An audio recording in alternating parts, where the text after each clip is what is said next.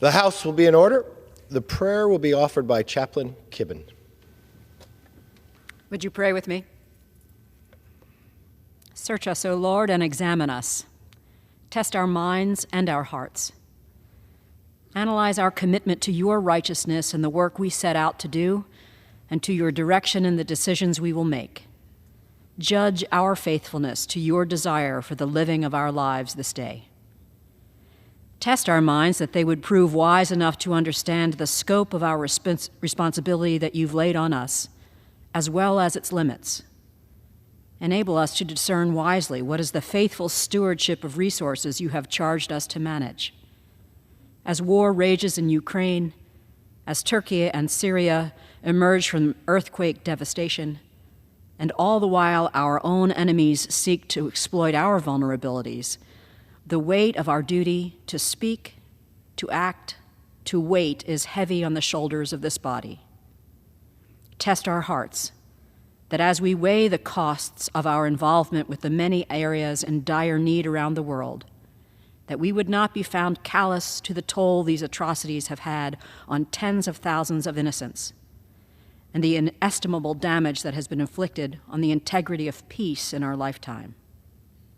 And may our righteous inclination to devote ourselves to these tragedies not cause us to ignore equally urgent needs at home. To whom much is given, much is required. May we prove faithful to the many requirements your gracious gifts demand of us. In your sovereign name we pray. Amen. The chair has examined the journal of the last day's proceedings and announces to the House the approval thereof. Pursuant to Clause 1 of Rule 1, the journal stands approved. The Pledge of Allegiance will be led by the gentlewoman from Texas, Ms. Garcia.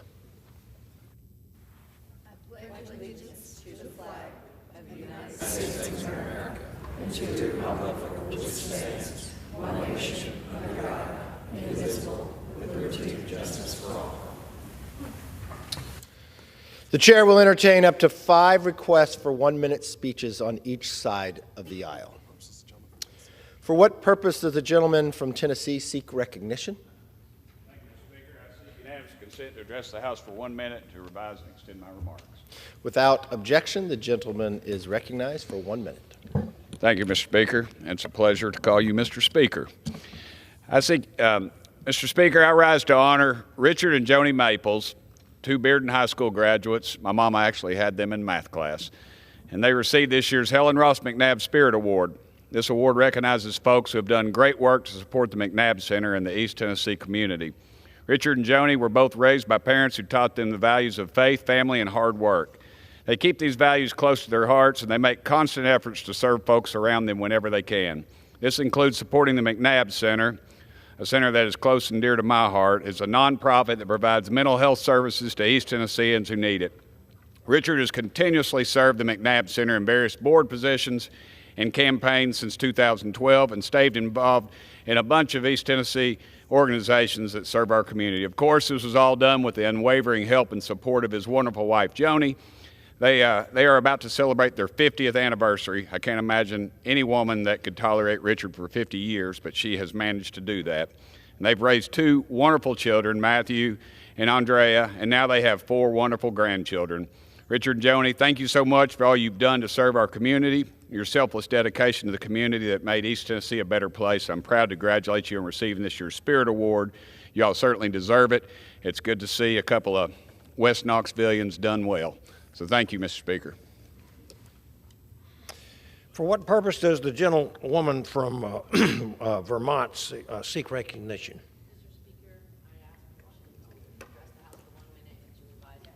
Without objection, the gentlewoman is recognized for 1 minute. Excuse me.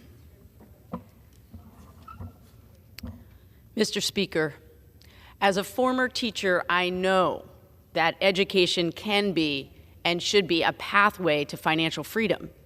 But for over 45 million Americans facing crippling student debt, education has become an unsustainable economic burden. Student debt is keeping Americans from buying homes, starting families, saving for their futures. It's holding back a generation from getting the education they need, that they want, that they deserve. This impacts all of us. Our education suffers because of this debt. Our economy suffers. Our families suffer. Our children suffer. President Biden's student debt relief plan will change lives and open doors for so many working families. It's urgent that the Supreme Court uphold this critical program that will free millions of Americans from this heavy financial burden. So today, I call on the Supreme Court to support President Biden's plan and make the historic step in making higher education attainable for everyone in this country. I yield back.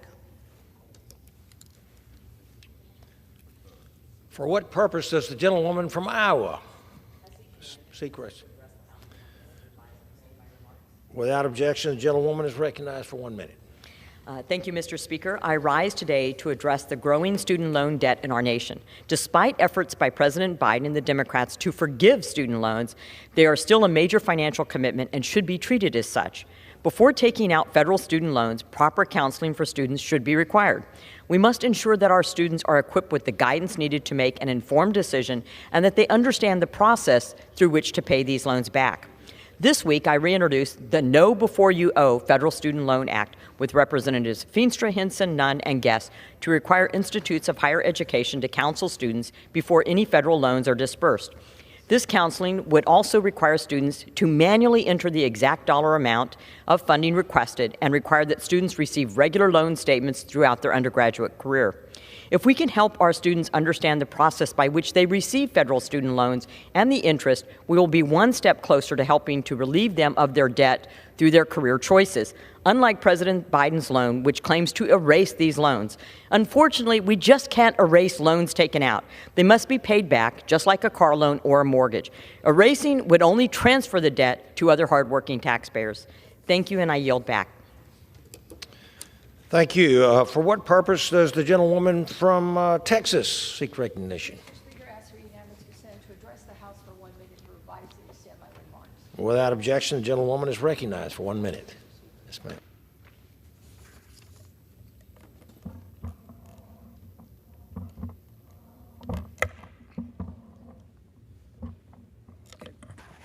Mr. Speaker, we feel the pain of the people of East Palestine. We stand with them in demands for change in safety in the railroad industry. It's not just what trains carry, it's their weight, it's their length, it's their mechanics, it's their number of people on the train. It's about damage to neighborhoods and the environment. Mr. Speaker, my district has the most reported roads blocked by trains of any district in the nation. This means that the trains disrupt a lot of activity in our neighborhoods, and we get many complaints about block crossings, blocking kids getting to school, fire trucks and ambulances not being able to get to buildings and to homes, and just a lot of damage done to our neighborhoods. So trains is not just about the derailment of East Palestine, but it's also about the damage they do every day, particularly, again, in my district that has so many railroads. And I know, Mr. Speaker, that you know about this. And what we will be doing today and following weeks is to focus more on rail safety. I had the FRA administrator in the district last week, and I'm pleased to say that today we will be filing a bill called Don't Block Our Communities Act to address some of these issues. Thank you, Mr. Speaker, and I yield back. I'll figure it out here one of these days. Woman from California seek recognition.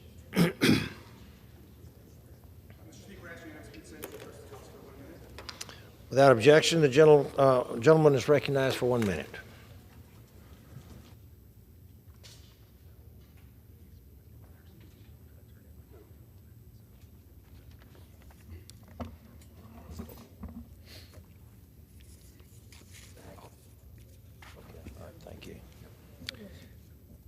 Mr. Speaker, I rise today to commemorate the end of Black History Month and the beginning of Women's History Month by honoring an individual who represents both so well.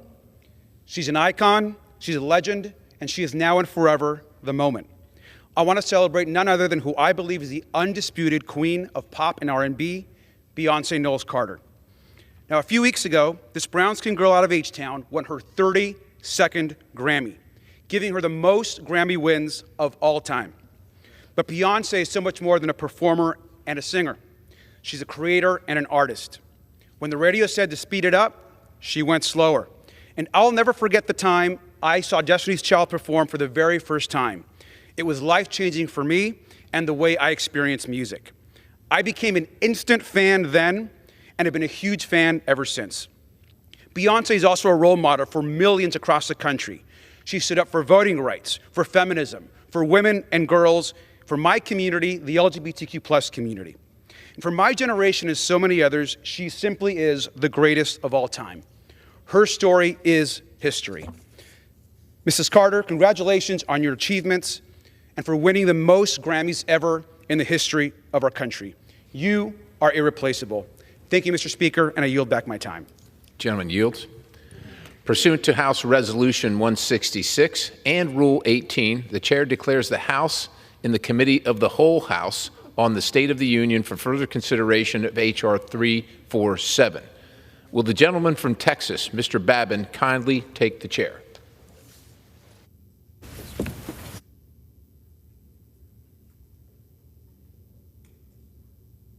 Okay.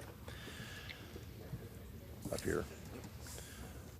House is in the Committee of the Whole House on the State of the Union for the further consideration of the bill H.R. 347, which the clerk will report by title. A bill to require the Executive Office of the President to provide an inflation estimate with respect to executive orders with a significant effect on the annual gross budget and for other purposes. When the Committee of the Whole rose on Tuesday, February 28, 2023, Amendment number 10, printed in the House Report 118-4, offered by the gentleman from New York, Mr. Langworthy, had been disposed of. It is now in order to consider Amendment number 11, printed in the House Report 118-4. For what purpose does the gentlewoman from Minnesota seek recognition? Speaker, I have an amendment at the desk. The clerk will designate the amendment. Amendment number 11, printed in House Report number 118-4, offered by Ms. Omar of Minnesota. Pursuant to House Resolution 166, the gentlewoman from Minnesota, Ms. Omar, and a member opposed, each will control 5 minutes. The chair recognizes the gentlewoman for unsay. You are recognized. Mr. Speaker, I rise today to call on Congress to take up economic measure tools that will uplift all Americans. My amendment would add factors from the Genuine Progress Indicator to budgetary reporting. GPI would supplement the information we get from traditional measures like GDP, which mainly emphasizes growth for its own sake. GPI would provide a more accurate and inclusive assessment of economic well-being. It evaluates the positive and negative factors of economic activity, ranging from the benefits of infrastructure and workforce development to the causes of income inequality and pollution on our collective well-being.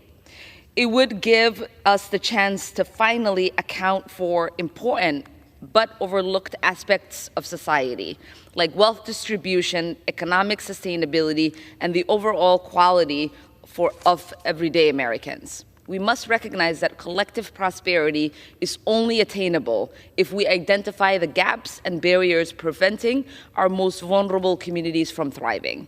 My amendment simply seeks to give lawmakers more comprehensive data so that we can make more informed policy decisions. I urge my colleagues to vote for this amendment in order to focus our policy lens on the lives of working and poor families in America. Thank you, and I yield. Gentlewoman yields. I reserve. Gentlewoman reserves. For what purpose does the gentleman from Kentucky seek recognition? I rise in opposition to the amendment. The gentleman from Kentucky is recognized. My colleague's amendment, unlike some others offered, would not eliminate requirements for inflation-impacted assessments. What it would do is overburden the assessments with a host of issues that do not have much to do with inflation. Now, what are those issues? The list is quite extensive, but let me highlight a few. There are the annual economic values of publicly provided goods and services, higher education, time spent toward leisure activities, and outdoor recreation. And there are the annual economic costs of lost leisure time due to traffic congestion, accidents involving motor vehicles, and the depletion of the ozone layer. In other words, inflation would no longer be the bill's focus. Under this amendment, it would just be one factor among many, many other things. But that's how we got to where we are. Inflation is running rampant precisely because the administration is ignoring the inflationary impact of its policies. And it's ignoring the deep harm that inflation is inflicting on the American people. That's why inflation is and should remain the focus of this bill. I urge my colleagues to vote no on this amendment, and I reserve the balance of my time. Gentleman reserves. And the gentlewoman from Minnesota. What do you I yield to my colleague, Mr. Raskin. Okay. Gentleman's recognized. Thank you very much, Mr. Chairman. I want to thank the distinguished gentlelady from Minnesota for yielding. Just to recap where we are from yesterday, the whole Congress eagerly awaited to hear what the big anti-inflation initiative would be coming from the GOP side of the aisle. In the past, Richard Nixon had offered wage and price controls. Herbert Hoover, of course, had dismantled all social spending. So what was going to be the big plan coming from the Republican side? Well, the big plan is to ask for the President of the United States, when he issues executive orders, to add inflation estimates. Of course, there's no study showing that executive orders have had any impact on inflation or deflation in the country. And so it seems now we are on a real wild goose chase where people are pasting all different kinds of things on it. But the gentlelady from Minnesota actually comes forward with a very interesting idea, which would be a wonderful thing to talk about if we had a real hearing in the Oversight Committee about the subject. And what she's saying is a number of states, including my state, Maryland, have adopted the Genuine Progress Indicator as a real index of social and economic well-being in their communities. And so what this does is it doesn't count negative things like the costs of car accidents and asbestos poisoning as part of GDP. Right now, there are so many negative things that are included as part of GDP. The Genuine Progress Indicator has, I believe, 26 different factors that measures actual progress in social and economic well-being. So if we're going to go down this road without a hearing, without any real analysis, and this is going to be the majority's approach to dealing with inflation, then by all means, let's include the Genuine Progress Indicator. And I want to thank my colleague for yielding, and I yield back to her. Reserve. Gentlewoman reserves. Gentleman from Kentucky. I yield the balance of my time. Gentleman yields. Gentlewoman from Minnesota. As my colleague on the other side of the aisle admittedly said, this is just another factor that gives us more tools, more ability to fully comprehend what is happening with our economy. I urge my colleagues to support this amendment and vote yes. The question is on the amendment offered by the gentlewoman from Minnesota. Those in favor say aye. Aye. Those opposed say no. In the opinion of the chair, the noes have it. The amendment is not agreed to. Okay. And now, in order to consider amendment number 12, printed in House Report 118-4, for what purpose does the gentleman from Pennsylvania seek recognition? I've got an amendment at the desk, Mr. Chairman. The clerk will designate the amendment. Amendment number 12, printed in House Report number 118-4, offered by Mr. Perry of Pennsylvania. Pursuant to House Resolution 166, the gentleman from Pennsylvania, Mr. Perry, and a member opposed, each will control 5 minutes. The chair recognizes the gentleman from Pennsylvania. I thank the chair. The underlying bill requires the President to have prepared for the American people and consider the inflation impacts of all major executive orders. This provides transparency to the American people of the economic impacts of such executive orders. At the Rules Committee last night, The minority raised concerns that these requirements would apply to a limited number of circumstances. Now, this amendment actually appeases these concerns by lowering the threshold at which an executive order is considered major for the requirements of the bill from $1 billion to $1 million. This reduced threshold will ensure the President is required to assess the inflationary impacts of significantly more executive orders than the underlying bill would require, which actually increases the amount of transparency provided by this bill. I'm sure the minority would agree with increased transparency. They asked for it just last night. They asked for it just in the last debate over the last amendment. I'm sure we've all heard from our constituents about the impact of inflation. This amendment allows us to expand our efforts to address their concerns. And while some of my friends on the other side of the aisle might say, well, we need a different index or we need an additional index, here's what the American people don't need. They don't need some report of progress or you name whatever you want to name it. What they know is this. When they go to the store, everything they're buying costs more. It's unaffordable. When they go to the gas station, try and fill up their tank, it costs them more. When they go to the lumber yard, when they go to the bank, when they try and buy a new home, everything costs more. They don't need some index to tell them that the cost of living is going up and something is causing it. And one of the things is this, regardless of which party is in power in the executive branch, executive orders actually, well, maybe they would actually reduce the cost of inflation. We need to know that too. So we just want to know what the answer is regardless which way, and this amendment would provide for that. And with that, Mr. Chair, I reserve. The gentleman reserves. For what purpose is the gentleman from Maryland? Rise to claim time in opposition, Mr. Chairman. The gentleman's recognized. Well, thank you kindly. So now we move from the ludicrous to the absurd to the sublime. Yesterday, they wanted a report from the President upon issuance of an executive order for executive orders having an inflationary impact or having an economic impact of $1 billion. Today, they've cut that by, they've gone to 1/1000th of that. Now they want a report for every $1 million. The gentleman points out that I observed yesterday that it would apply only to a handful of executive orders, which is absolutely right. I wasn't arguing or I wasn't concerned, as he said, that it applies to too few cases. I was just reflecting about how silly the whole exercise was. They didn't even seem to understand how few executive orders it would apply to, just like they forgot to put into the legislation a requirement that it actually be published, something that was remedied yesterday in the Boebert Amendment. But in any event, now they want an inflationary estimate statement when there is an executive order that has $1 million economic impact, which by my quick calculation here is 3/100,000th of 1% of the $26 trillion U.S. economy. It's a fraction of the budget of the Oversight Committee itself. We may as well be saying we should register what the inflationary impact is of the majority and minority budgets in the Oversight Committee. So obviously this is an exercise in futility and silliness.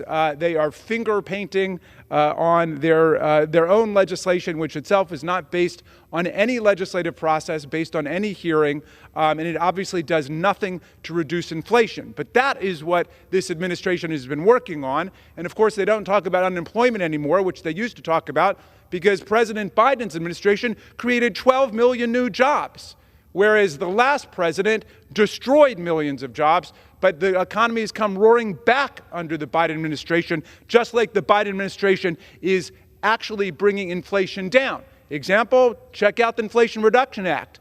Everybody who is on insulin in America under the Medicare program is now paying only $35 a month. Now, we know that they opposed that. We know they wanted to repeal that provision. I think they still do want to repeal that provision, but that was very concrete action to lower prescription drug prices for diabetics within the Medicare program, and they've been lowered across the board within the Medicare program. That's the kind of specific programmatic action that the Biden administration has undertaken. not a silly reporting bill, which some days is applying to $1 billion, some days it's applying to $1 million. There's no rhyme or reason to what they're doing. I reserve. Gentleman reserves. Gentleman from Pennsylvania. I thank the chair and would just offer this. Look, I'm not from Maryland. I don't live around the Beltway here where everything's just fine. I live up in Pennsylvania where $1 billion or $1 million is a lot of money to hardworking people that get up in the dark at night and head out to work. $1 million is a lot of money, and they'd like to know where we're spending it here. But with that, Mr. Speaker, I yield as much time as he may consume to the gentleman from Kentucky, Mr. Comer, the chairman of the committee. Gentleman from Kentucky is recognized. Mr. Speaker, I rise in support of the Perry Amendment. My colleague's amendment extends the bill's coverage to executive orders with annual impacts of $1 million or more. This makes sure inflation assessments will be prepared for most executive orders. This is not an undue burden on the president. Even at President Biden's relatively blistering pace, he has issued only 107 executive orders over more than 2 years. I submit that with today's sky-high inflation continuing and with no clear end in sight, it's important that the inflationary impacts of most of President Biden's executive orders should be assessed. If my colleague's amendment is adopted, they will be. I urge my colleagues to vote yes on this amendment, and I yield back the balance of my time. Mr. Chairman, I inquire to the time remaining. Gentleman from Pennsylvania has 2 minutes remaining. Gentleman reserves. And gentleman from Maryland has 2 minutes remaining as well. 2 minutes. You're recognized. Mr. Chairman, thank you for recognizing me. I don't know that there's much left to say on the substance of this amendment. I did hear my colleague from Pennsylvania make some sort of disparaging remark about Maryland and about how he didn't live in Maryland, where apparently we don't understand the value of money. Well, the land where we actually are standing today used to be part of Maryland. It was ceded by Maryland to Congress for the purposes of creating the District of Columbia. And when our capital came under attack by violent insurrectionists and those who were chanting, "Hang Mike Pence," and who were determined to overthrow the 2020 presidential election, there were hundreds of police officers who came from Maryland to join the Metropolitan Police Department and the Capitol officers in defense of the capital of the United States. So I take umbrage at any insinuation that the people of Maryland need to take a backseat to anybody in terms of the defense of the principles of this country. So I would thank Mr. Perry for a correction about that, and I'm happy to reserve the remainder of my time. Gentleman reserves. Gentleman from Pennsylvania is recognized. Well, let me just say this. There was no disparaging remarks about Maryland, only the fact that people in Pennsylvania understand the value of $1 million or $1 billion, and they want to know how it's being spent in Washington, D.C., and it's their government. It is the citizens of the United States. It's their government, and it is their tax money. And this amendment seeks to provide that transparency so that they know the effect of executive orders coming out of the White House, how it affects their wallet. And they should know that. And we should all be for that. And so with that, if you want to discuss the Inflation Reduction Act, look, you can call any bill here anything you want to. You can call it the, kittens are beautiful and the sun's going to shine today. But here's what I know. In central Pennsylvania, where I live, the good citizens that I represent are paying $5, $6, $7 for a dozen eggs. They're paying $6, $7 for a pound of hamburger. They can't afford to drive to work, and they can't afford to pay their energy bills, and they're having a hard time paying their mortgage. That's inflation, sir. That's inflation to the good gentleman from Maryland, and part of that is caused by the White House's edicts that impose things on the American people. They want to know, and they have the right to know what that is so they can inform their vote. And with that, Mr. Speaker, I yield the balance. Gentleman yields back. Gentleman from Maryland is recognized. Well, thank you, Mr. Chairman. Yes, the prices of housing are too high. The prices of groceries are too high. That's why the administration is working concretely to lower prices and why inflation is coming down now across the board. And so what do we get from the majority today? They want a reporting bill about the inflationary impact in executive orders. Nothing even about what Congress is doing and how Congress is behaving and contributing to inflation. They want to somehow add a technical reporting requirement for executive orders and think that that's accomplishing something. Well, the administration is lowering the cost of student debt, despite the fact that they're doing everything they can to stop it. The administration is acting to lower housing prices across the country, and we have moved to lower prescription drug prices and health care across the country, and they've been fighting us every step along the way. And instead, they come back with this reporting bill, which will do nothing to help the fight against inflation. Happy to yield back to you. Gentleman yields. The question on the amendment is offered by the gentleman from Pennsylvania. Those in favor say aye. Those opposed say no. In the opinion of the chair, the ayes have it. The amendment is agreed to. It is now in order to consider amendment number 13, printed on the House Report 118-4. And for what purpose does the gentleman from Pennsylvania seek recognition? Mr. Chairman, I've got an amendment at the desk. The clerk will designate the amendment. Amendment number 13, printed in House Report number 118-4, offered by Mr. Perry of Pennsylvania. Pursuant to House Resolution 166, the gentleman from Pennsylvania, Mr. Perry, and a member opposed, each will control 5 minutes. The chair recognizes the gentleman from Pennsylvania. Thank you, Chairman. As we all should know by now, this bill requires the President to consider, for any major executive order, the impact of the executive order on inflation. I mean, the President is the President of the United States, and the well-being of every citizen should be of the President's concern, and I believe it is.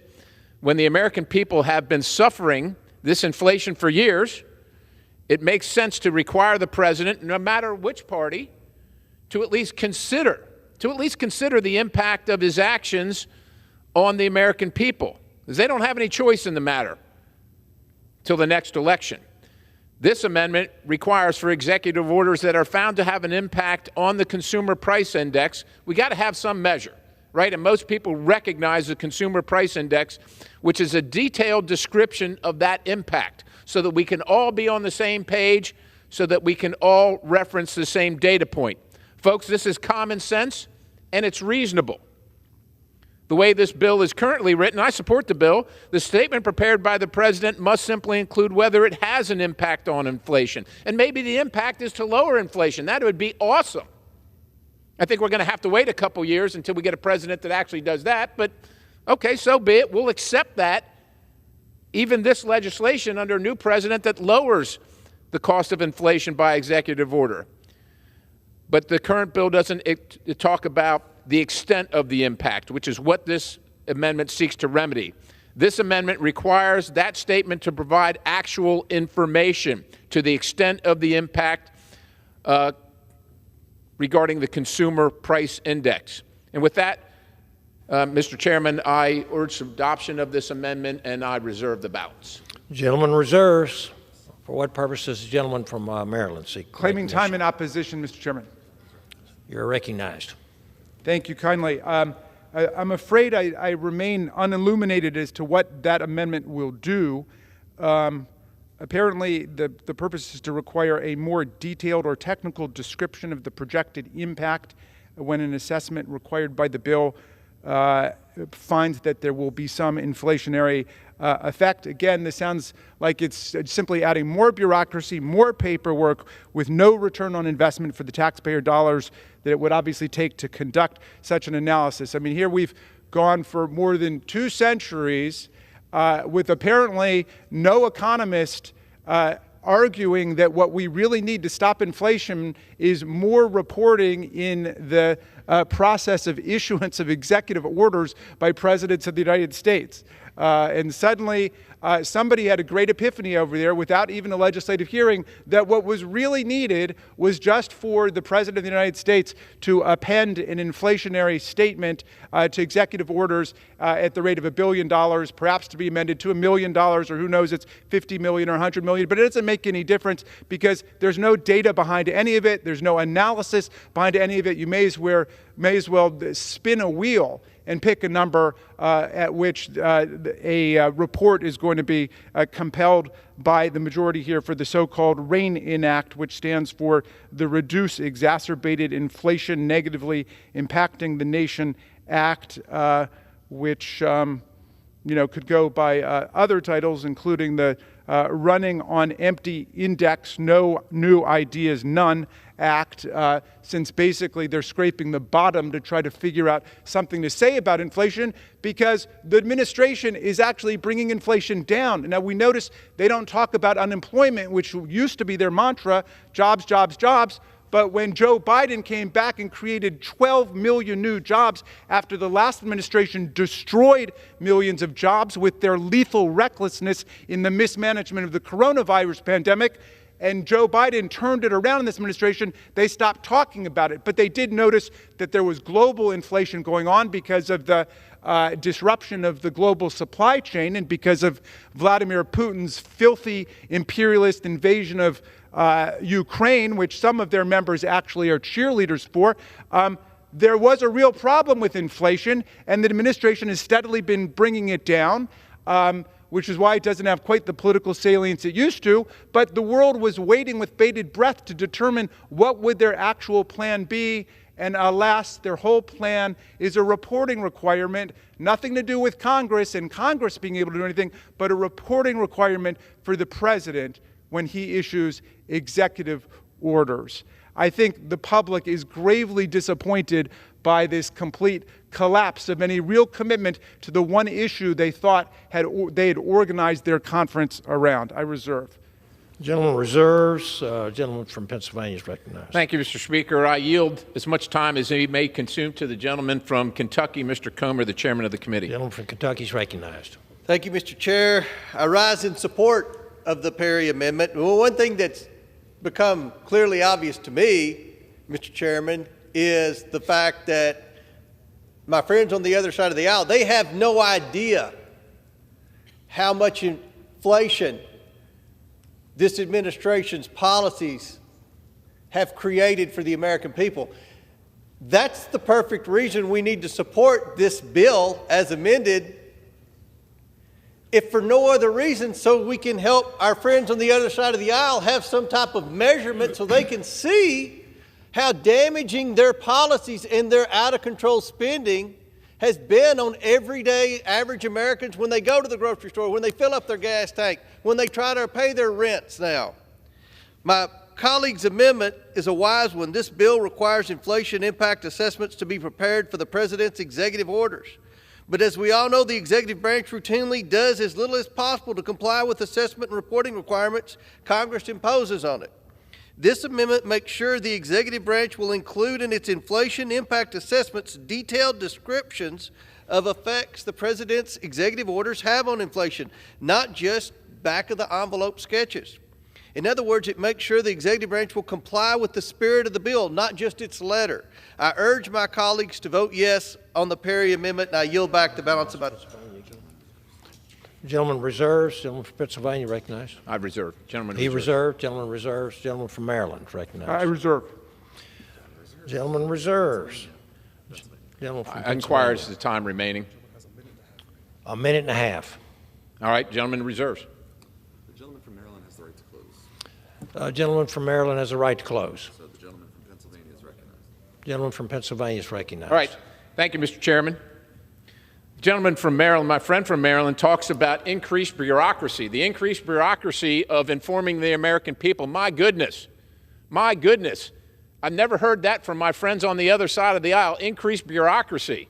I mean, all they do around here is infuse more government into our lives with every single thing they do. He talks about the medical situation and price fixing. He doesn't call it price fixing, but that's what it is.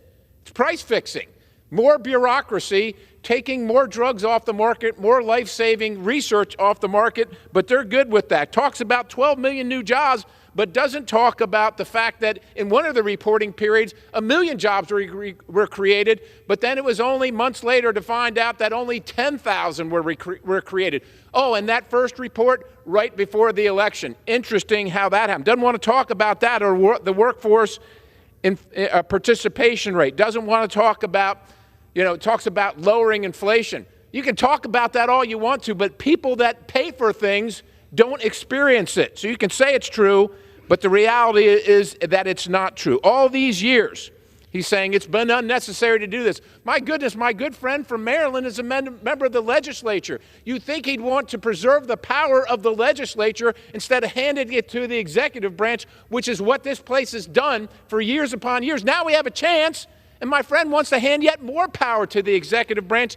instead of preserving the power of his branch that he serves in. With that, Mr. Speaker, I urge adoption of the amendment, and I yield.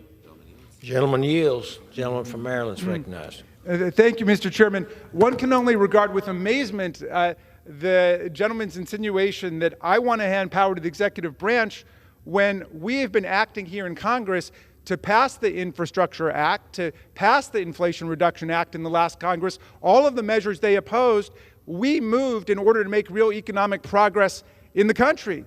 Congress was doing that. They've got the big opportunity today to come forward with what their anti-inflation agenda is, and their whole anti-inflation agenda is we're going to beg the President of the United States to append some inflation numbers to an executive order, to a handful of executive orders over the course of the year. The gentleman also, I think, slipped in his opposition to our legislation, which reduces to $35 a month what diabetics have to pay for their insulin shots. He calls this price fixing. My friend from Pennsylvania is invited to contradict me if I misunderstood him. I think he was describing all of the lowering of prescription drug prices we've done. We're saving Americans across the country, millions of Americans, thousands of dollars in their Medicare prescription drug prices, and the gentleman just called that price fixing. I assume he's opposed to it. I'd be happy to yield if you want to correct me, but otherwise I'm going to go back with the conclusion that you're opposed to all of the lowering of prescription drug prices that the Congress actually engaged in the 117th Congress. And finally, the gentleman would like to somehow put in our court the burden of bureaucracy. Well, let's talk about the major bureaucracy that's being put in place in America today to violate the rights and the freedom of women to make their own medical decisions as they try to criminalize that.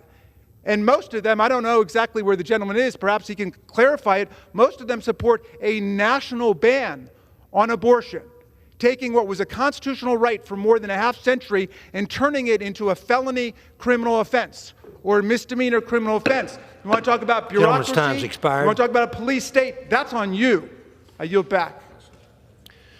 Gentleman's out of time. The question is on the amendment offered by the gentleman from Pennsylvania. Those in favor, say aye. Those opposed, say no. In the opinion of the chair, the ayes have it. The amendment is agreed to.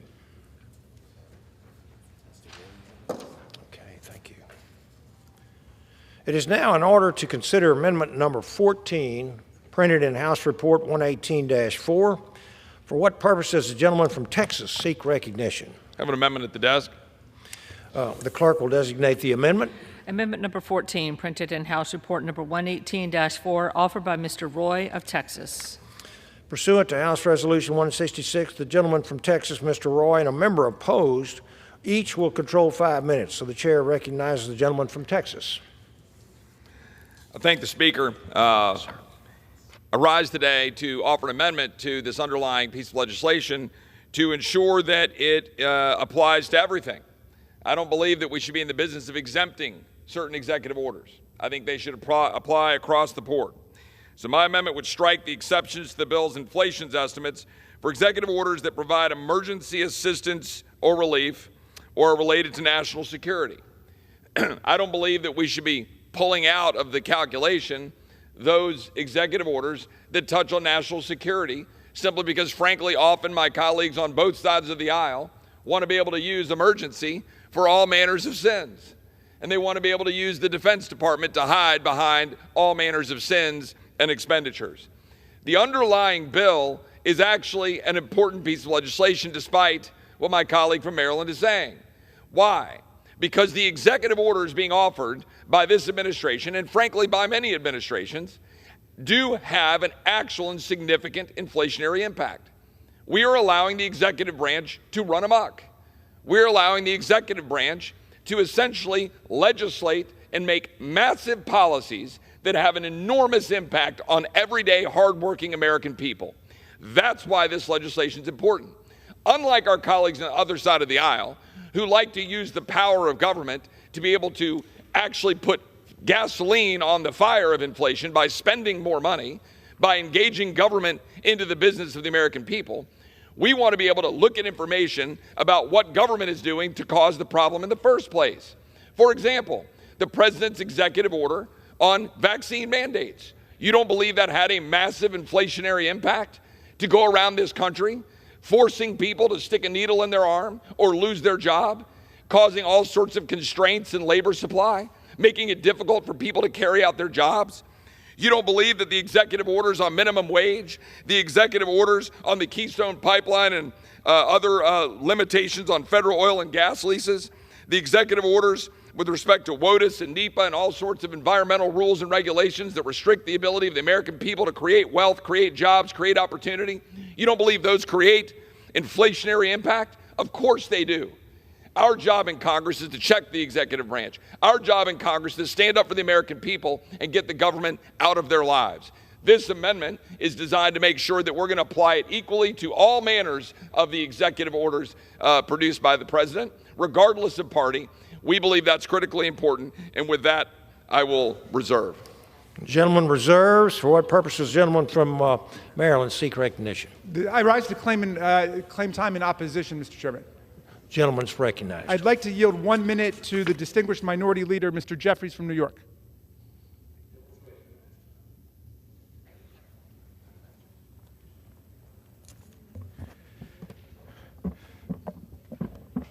Thank the distinguished gentleman from the great state of Maryland for his tremendous leadership. I rise today in opposition to the amendment as well as to the underlying bill, the so-called RAIN Act, which is not really designed to do anything meaningful in terms of addressing the economic concerns of the American people. And that's consistent with the fact that over the last 2 months of this extreme MAGA Republican majority, they've been focused on doing anything but dealing with the real kitchen table, pocketbook concerns of the American people. Over the last year or so, all we heard was that this extreme MAGA Republican majority was going to try to address the economic concerns of everyday Americans. And so we've been waiting and waiting and waiting for the big, grand Republican plan. Waiting for it. Notwithstanding the fact that President Biden's administration has done a tremendous job pulling us out of a once-in-a-century pandemic, and in partnership with Democrats through the American Rescue Plan, saved the economy from a deep recession, put shots in arms, money in pockets, kids back in school, invested in the infrastructure of this country, which will create millions of good-paying jobs, passed the CHIPS and Science Act to bring domestic manufacturing jobs back home to the United States of America, passed the Inflation Reduction Act to strike a dramatic blow against the climate crisis, set our planet on a sustainable trajectory forward, strengthen the Affordable Care Act, lower health care costs, drive down the high price of life-saving prescription drugs for millions of Americans, including many on insulin, which will now be reduced to $35 a month. That's the economic record of this administration. 12 million good-paying jobs created over the last 2 years, record unemployment. Yes, we still have challenges that we need to address as we try to emerge from this inflationary environment that has afflicted the entire world. But oh, by the way, the United States economy has emerged from COVID in a better position than any other developed country because of the Biden economic plan and the partnership with House Democrats and Senate Democrats.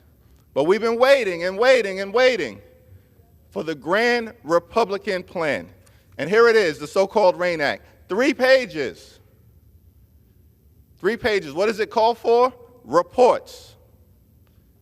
Reports. It's the grand Republican economic plan. Why?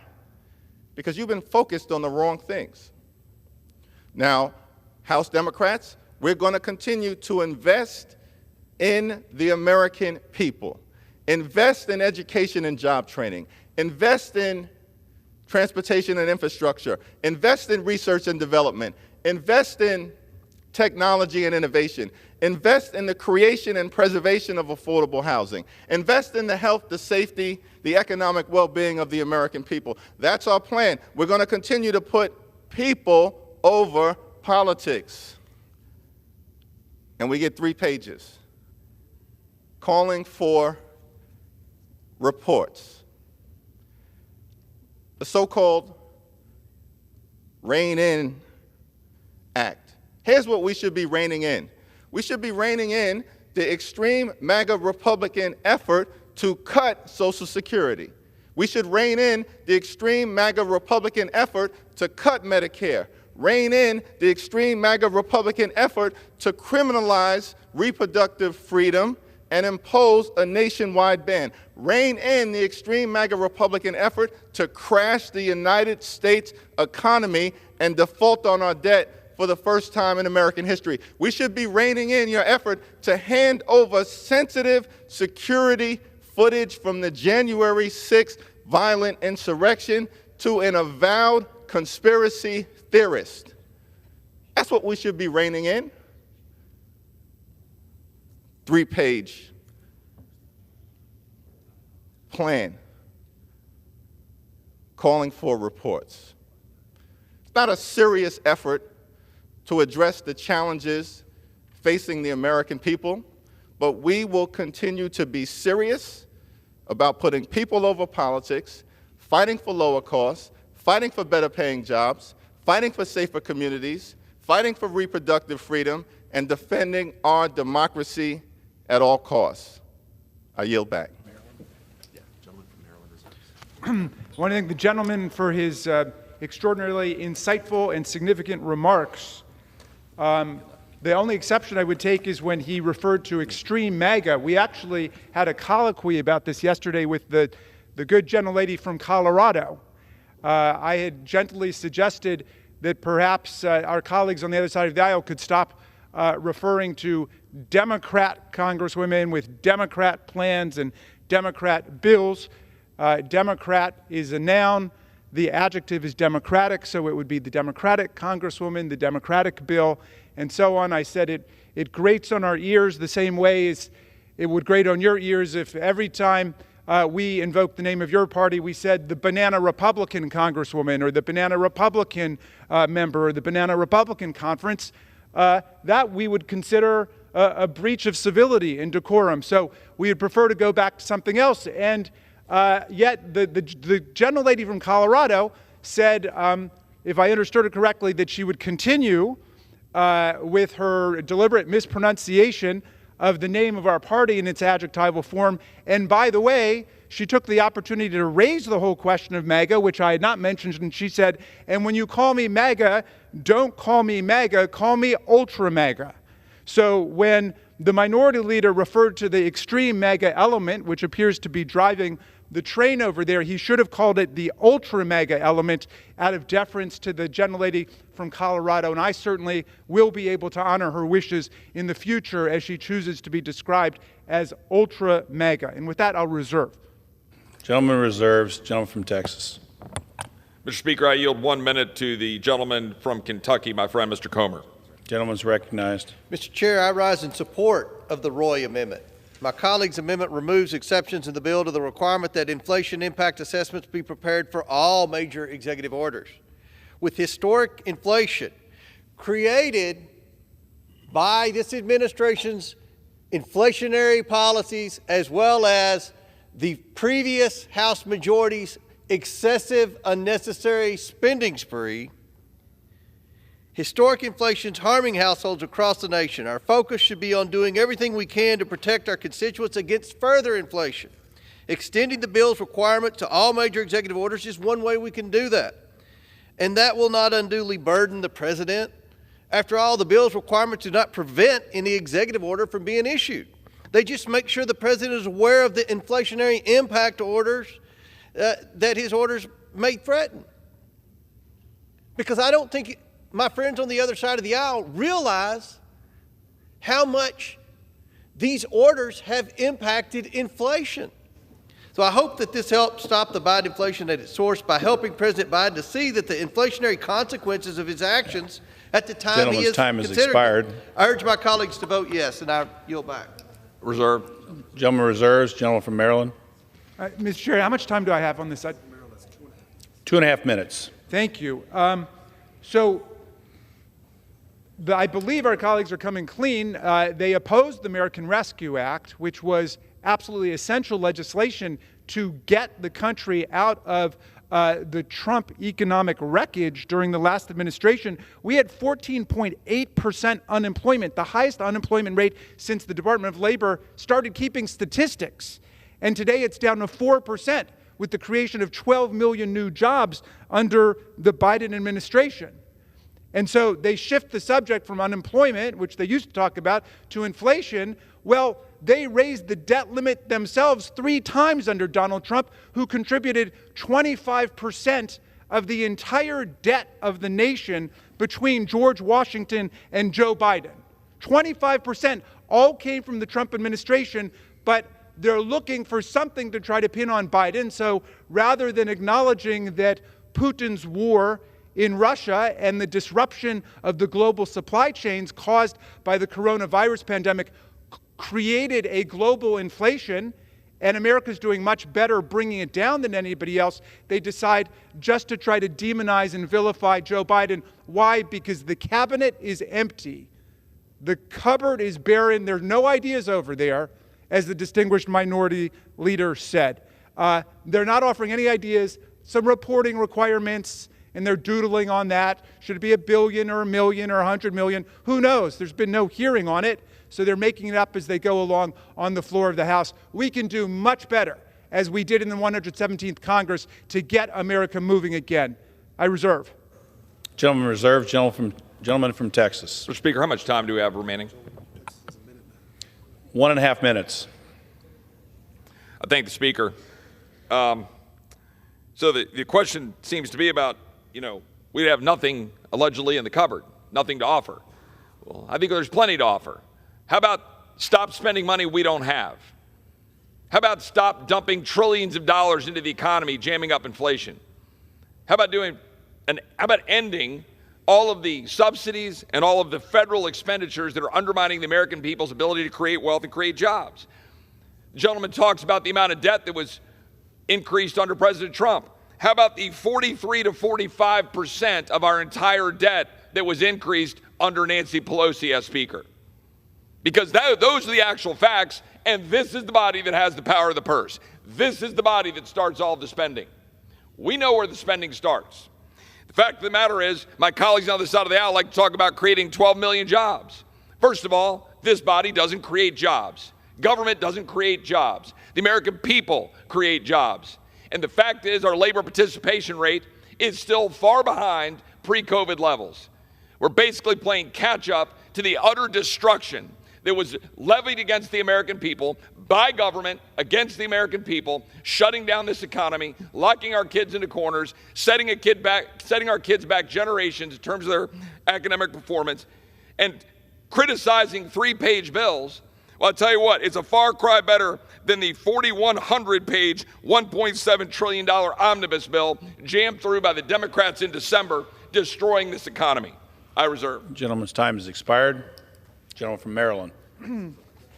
Well, thank you, Mr. Chairman. It's always a pleasure to hear my friend from Texas, Mr. Roy, who mentioned something which sounded like a substantive suggestion about ending corporate subsidies, or perhaps I intuited or interpreted that. If he wants to work on legislation with me on ending corporate welfare and corporate subsidies in America, I would love to do that. That would be a serious step in the right direction, and I would love to work with him on that.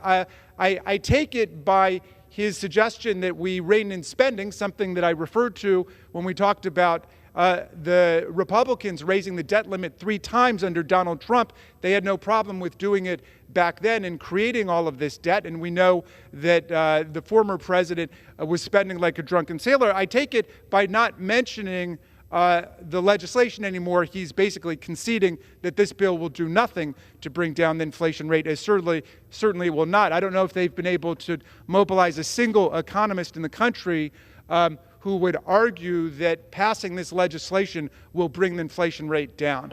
I'll reserve. Gentleman's time has expired.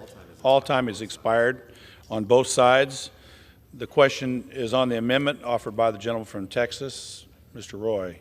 Those in favor say aye. Aye. Those opposed, no. No. In the opinion of the chair, the ayes have it. The amendment is agreed to. Request a recorded vote, if I could, Mr. Chairman.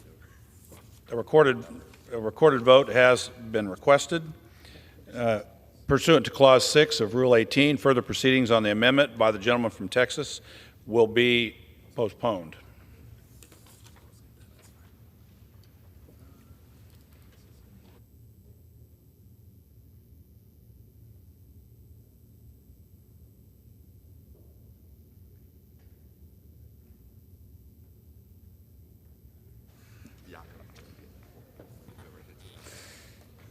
It is now in order to consider amendment number 15, printed in House Report 118-4. For what purpose does the gentleman from Indiana seek recognition? I have an amendment at the desk, number 15. The clerk will designate the amendment. Amendment number 15, printed in House Report number 118-4, offered by Mr. Yakum of Indiana. Pursuant to House Resolution 166, the gentleman from Indiana, Mr. Yakum, and a member opposed each will control 5 minutes. The chair recognizes the gentleman from Indiana. Thank you, Mr. Chair. My amendment is a simple one. It would require that the President's inflation analysis include not just a top-line estimate, but also a breakdown to the CPI's 3 major subgroups: food, energy, and all items less food and energy. Americans are navigating inflation rates not seen in generations, and their dollar isn't going far enough because wages aren't keeping up. It's no wonder that a recent Gallup poll found that 50% of Americans say they are worse off financially than just a year ago. And that's a level not seen since the Great Recession. Let me be clear. We have this generational inflation thanks to 2 years of runaway spending. I'll grant that the pandemic caused massive disruptions to our economy, supply chains, and our way of life. It was going to be a bumpy ride coming out of that. However, policies like the American Rescue Plan that were ran through Congress without a single Republican vote threw gasoline on the fire and supercharged inflation. With one hand, the government was giving away money, and with the other hand, they were taking it right back, and then some, due to inflation. And yet, Americans have essentially been told not to believe their lying eyes. They were assured that inflation would merely be, quote unquote, transitory, even as it spiraled higher. They were told it was all Vladimir Putin's fault, even though energy inflation averaged just over 21% in 2021, the year before Russia invaded Ukraine. Congress passed the Inflation Reduction Act, yet again without a single Republican vote. The only problem with the Inflation Reduction Act is that it doesn't actually reduce inflation. Everyday Americans experience inflation has made one thing abundantly clear. Not all inflation is created equal. Energy and food inflation are particularly harmful. There is no more kitchen table issue than food inflation. There is no more readily available reminder of the toll of inflation than the price at the pump. Energy and food inflation impact every single American and hit those living paycheck to paycheck especially hard. Seniors and others on fixed incomes have watched helplessly as costs have risen beyond their ability to keep up. My amendment will ensure that the President keeps food and energy costs front and center before signing an executive order by breaking out inflation analysis down to CPI's 3 main subgroups: food, energy, and all items less food and energy. An overall inflation figure is not enough. Last month's inflation reading showed a 6.4% year-over-year rise in top-line inflation. But let's drill down one level deeper. Food inflation was 10.1%, and energy inflation was 8.7%. This has been the story for the last 2 years. Energy inflation has outpaced overall inflation for 24 of the last 24 months. And food inflation has outpaced overall inflation for 13. The top line number simply doesn't tell the entire story. Drilling down one level deeper in inflation analysis will increase transparency for the American people. It will focus attention not just on inflation, but on the type of inflation. If the president wants to sign an executive order that, for example, bans new energy production, the American people deserve to know how that order will impact energy inflation. I urge my colleagues to support, and I reserve the balance of my time. The gentleman reserves. For what purpose does the gentleman from Maryland seek recognition? I'm rising to claim time in opposition to the amendment, Mr. Chair. The gentleman is recognized. And thank you kindly. I thank the gentleman for introducing his amendment, which would add yet another reporting dimension to this already wasteful bureaucratic paperwork exercise, when what the American people need and deserve and are getting from the Biden administration is real, tangible action to bring down prices in America. What are we doing? Well, here's one of the things we're doing for older people who disproportionately depend on prescription drugs and people battling illness right now. We've dramatically lowered the cost of prescription drugs in the Medicare program for millions and millions of Americans. We just heard someone on the other side of the aisle, the gentleman from Pennsylvania, call this price fixing. Well, here's an example of the price fixing that President Biden and the Democratic majority are engaged in. We fixed the price for people who are paying thousands of dollars for insulin shots. We fixed it by putting it down to $35 a month, and they oppose it. Talk about inflation. What about inflation for diabetics? They don't count. We're not interested in inflation for diabetics, just for large corporations, the people who got more than $1 trillion in a tax cut from the last president. That's what we care about. We don't care about millions of people who have diabetes in the country. We're spending thousands of dollars a year to pay for their insulin shots. Well, we cut that inflation down to $35 a month. And we get a lecture from them about how that doesn't count. The Biden administration is trying to cut hundreds of millions of dollars from people who have to pay under a staggering student loan debt today. And they're fighting us on that. They don't care about that kind of inflation. They don't care about the pocketbooks of people who are staggering under student loan debt. 43 million people. We're talking about billions of dollars. 43 million people will be assisted by the student loan debt executive order and initiatives taken by the Biden administration. But that doesn't count for them. You know, we started this series of amendments by talking about the fact that they have this self-imposed political speech impediment. They can't correctly pronounce the name of our party in its adjectival form. But you know, I thought of a solution to this because I was reading a great book by H.W. Brand about Franklin D. Roosevelt called Traitor to His Class. And in the book, he's got a bunch of Roosevelt's speeches. And you know what President Roosevelt called our party? Not the Democratic Party, much less the Democrat Party. If you can't pronounce it, do what Roosevelt did. He called us the democracy. The democracy. He said, the economic royalists, the corporate plutocrats, say you invest in the wealthiest people in society, some of the wealth will trickle down on everybody else.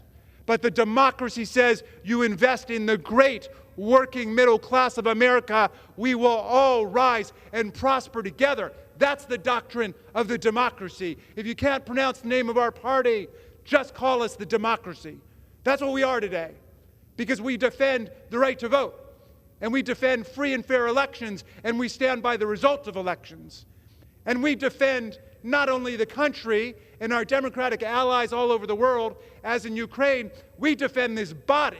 We defend this chamber. We defend the capital of the United States. And we defend the interests of the working majority of Americans. So the American people are not asking for more reports and more bureaucracy. They're asking for action. And that's what the Biden administration and Democrats in Congress are giving them. I reserve. Gentleman reserves. The gentleman from Indiana is recognized. Speaker, I yield 1 minute to the gentleman from Kentucky, Mr. Comer. The gentleman from Kentucky is recognized. Mr. Chair, I rise in support of the amendment. Perhaps no part of Biden inflation has been more painful than its impacts on food and energy prices. One can hardly imagine kitchen table issues greater than those. Biden inflation is causing food prices to skyrocket, as well as the prices for energy to cook it, and the prices of gasoline needed to get to the market. And the list goes painfully on. My colleague's amendment makes sure that when the President is considering major executive orders, he will be informed in a crystal clear way of the inflationary impacts his orders may have on food and energy prices. It's my hope that will bring some relief to our constituents at their kitchen tables. I urge my colleagues to vote yes on this amendment, and I yield back the balance of my time. The gentleman from Indiana reserves. The gentleman from Maryland is recognized. Thank you, Mr. Chair. The Biden administration brought Trump's unemployment rate, which was skyrocketing, down. We went from 14.8% to less than 4%, creating 12 million new jobs. And now President Biden is bringing down the soaring inflation rate he inherited because of the massive disruption in global supply chains caused by the lethal recklessness of the Trump administration in mismanaging the pandemic response. So we're saying let's finish the job. Just as we brought unemployment down, we're bringing inflation down. We are making the American economy work for the American people through strategic investments like the Infrastructure Act, a $1.2 trillion investment in the roads and the highways and the bridges, the ports, the airports, broadband across the country in the rural areas. President Biden is fighting for investment in the American people. And that's what the Democrats are fighting for, not a bunch of reports. We don't need this legislation. Gentleman's time has expired. I yield back. The gentleman from Indiana is recognized. Mr. Speaker, I urge my colleagues to support, and I yield back the balance of my time. The question is on the amendment offered by the gentleman from Indiana. Those in favor say aye. Those opposed say no. In the opinion of the chair, the ayes have it. The amendment is agreed to.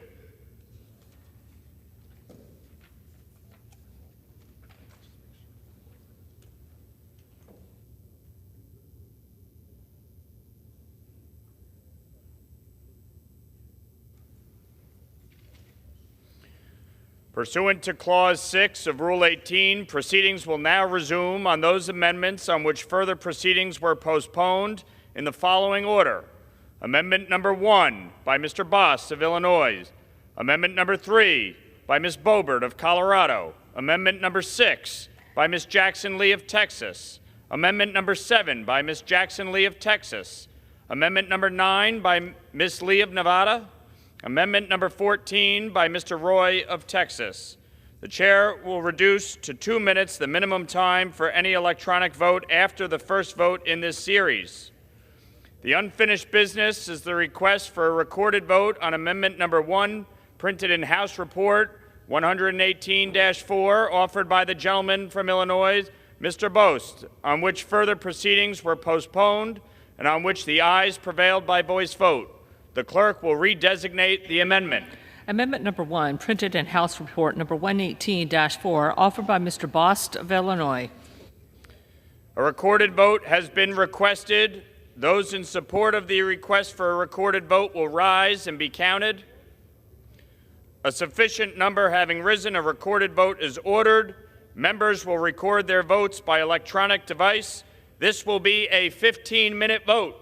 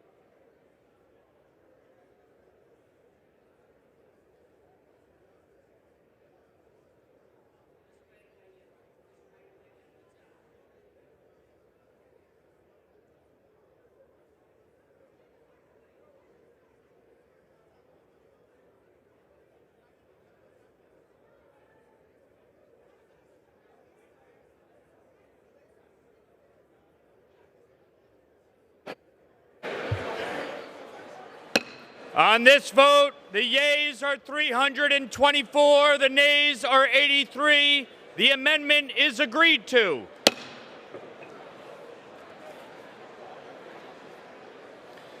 The unfinished business is the request for a recorded vote on amendment number 3, printed in House Report 118-4, offered by the gentlewoman from Colorado, Ms. Boebert, on which further proceedings were postponed and on which the ayes prevailed by voice vote. The clerk will redesignate the amendment. Amendment number 3, printed in House Report number 118-4, offered by Mrs. Boebert of Colorado. A recorded vote has been requested. Those in support of the request for a recorded vote will rise and be counted. A sufficient number having risen, a recorded vote is ordered. Members will record their votes by electronic device. This will be a 2-minute vote.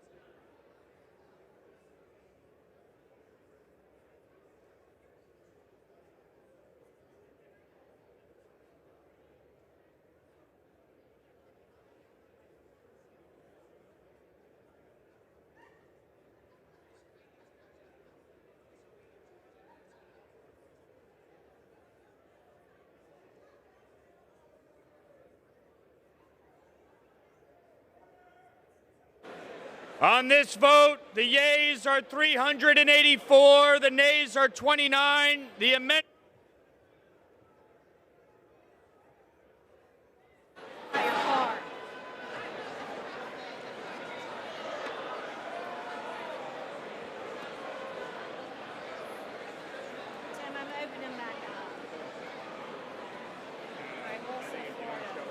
Ms. Wilson of Florida. She is now Off aye on no for Ms. Wilson of Florida. Ms. Jayapal. Ms. Jayapal votes aye.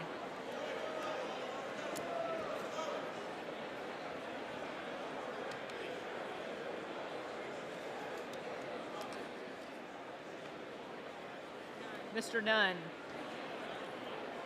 Mr. Nunn of Iowa votes aye.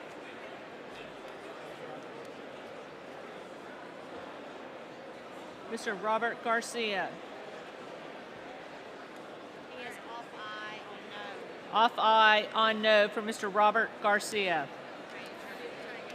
Okay, closed.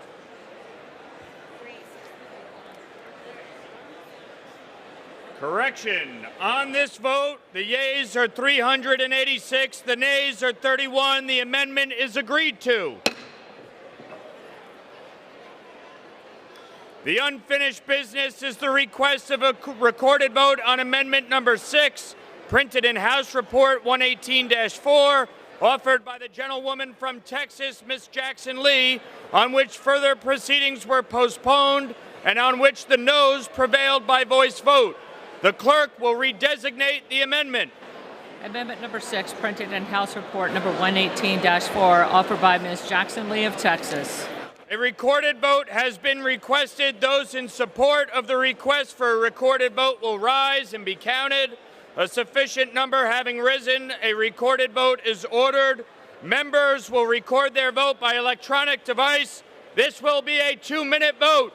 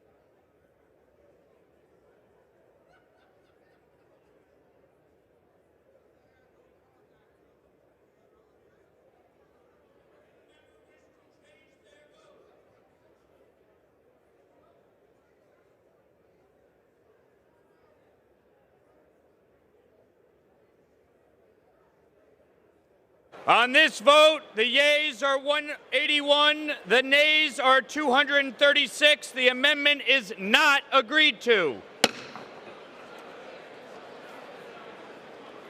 The unfinished business is the request for a recorded vote on amendment number 7, printed in House Report 118-4, offered by the gentlewoman from Texas, Ms. Jackson Lee, on which further proceedings were postponed, and on which the noes prevailed by voice vote, the clerk will redesignate the amendment. Amendment number 7, printed in House Report number 118-4, offered by Ms. Jackson Lee of Texas. A recorded vote has been requested. Those in support of the request for a recorded vote will rise and be counted. A sufficient number having risen, a recorded vote is ordered. Members will record their votes by electronic device. This will be a 2-minute vote.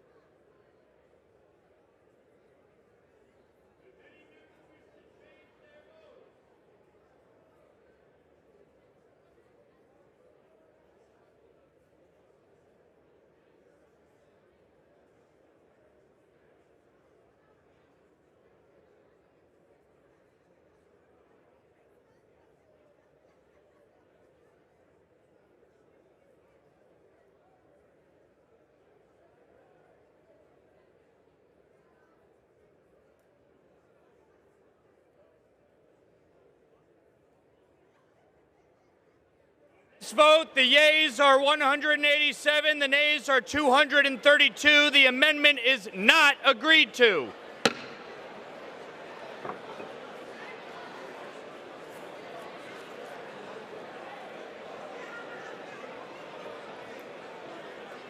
The unfinished business is the request for a recorded vote on amendment number 9, printed in House Report 118-4, offered by the gentlewoman from Nevada, Ms. Lee, on which further proceedings were postponed and on which the ayes prevailed by voice vote. The clerk will redesignate the amendment. Amendment number 9, printed in House Report number 118-4, offered by Mrs. Lee of Nevada. A recorded vote has been requested. Those in support of the request for a recorded vote will rise and be counted. A sufficient number having risen, a recorded vote is ordered. Members will record their vote by electronic device. This will be a 2-minute vote.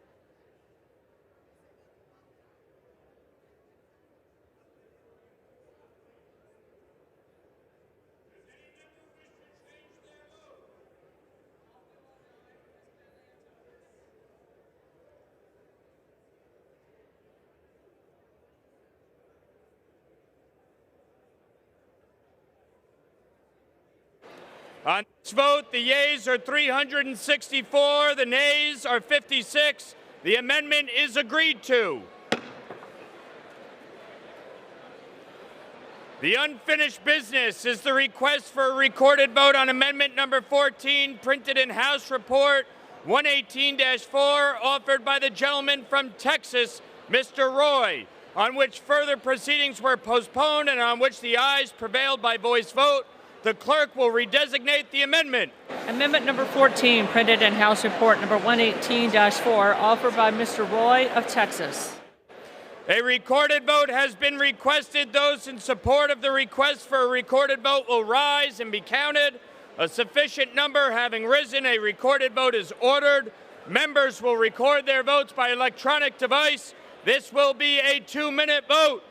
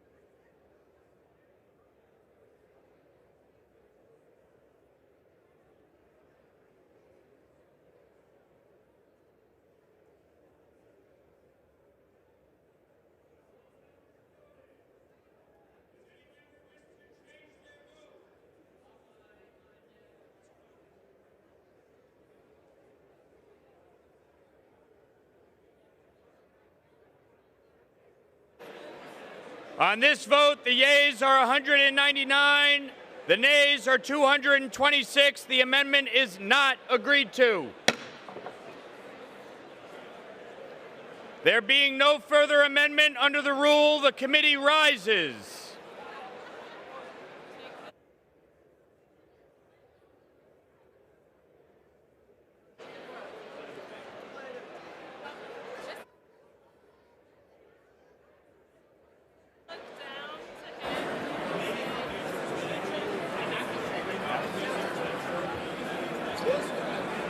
Madam Speaker. Mr. Chairman. Madam Speaker, the Committee of the Whole House on the State of the Union has had under consideration H.R. 347 and pursuant to House Resolution 166, I report the bill back to the House with sundry amendments adopted in the Committee of the Whole.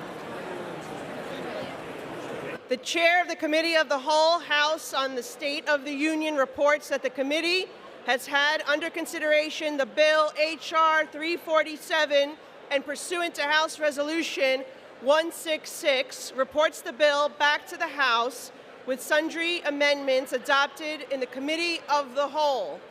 Under the rule, the previous question is ordered. Is a separate vote demanded on any amendment reported from the Committee of the Whole? If not, the chair will put them in gross. The question is on the adoption of the amendments. Those in favor, please say aye. Those opposed, please say no. The ayes have it. The amendments are agreed to. The question is on engrossment and third reading of the bill. Those in favor, say aye. Those opposed, say no. The ayes have it. Third reading. The question is on a bill to require the Executive Office of the President to provide an inflation estimate with respect to executive orders with a significant effect on the annual gross budget and for other purposes. The question is on passage of the bill. Those in favor, please say aye. Those opposed, please say no. The ayes have it. The bill is passed. For what purpose does the member rise? Rising to request a recorded vote. Without objection, let's see. A recorded vote is requested. Those favoring a recorded vote will rise. A sufficient number having risen, a recorded vote is ordered. Members will record their votes by electronic device. This is a 5-minute vote.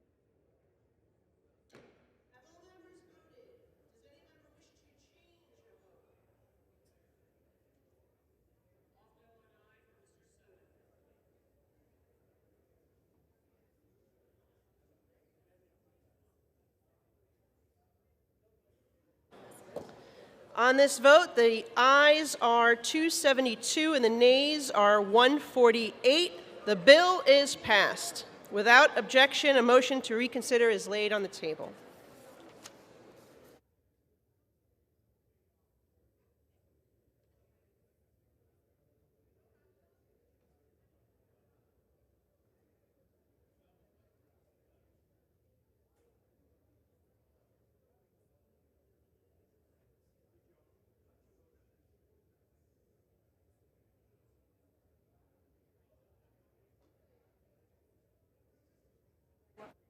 What purpose does the gentleman from Michigan rise?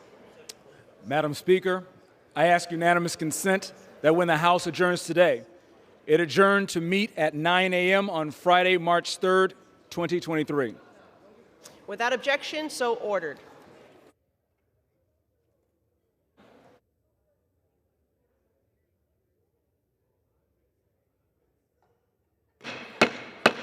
The chair will now entertain requests for 1-minute speeches. House will be in order.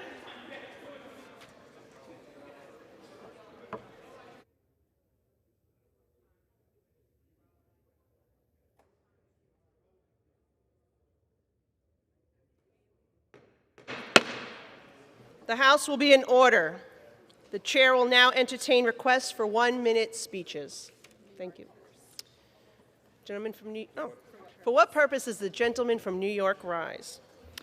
Madam Speaker, I ask unanimous consent to address the House for 1 minute and to revise and extend my remarks. Without objection, the gentleman is recognized for 1 minute. Madam Speaker, I rise today to recognize Roxanne Watson, a resident of the 17th Congressional District, who is here in the gallery today. Roxanne has dedicated herself to raising awareness about organ donation, serving as a patient advocate and as a transplant ambassador for Donate Life, Women Heart, and the American Heart Association. As the recipient of an organ donation herself, which saved her life, Roxanne has taken this issue head-on. She has served as an advocate and volunteer with Live On New York for over a decade and as a volunteer with the New York Organ Donor Network, where she has used her platform to help increase the number of organ donors in Rockland County by over 15% in the past 20 years. For these efforts, she has recently been recognized as a Guinness Book of World Record holder, having signed up over 13,000 individuals to become organ donors. Roxanne Watson is a leader within our community and a role model for others, and I'm honored to recognize her here today on the House floor for her life-saving efforts. I yield back my time. Why does the gentlewoman? For what purpose does a gentleman from Florida rise? Madam Speaker, I ask unanimous consent to address the House for 1 minute to revise and extend my remarks. Without objection, the gentleman is recognized for 1 minute. Madam Speaker, I rise today as Black History Month has come to a close in order to honor some of the most impactful black leaders Central Florida has ever seen.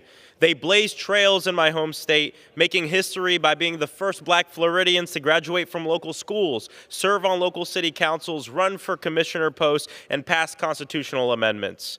Camille Evans, Sonia Hill, Dr. LaVon Bracey, Dr. Reverend Randolph Bracey, Commissioner Mabel Butler, Dr. Alzo Reddick, Byron Brooks, Dr. Bridget Williams, Chester Glover, Denise Diaz, Representative Camilla Brown, and Barbara Chandler.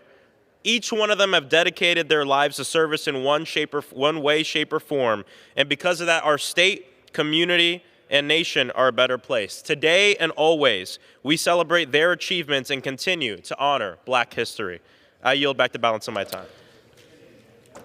For what purpose does the gentleman from Ohio seek recognition? Thank you, Madam Speaker. I ask unanimous consent to address the House for 1 minute and to revise my remarks. Without objection, the gentleman is recognized for 1 minute. Thank you, Madam Speaker. Today I rise to pay tribute to the late State Representative Chris Jordan of Delaware County, who passed away unexpectedly this weekend. Chris and I both entered the Ohio House in the minority on the same day in 2009. Chris and I both moved over to the Ohio Senate in 2011, where he would eventually serve as my vice chairman on the Ohio Senate Energy and Public Utilities Committee. Chris will be remembered as a public servant of strong convictions.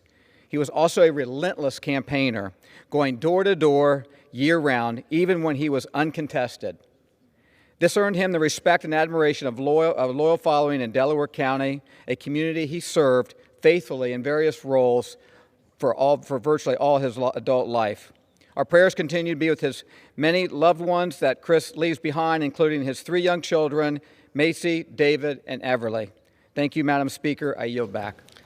For what purpose does the gentlewoman from Georgia seek recognition?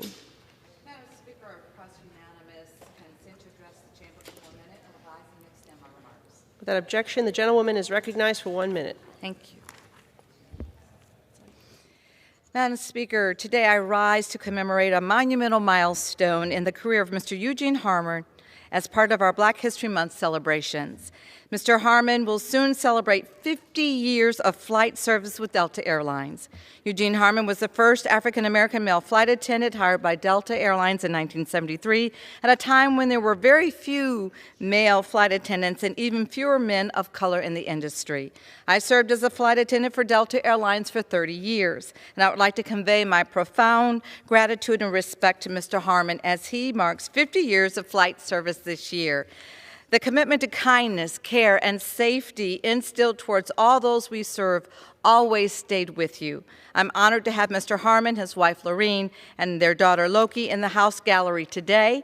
From a former flight attendant and on behalf of the thousands of Americans you have served, congratulations and thank you. I yield back the balance of my time.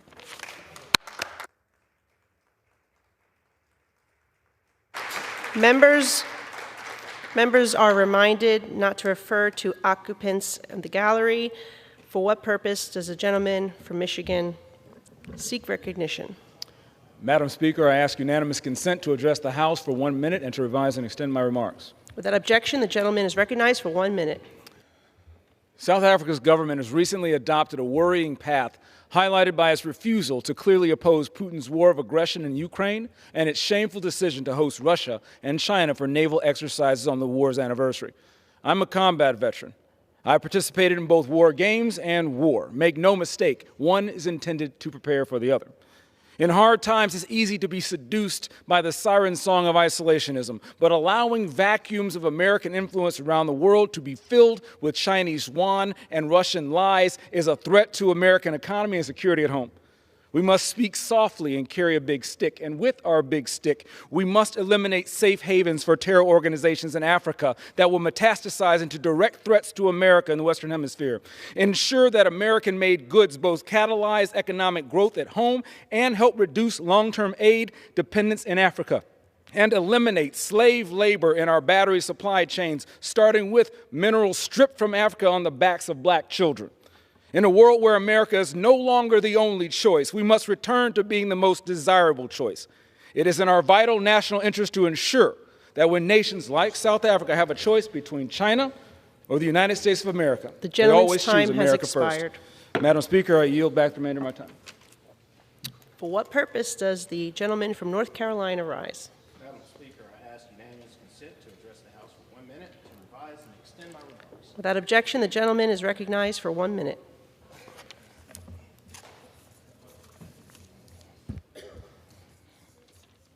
Madam Speaker, I rise today on behalf of Eastern North Carolina.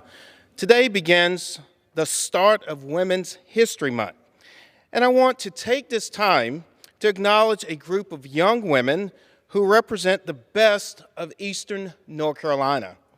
During my Live the Dream Down East tour, I had the pleasure of visiting the Radiant Rays program at the Center for Energy Education in Roanoke Rapids. The program allows students to visit colleges and corporate renewable industries while working with teachers and industry professionals to extend knowledge beyond classroom walls. I was honored to spend time with the students of this program who emphasize why representation matters. Madam Speaker, we must do all that we can to empower young women and girls to pursue STEM-related career paths. And I will continue fighting to ensure the next generation of women, like our Radiant Rays, have the tools they need to thrive in the East. I yield back. For what purpose does the gentleman from Indiana seek recognition? Madam Speaker, I ask unanimous consent to address the House for 1 minute and to advise and extend my remarks. Without objection, the gentleman is recognized for 1 minute. Madam Speaker, I rise today to highlight and celebrate a very special group of Hoosiers. Over the weekend, the Fairfield Falcon girls basketball team out of Goshen, Indiana, captured the 3A state title for the first time in school history. The Falcons' 49-42 win over Corydon Central in Indianapolis on Saturday was exhilarating and extra special as it marked the Fairfield's first state trophy in any sport. We've heard the maximum defense wins championships, and for the Falcons, it turned out to be true. All season long, the Falcons' defense was downright stingy, allowing the fewest points per game out of any team in Indiana. But it wasn't only because of their defense that the Falcons are celebrating. In particular, head coach Brody Garber credits 4 senior girls he is graduating for consistently providing leadership and mentorship needed for his team to take home the title. So congratulations to Coach Garber and all the Falcons, both players and staff, on bringing home the hardware. Thank you for making Hoosiers in Goshen and beyond so incredibly proud. God bless you, and God bless America. For what purpose does the gentlewoman from Ohio seek recognition? Consent to address the House for 1 minute and to revise and extend my remarks. Without objection, the gentlewoman is recognized for 1 minute.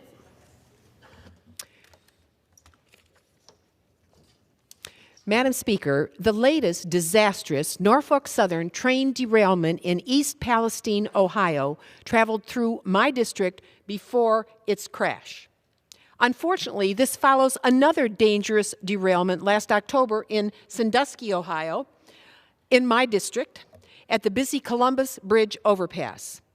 1/2 year later, it's clear that Norfolk Southern repairs have seriously lagged at this main artery into Sandusky, Ohio. Rail companies have failed to restore the vital main artery into the city of Sandusky, Ohio. In a year where Norfolk Southern's rail barons brought in, get ready, $3.27 billion in profits, the companies ought to invest in the necessary safety protocols and immediate repairs to prevent such disasters from happening again across northern Ohio's busiest corridor. The current and long-term health and safety for rail workers, for residents of communities in East Palestine and Sandusky must be America's top priority. America cannot allow rail chieftains to exploit communities and working people's safety while in turn padding their own pocketbook with billions of dollars of money. Gentlewoman's time has expired. The time to change course in rail safety is now. For what purpose does the gentleman from Georgia seek recognition? Ask unanimous consent to address the House for 1 minute to revise and extend my remarks. Without objection, the gentleman is recognized for 1 minute. Madam Speaker, I rise today to honor the life of Darien Councilman Morris Butler, who passed away last month. Mr. Butler served on the Darien City Council for 3 years, where he will be remembered as a kind man and as a man who would always fight for what he thought was right. My thoughts and prayers are with his wife, Deborah, his 5 daughters, and his 10 grandchildren. Mayor Bubba Hodge remembered Councilman Butler for his warm smile, his love for his family, and his love for people in general. The mayor said that he always felt warmth when he was around Councilman Butler and now feels a void without his presence. This is a trying time for the people of Darien, as this is a second council member that they have lost due to death in the last month. But I know that the memory and the legacy of both of these council members, especially of Morris Butler, will not be forgotten. Our thoughts and prayers are with Mr. Butler and his family. Thank you, Madam Speaker, and I yield back. For what purpose does the gentlewoman from California seek recognition? Thank you, Madam Speaker. I ask for unanimous consent to address the House for 1 minute and to revise and extend my remarks. Without objection, the gentlewoman is recognized for 1 minute. Thank you, Madam Speaker. Last week, one of our colleagues from across the aisle made very ignorant comments that questioned Representative Judy Chu's loyalty and service to this country. These claims were baseless, discriminatory, and flat out wrong. As one of his own Republican colleagues said, these types of troubling comments are out of bounds and, yes, beyond the pale. Questioning Congresswoman Judy Chu's loyalty to the United States purely based on her Chinese heritage is not only racist and xenophobic, it's very dangerous. And it's not new. Dr. Martin Luther King Jr. was subject to baseless accusations of being a communist by J. Edgar Hoover. These same harmful bouts of hateful misinformation have been cast toward myself, Congresswoman Ilhan Omar, and other women of color in Congress. It's despicable. Madam Speaker, hate speech leads to hate violence. We must clearly and strongly denounce this kind of rhetoric, especially during a time when our AAPI community continues to be a target of hateful aggression against the country. Congresswoman Chu has been a steadfast warrior for constituents in her district, the AAPI community. She's a great patriot, and for all marginalized communities she's worked for across our country. To question her service and loyalty to the United States, it's shameful and unacceptable. For what purpose does the gentlewoman from Indiana seek recognition?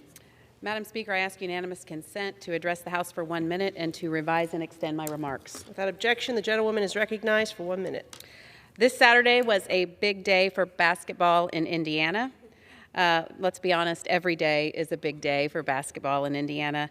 Nonetheless, this weekend, the girls' basketball teams throughout the state went head-to-head to compete for the Indiana High School Athletic Association State Championship.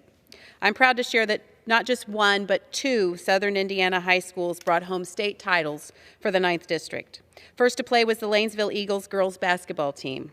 They walked away from the game with the school's first ever IHSAA Class 1A state championship title. The Eagles continued their first as senior Lindsay Wernert was named the first athlete in Lanesville history to win the 2023 Patricia L. Roy Mental Attitude Award. Next up on the basketball court was the Bedford North Lawrence Lady Stars basketball team. They won the game with the IHSAA Class 4A state championship title for the 5th time. And again, only adding to their success, senior Carson Norman was named the 2023 recipient of the Patricia L. Roy Mental Attitude Award. Both teams left their hearts on the basketball court and represented their hometowns well. I join all Hoosiers across the district in saying congratulations. Their dedication to the sport helps make Indiana the best basketball state in the country. I yield back. For what purpose does the gentlewoman from Nevada seek recognition? To address the House for 1 minute. Without objection, the gentlewoman is recognized. I think all of us members of Congress can agree on one thing, that one of the greatest joys of being a member is knowing the great men and women who work for us day in and day out. The men and women who also dedicate their lives to serving others and serving our country.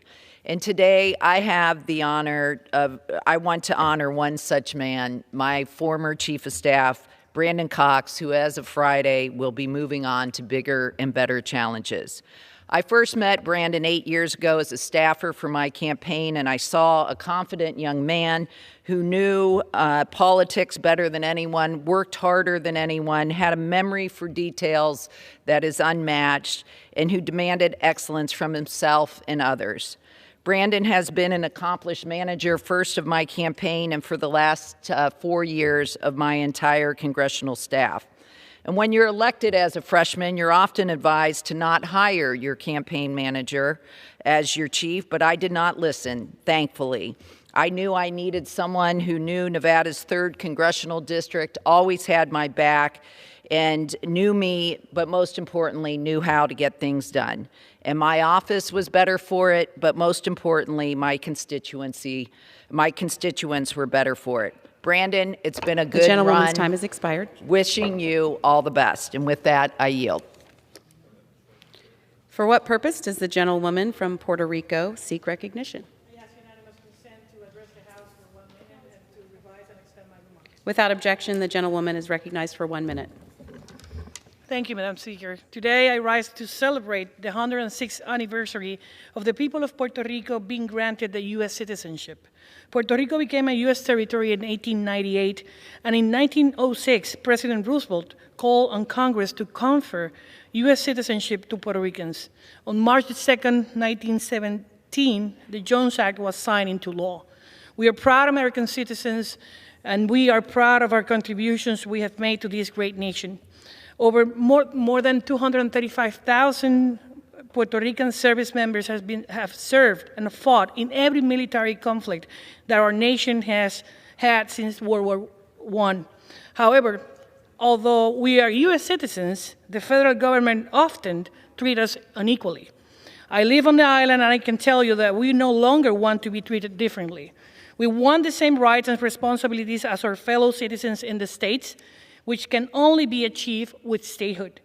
Like Congress acted 106 years ago to grant us our cherished American citizenship, Congress has the obligation to act again and make us a permanent part of the Union as the 51st state. Thank you, and I yield back. For what purpose does the gentleman from New York seek recognition? Madam Speaker, I ask unanimous consent to address the House for 1 minute, revise and extend my remarks. Without objection, the gentleman is recognized for 1 minute. Madam Speaker, I rise to honor women in America and abroad by commemorating Women's History Month. Today and always, we honor the brave, courageous, and fearless women who have made this nation so great. To name a few: Rosa Parks, Harriet Tubman, Dolores Huerta, Celia Cruz, and hidden figures such as Mary Jackson and Katherine Johnson. Most recently, also, Madam Speaker Emeritus Nancy Pelosi, who was the first woman to serve as Speaker of this House. From the women in leadership roles on my staff who help respond every single day to the needs of my constituents, to the women who tirelessly uplift our families and our communities, we cannot imagine a world without the leadership of women. It fills me with great pride to represent a district that is over 52% female. Women get things done, period, and they do it better than us men. Happy Women's History Month, Madam Speaker, and I thank you and I yield back. For what purpose does the gentlewoman from Michigan seek recognition? To advise, to speak for 1 minute. Without objection, the gentlewoman is recognized for 1 minute. Madam Speaker, I rise today to celebrate the month of March as Women's History Month. This is a time dedicated to recognizing and honoring the women throughout American history who have helped shape our nation. But let me be clear, I do mean Women's History Month. Women have been fighting for over a century for our right to vote, our right to be heard, and our right to have a seat at the table. Now, the woke left is claiming that instead of celebrating women this month, we should be celebrating birthing people. Well, last I checked, the only person who could actually give birth was a woman, but let's not let the facts get in the way of a good story. They claim the phrase woman is offensive to trans women, and because of that, we should choose a more inclusive phrase. Well, let me just say, I will be celebrating Women's History Month.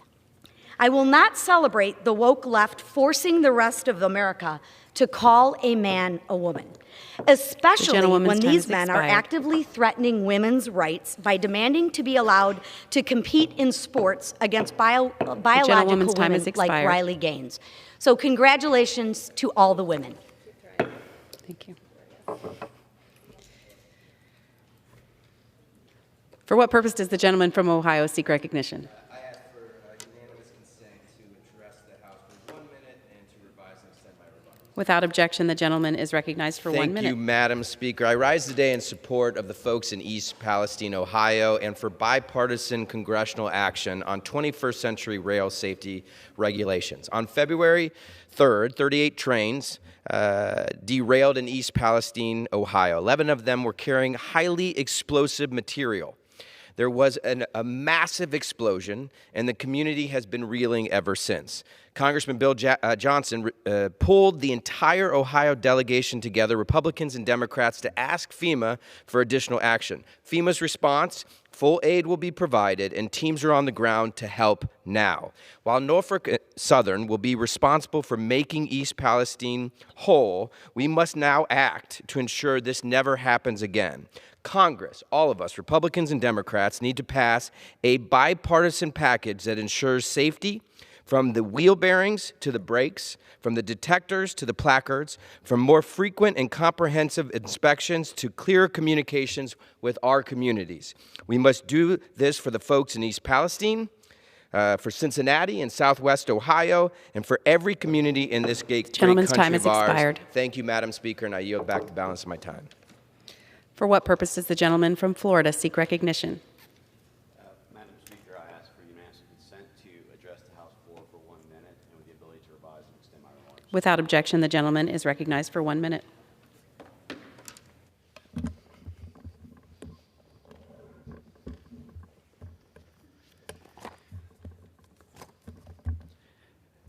Madam Speaker, I come to the floor today to honor Stuart McNally, a United States Army veteran who sadly passed away last summer.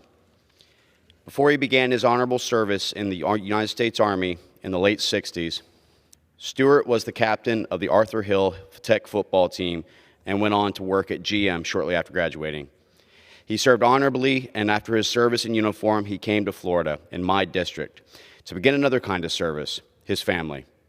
He moved to Florida 7th to take care of his elderly father, another civil servant who served in the United States Army during World War II. His friends and family remembered him as a loyal friend with a great sense of humor. He loved to cycle, fish, and run in his free time.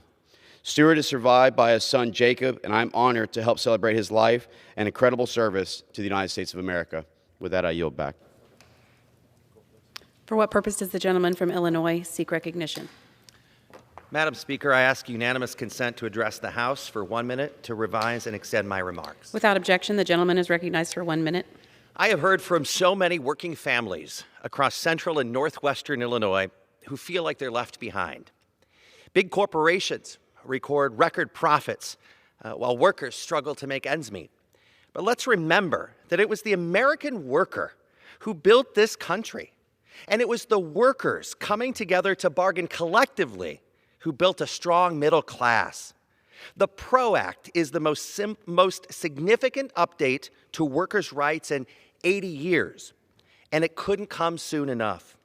When workers have the power to stand together and form a union, they get higher wages, better benefits, and safer working conditions. I was proud to help introduce the PRO Act, and I urge members of Congress to pass it so we can protect the right to organize, rebuild our middle class, and improve the lives of working families in Illinois and across our great nation. And with that, I yield back. For what purpose does the gentleman from Pennsylvania seek recognition? Madam Speaker, request unanimous consent to address the House for 1 minute and revise and extend my remarks. Without objection, the gentleman is recognized for 1 minute. Thank you, Madam Speaker. Madam Speaker, I rise today to celebrate National Read Across America Day. Tomorrow, classrooms across the country will celebrate the nation's largest celebration of reading. On this day, we celebrate the joy reading brings to children and families, caregivers, educators, and adults alike. Reading unlocks new adventures, new ideas, and brings about a world of imagination. The day was established by the National Education Association in 1998 to help get kids excited about reading. Madam Speaker, I want to highlight one celebration in PA 15. Students at Howard Elementary School in Center County kicked off this celebration with the Pennsylvania State Grange. This celebration started with an assembly to get the kids excited and will consist of a variety of events focused on reading. Perhaps the most exciting event taking place is the Drop Everything Read Day. Throughout the day, a sound will play randomly, and students will be expected to drop whatever they're doing on what they're working on and pick up a book. Madam Speaker, as a former Howard Elementary School student and now a senior member of the Education Workforce Committee, I'm always happy to see our students eager to learn. The gentleman's time has expired. And I yield back the balance of my time. For what purpose does the gentleman from California seek recognition? Speaker, I ask address the House for 1 minute and to advise and extend my remarks. Without objection, the gentleman is recognized for 1 minute. Madam Speaker, a year ago, President Putin launched an unlawful invasion of the people of Ukraine, and it has changed the world. A war that has led to nothing but destruction and human atrocities. I've seen these atrocities firsthand when I traveled to Ukraine last September. The bombing of homes, of hospitals, of schools, the impacts to innocent women and children, the deportation of families, and the world, the autocracies go on and on. President Putin is a war criminal. I'm proud that he sanctioned me and many of my colleagues for the support of Ukraine, and they're standing up for their democracy. But they're standing up for our democracy as well. Putin thought he could divide us, and the Ukraine would immediately fall. He was wrong, wrong, and wrong. The Western world is united as one because freedom and democracy are worth fighting, and that's what this is all about. We need to continue to provide financial support to Ukraine, including fighters, tanks, ATACMS, HIMARS, what it takes for them to win this war, because there is no other option. Expired. This is the test of our time, and we must rise to meet that test of this time. I yield back the balance of my time. For what purpose does the gentleman from New York seek recognition?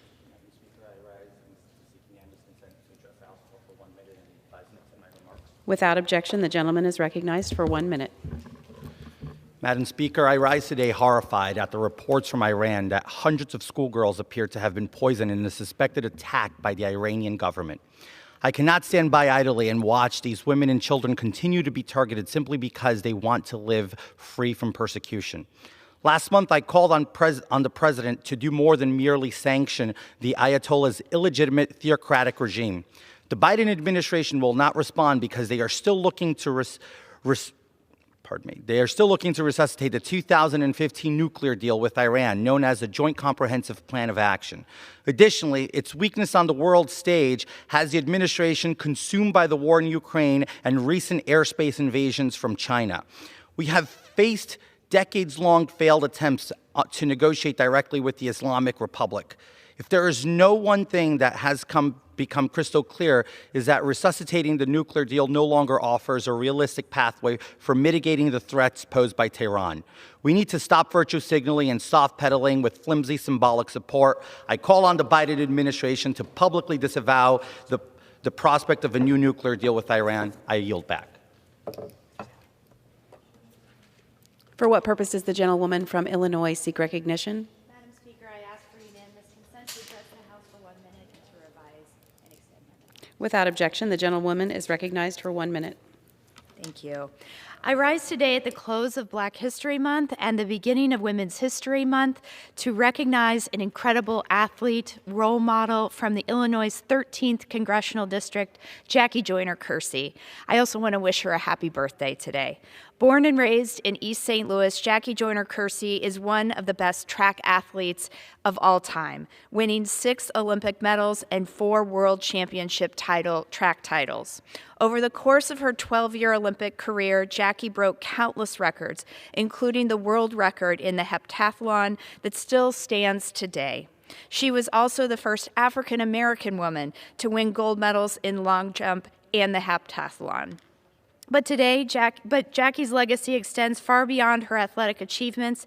Just last week, I visited the Jackie Joyner Kersee Foundation, which provides educational and athletic opportunities for young people in East St. Louis. I was truly inspired by what I saw in Jackie's commitment and work. And throughout her life, she has used her platform to be a tireless advocate in children's education, racial equity, and women's rights. As we celebrate Black History Month and Women's History, let's recognize incredible folks like Jackie Joyner Kersee. Thank you so much, and I yield back. For what purpose does the gentleman from Georgia seek recognition? Madam Speaker, I request unanimous consent to address the House for 1 minute. Without objection, the gentleman is recognized for 1 minute. Madam Speaker, the President is once again using the Department of Defense to advance the far-left agenda and the pro-abortion policies. The new policy to give service members and their families paid administrative leave for up to 3 weeks and travel reimbursements to obtain out-of-state elections, elective abortions is yet another extreme example. The law is clear and vetted. No federal funds are to be used for elective abortions. The military mission is equally clear: to be a lethal force to defend the innocent and to defeat those who would do them harm. This flies in the face of that mission. So I call on the President to reverse this policy, which is in violation of law and counter to the military mission. With that, I yield. For what purpose does the gentleman from New York seek recognition? To address the House for 1 minute to advise next amendment. Without objection, the gentleman is recognized for 1 minute. Madam Speaker, the border is not secure. Our officers are doing everything they can, but they need more resources. They need better leadership. The President must take the border crisis seriously because 100,000 Americans died from fentanyl poisoning last year, and we know that fentanyl is coming from China through the U.S.-Mexico border. Republicans in the House understand this, and we stand ready to increase physical barriers, to hire more Border Patrol agents and immigration judges, and to implement new technologies, and to support our officers on the front lines of this crisis. As a member of the Homeland Security Committee, I am committed to working with all of my colleagues to make sure that our country is safe, our border is secure, our law enforcement has the tools it needs to be successful. Our great nation depends on it. I yield back the balance of my time. For what purpose does the gentleman from California seek recognition? Without objection, the gentleman is recognized for 1 minute. Thank you, Madam Speaker. The Bureau of Land Management has revised down the number of unused oil drilling applications from 9,000 to approximately 6,700. The Biden administration has been deceiving the American people to pass the buck for his failed energy policy. The President's Green New Deal agenda has led to some of the highest energy prices for American families ever. Today, the national price of gasoline is $3.35 per gallon on average, or even a buck higher than that in my home state of California. On the day the President was sworn in, the price of gas was just $2.39 per gallon, nearly $1 less. American households are paying the highest home heating costs in 15 years. On day one of his presidency, President Biden killed the Keystone XL pipeline project. This move cost the United States up to 59,000 jobs and $9.6 billion. The President is currently sitting on over 4,800 pending applications for permits to drill for more energy. This administration is not serious about getting America out of these high costs of energy and this crisis. I yield back. The chair will receive a message. Madam Speaker, messages from the President of the United States. Madam Speaker, Mr. Secretary. I'm directed by the President of the United States to deliver to the House of Representatives messages in writing. Under the Speaker's announced policy of January 9th, 2023, the gentleman from Texas, Mr. Green, is recognized for 60 minutes as the designee of the Minority Leader. Thank you, Madam Speaker. Madam Speaker, and still I rise. And I rise today as a part of this month wherein we will honor women. This is Women's History Month. But I'm going to do something that is a little unusual and apologize for the encroachment upon Women's History Month that I shall engage in today. It's an encroachment because I want to extend Black History Month by 1 day.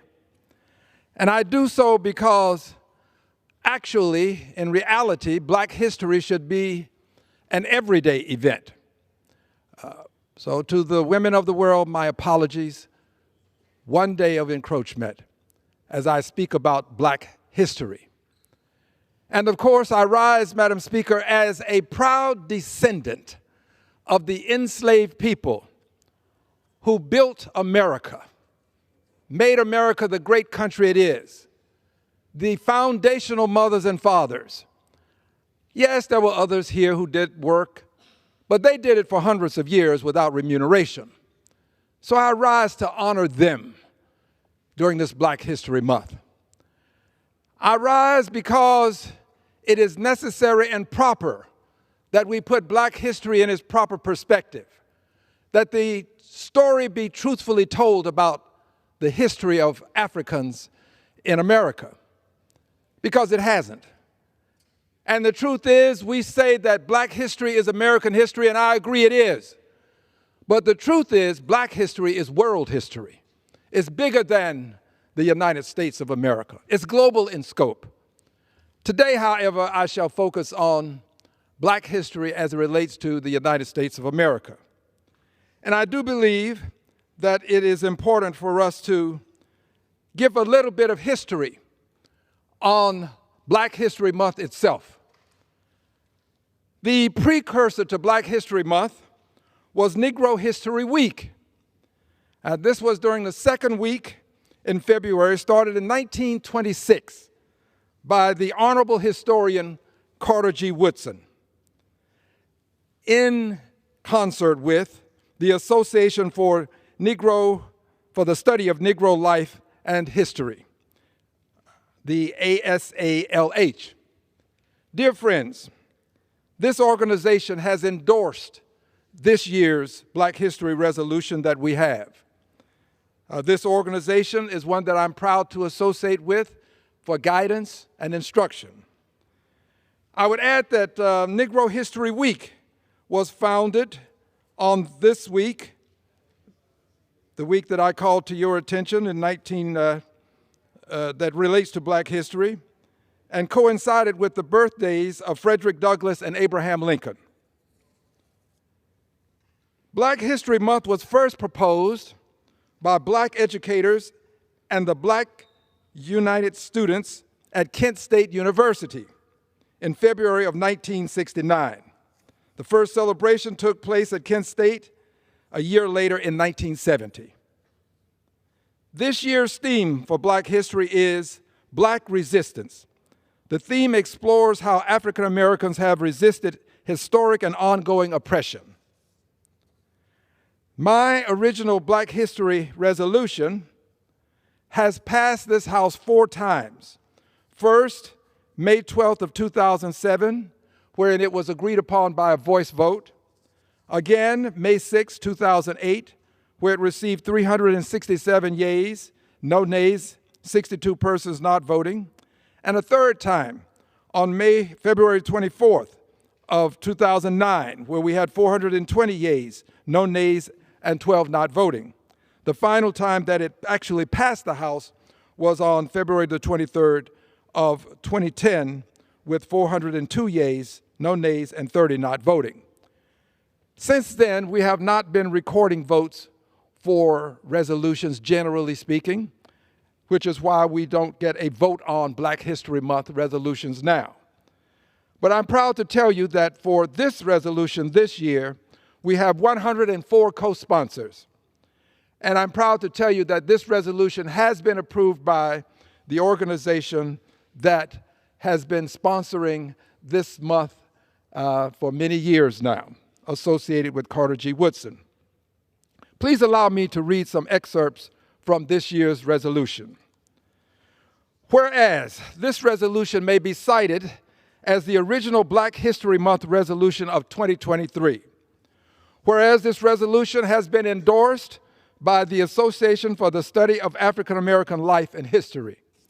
Whereas the theme for Black History Month 2023 is Black Resistance, which coincides and chronicles how African Americans have resisted oppression in all its invidious forms, including enslavement, lynching, mob violence, police brutality, black codes, convict leasing, Jim Crow laws, lawful segregation, and invidious discrimination. Whereas slavery was a brutal and inhumane system that treated human beings as property and stripped them of their inalienable human rights of liberty, life, and the pursuit of happiness. Whereas the history of Black resistance in the United States predates the civil rights movements of the 1950s and 60s. as it historically spans centuries from colonial slavery through contemporary invidious discrimination. Whereas this resolution illuminates some of the momentous recondite history of Black resistance that predates the resistance movements of the 20th and 21st centuries. Whereas Black resistance to slavery was a constant, persistent, and it was persistent throughout the history of enslavement in the United States.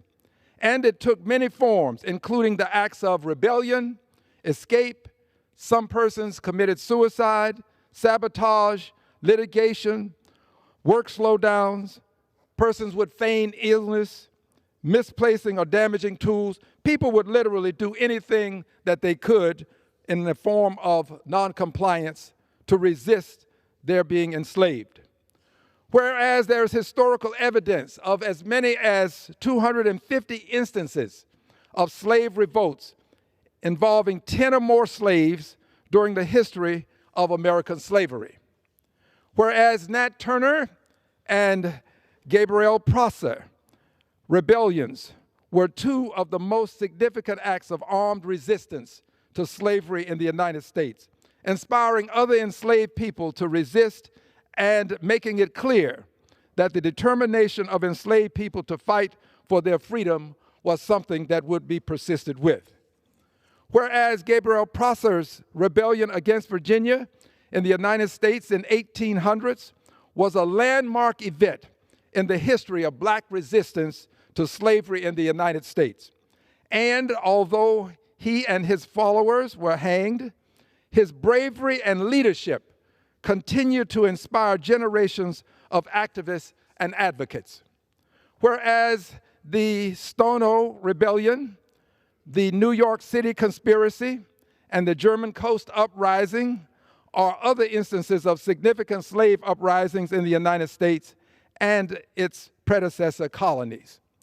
Whereas in the fight for freedom, liberty, justice, and equality, the righteous resistance of many Black freedom fighters has been depreciated, downplayed, deprecated, disparaged, denigrated, disrespected, and demonized.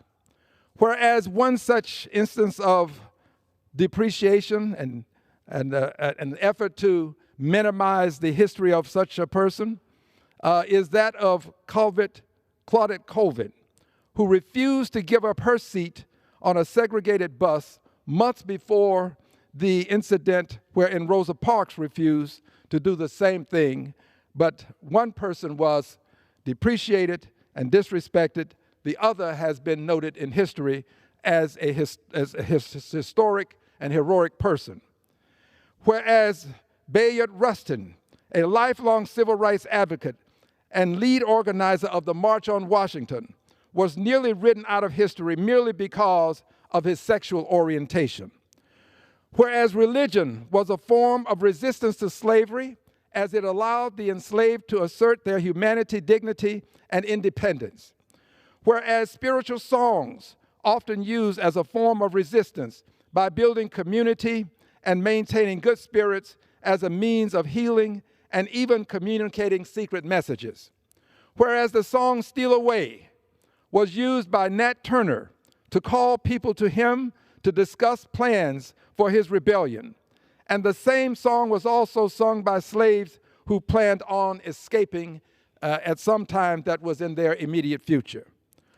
Whereas the song Get on the Gospel Train provided courage for slaves to escape, citing room for many people, a train available to everyone, and a promise that also alluded to the fact that both blacks and whites provided assistance to fugitive slaves as they traveled the Underground Railroad.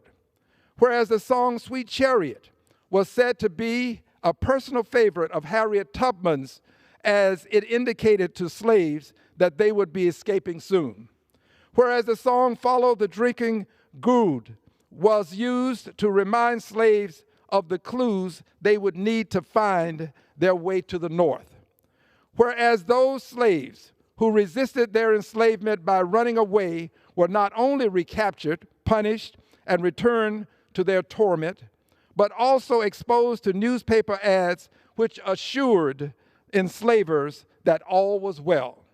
Whereas the following is a selection of ads on captured, suspected fugitive slaves that ran in the Montgomery Advertiser from 1849 to 1865.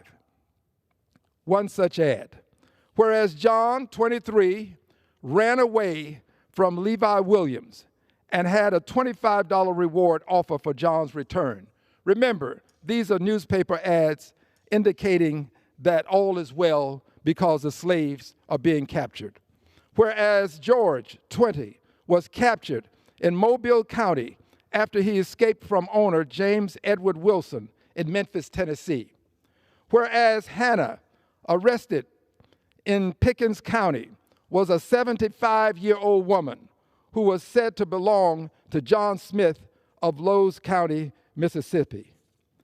Whereas Frank, whose age was described only as a boy, was an at-large runaway with a $15 reward for his capture.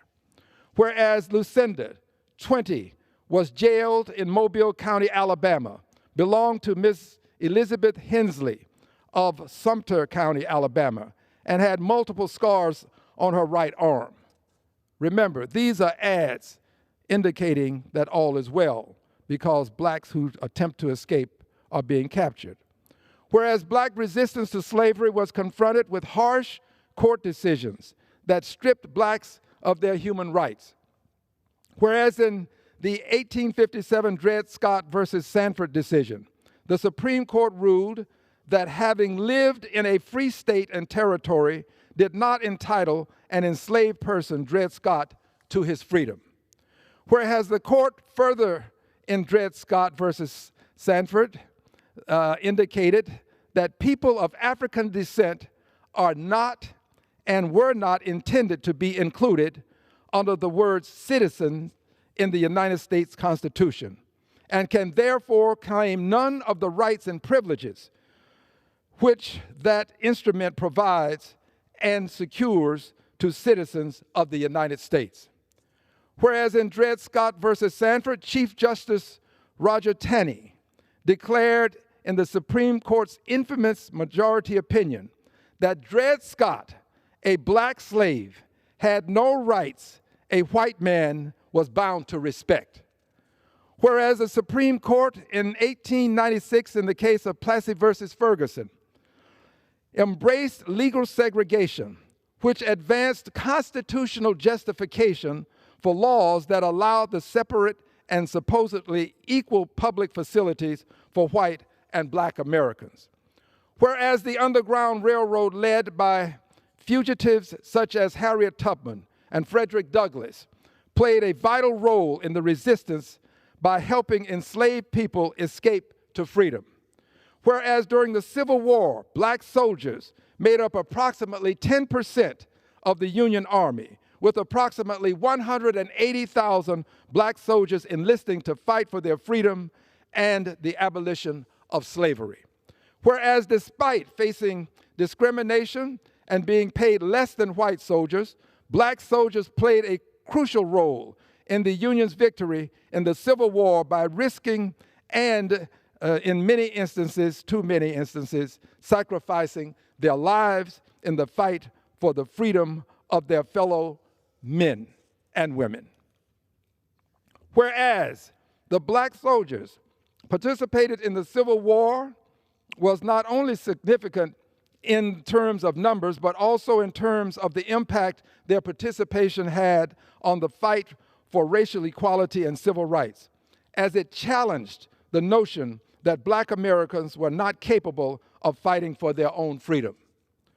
Whereas the Civil War, as well as the 13th, 14th, and 15th Amendments, emanated from black resistance to slavery in the United States. Whereas the abolition of slavery did not end white supremacy.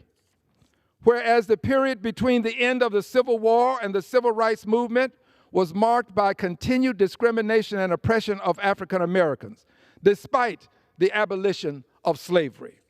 Whereas the history of black resistance in the United States has demonstrated that the fight for racial justice and equity is ongoing and multifaceted, and that despite the massive strides that have been made in the name of justice, there are still many areas where progress is needed. Whereas black activists in the United States have inspired many other marginalized communities around the world to fight for their rights and their equality.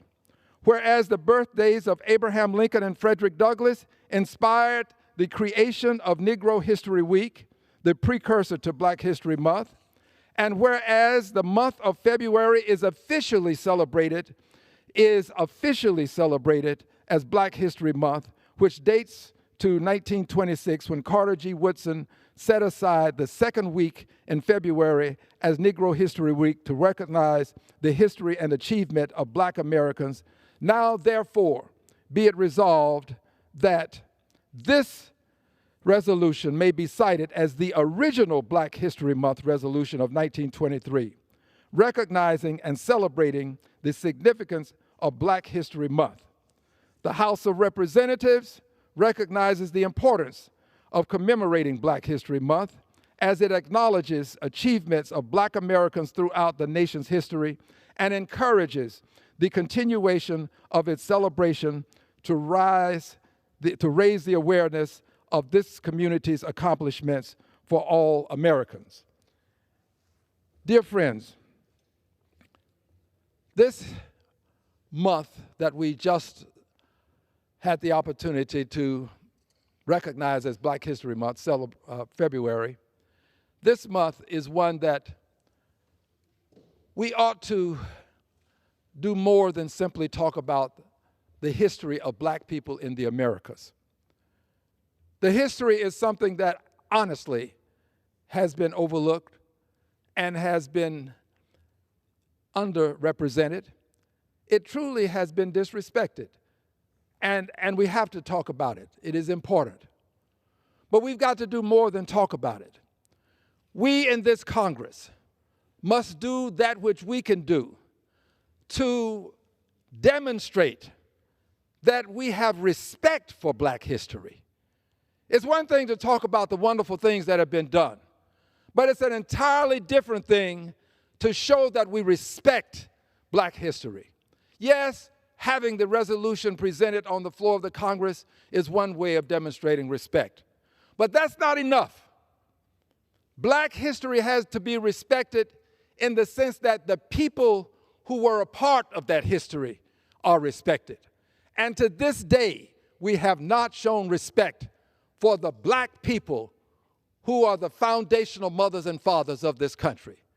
We've not shown respect for the hands, the humble hands, that helped construct the Capitol building that I stand in, that helped to construct the White House, the humble hands that planted the seeds, harvested the crops, fed the nation, the humble hands that built the roads and the bridges, that laid the foundation for America's bright future that it celebrates and has to this day. The black people who made America the great country it is have not been properly appreciated and respected. Yes, we should have a Black History Month. And yes, we will continue to show these resolutions and to appreciate what happened. But we have to respect the people. In this country, we have shown more respect for the enslavers than the enslaved. In this country, we have shown respect for the Confederate enslavers and disrespected the enslaved. You disrespect the enslaved when you show respect for those who would enslave them. That act in and of itself is disrespect. Every statue in every city of Confederate soldiers is a way of disrespecting the people that were enslaved. It's time to honor and respect those who were enslaved in this country.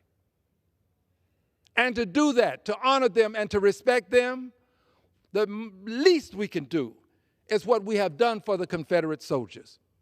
In this country, In 1956, we passed a resolution in the House of Representatives to give to the Confederate soldiers a Congressional Gold Medal. No such honor has been bestowed upon the foundational mothers and fathers, the enslaved people who laid the foundation for America's greatness. No such honor. If we can accord the highest medal that the Congress can award to Confederate soldiers, surely we can appreciate and respect the enslaved persons who helped make America the great country it is today. We ought to, this Congress ought to, Democrats and Republicans ought to vote to accord a Congressional Gold Medal to the enslaved people who helped make America great. The people who suffered one of the greatest crimes ever committed against humanity. Enslaved for centuries in this country. We ought to show them some respect. We ought to accord them a Congressional Gold Medal. We must do for them what we did for the Confederate soldiers. We should not revere the enslavers and revile the enslaved. It's time to respect the foundational mothers and fathers of this country. And I intend to ask all of my colleagues, by way of a piece of legislation that we filed on the last day of Black History Month, with intentionality. We wanted to give the entire month for persons to become original co-sponsors of this resolution. It is a resolution that would call for a Congressional Gold Medal being presented to the foundational mothers and fathers of the country. I said resolution is actually a piece of legislation. It would have to pass the House and pass the Senate. I believe it can be done. I know that this, to some people, is unacceptable. I understand that there are many people who won't find favor with what I'm saying, but I challenge anybody to defy the truth in what I say. Defy the truth. The truth is that we have disrespected the enslaved. The truth is we have lionized the enslavers. That has to change. Posterity has to receive a positive message about the people who built this country. This is that positive message. This message is one that will say to posterity that we want you to know that we have respect for the enslaved people who suffered their entire lives, many of them, from birth to death. The enslaved people, babies born into slavery, grew up in slavery, lived and died in slavery. Respect for their lives and the suffering and the sacrifice. They should be respected. And the truth is, we have not. So I want my friends to know that this piece of legislation would allow us to present this Congressional Gold Medal. The president would sign the legislation. I believe this president will sign it. There are some who wouldn't. President Joe Biden is not one of them. I would stake my life on it. I stake my life. If this passes the House and the Senate, I would put my life on the notion that he will sign it. I believe he will. My prayer is that the House and the Senate will have the courage to do not just the right thing and pass this, but to do the righteous thing the righteous thing, to show now, some hundreds of years later, the respect that we should have shown hundreds of years before to the enslaved people who worked, lived, and died without remuneration. The enslaved people also, I might add, who were demeaned. And probably one of the greatest insults ever was that many people called them lazy. Many of the people who were doing this, mind you, were owners of slaves. Now, you're a slave owner. You're working people for nothing, at no cost to you other than you have to maintain your property as you see it. But you would call them lazy because they don't work hard enough.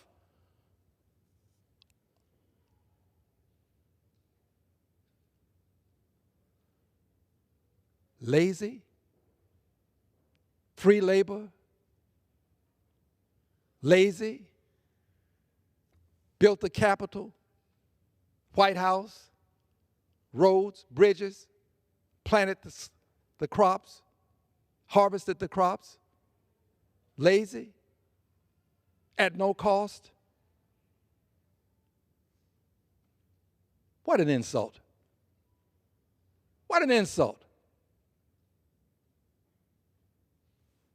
Here's the opportunity for us to show the respect. The respect that they, through the window of the centuries, we should pass back to them and let them know that we appreciate them. If we do this, America the beautiful will be a more beautiful America. If we do this, history will reward us with a better image of our self, in the sense that we will be shown as people who will recognize a transgression and do all that we can to correct it, even hundreds of years later. And the least we can do is show respect for the enslaved people who built America and helped to make it the great country it is. I am proud to be a descendant of the enslaved people who built this country, who helped to make it the place that I love and a place that I defend. And I do love my country. I like to close with this because I want no one to assume that because I want justice and because I want righteousness to prevail, that I don't love the country. I wear the flag. I salute the flag. I sing the national anthem. I stand for it. I'm that guy who loves his country. But my saluting the flag and singing the national anthem is almost inconsequential. Because you see, the question is, will I defend the person who does not salute the flag, who does not sing the national anthem, who won't stand for it but will take a knee? Will I defend that person? The greatness of America lies in our ability to defend those who don't salute the flag. That's the greatness. The greatness is not in Al Green placing his hand over his heart and saying the pledge. I do it, but that's not the greatness. The greatness is in recognizing that in this country, you have the freedom to salute or not. So I love the country. I'm going to fight to defend the country. But just as I loved my family and my mother and father, they loved me. When I was wrong, there were consequences. We have to correct wrong. We have to right the injustice. And I stand here today to say, as a proud American, I want to right the wrong, correct the injustice, accord a Congressional Gold Medal to the enslaved foundational mothers and fathers of this country. I yield back the balance of my time.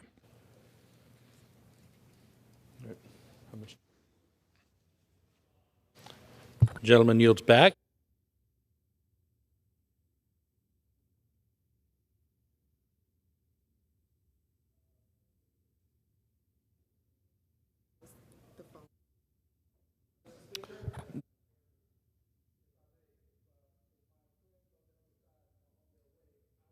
I'll reclaim my time and give a few additional comments. Mr. Green. Thank you. Allow me to speak on another topic today. This is a topic that I have spoken on previously on this floor, and it's one that I believe merits consideration every opportunity I can present it to people of goodwill. This topic has to do with the Rayburn office building, a building that I choose not to go into because I think the name should be removed from the building. I won't go into the history of it now, but I will say this.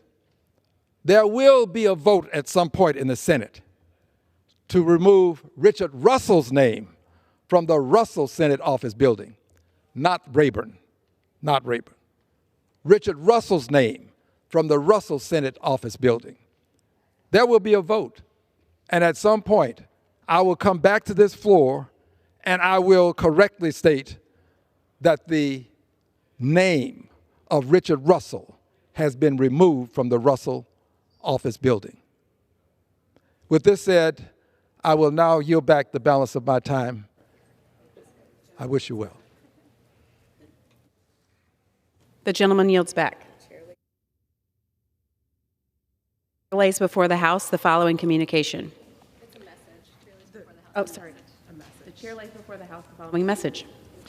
To the Congress of the United States, Section 202D of the National Emergency Act, 50 U.S.C. 1622D, provides for the automatic termination of a national emergency unless, within 90 days prior to the anniversary date of its declaration, the President publishes in the Federal Register and transmits to the Congress a notice stating that the emergency is to continue in effect beyond the anniversary date.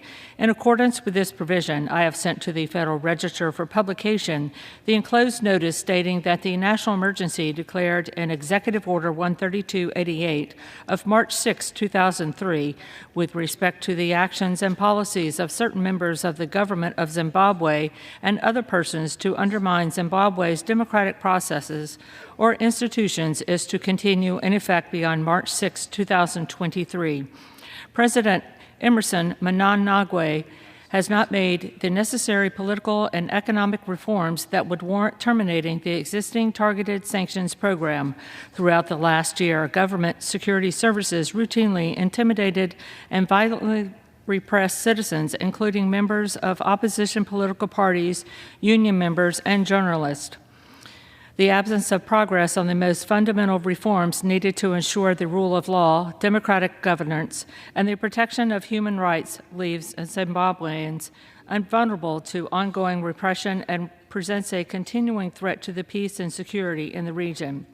The actions and policies of certain members of the government of Zimbabwe and other persons to undermine Zimbabwe's democratic processes or institutions continue to pose an unusual and extraordinary threat to the foreign policy of the United States. Therefore, I have determined that it is necessary to continue the national emergency declared in Executive Order 13288 as amended with respect to Zimbabwe and to maintain and enforce the sanctions to respond to this threat. Signed, Joseph R. Biden, Jr., The White House, March 1, 2023. To the Congress of the United States, Section 202D of the National Emergency Act, 50 U.S.C. 1622D, provides for the automatic termination of a national emergency unless, Within 90 days prior to the anniversary date of its declaration, the President publishes in the Federal Register and transmits to the Congress a notice stating that the emergency is to continue in effect beyond the anniversary date. In accordance with this provision, I have sent to the Federal Register for publication the enclosed notice stating that the national emergency declared in Executive Order 13692 of March 8, 2015, with respect to the situation in Venezuela, is to continue in effect beyond March 8, 2023. The situation in Venezuela continues to pose an unusual and extraordinary threat to the national security and foreign policy of the United States. For this reason, I have determined that it is necessary to continue the national emergency declared in Executive Order 13692 with respect to the situation in Venezuela. Signed, Joseph R. Biden, Jr., The White House, March 1, 2023. To the Congress of the United States, Section 202D of the National Emergency Act, 50 U.S.C. 1622D, provides for the automatic termination of a national emergency unless within 90 days prior to the anniversary date of its declaration, the President publishes in the Federal Register and transmits to the Congress a notice stating that the emergency is to continue in effect beyond the anniversary date. In accordance with this provision, I have sent to the Federal Register for publication the enclosed notice stating that the national emergency declared in Executive Order 13660 of March 6, 2014, which was expanded in scope in Executive Order 13661, Executive Order 13662, Executive Order 14065, and under which additional steps were taken in Executive Order 13685 and Executive Order 13849, is to continue in effect beyond March 6, 2023. The actions and policies of persons that undermine democratic processes and institutions in Ukraine threaten its peace, security, stability, sovereignty, and territorial integrity, and contribute to the misappropriations of its assets, as well as the actions and policies of the government of the Russian Federation, including its purported annexation of Crimea and its use of force in Ukraine, continue to pose an unusual and extraordinary threat to the national security and foreign policy of the United States. Therefore, I have determined that it is necessary to continue the national emergency declared in Executive Order 13660 with respect to Ukraine. Signed, Joseph R. Biden, Jr., The White House, March 1, 2023.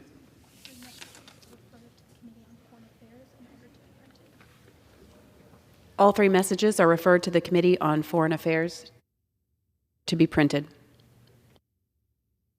Under the Speaker's announced policy of January 9, 2023, the gentleman from California, Mr. LaMalfa, is recognized for 60 minutes as the designee of the Majority Leader.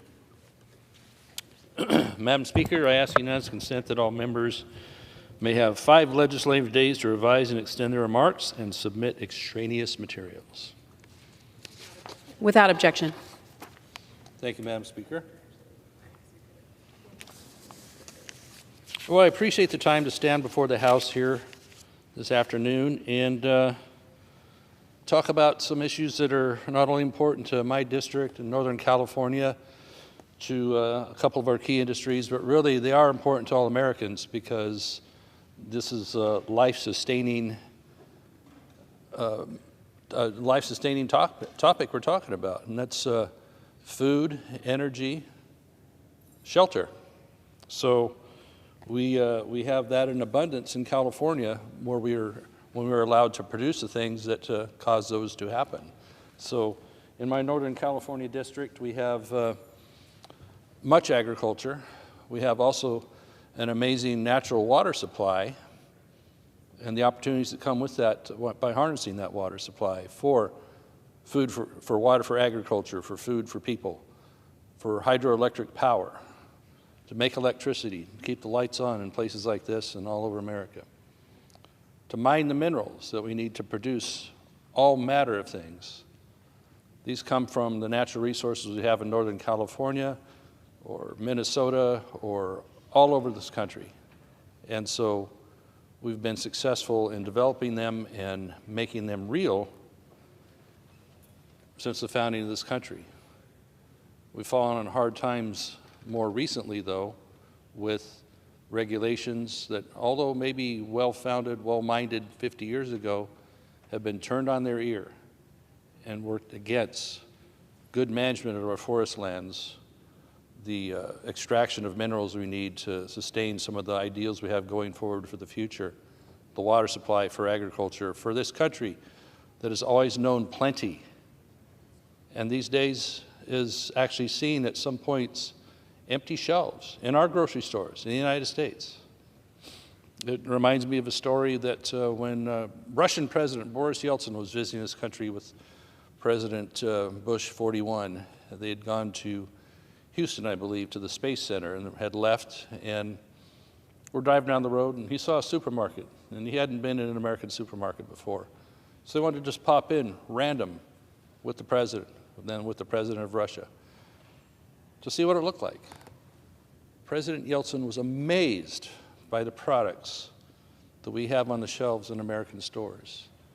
Not only that, but that people were freely and casually purchasing them. Not in a frenzy like, oh, this is the day the food comes in, everybody has to rush in and stand in line and rush out before it's all gone. No, easily coming and going, taking what they need, purchasing it at the register, and walking on out.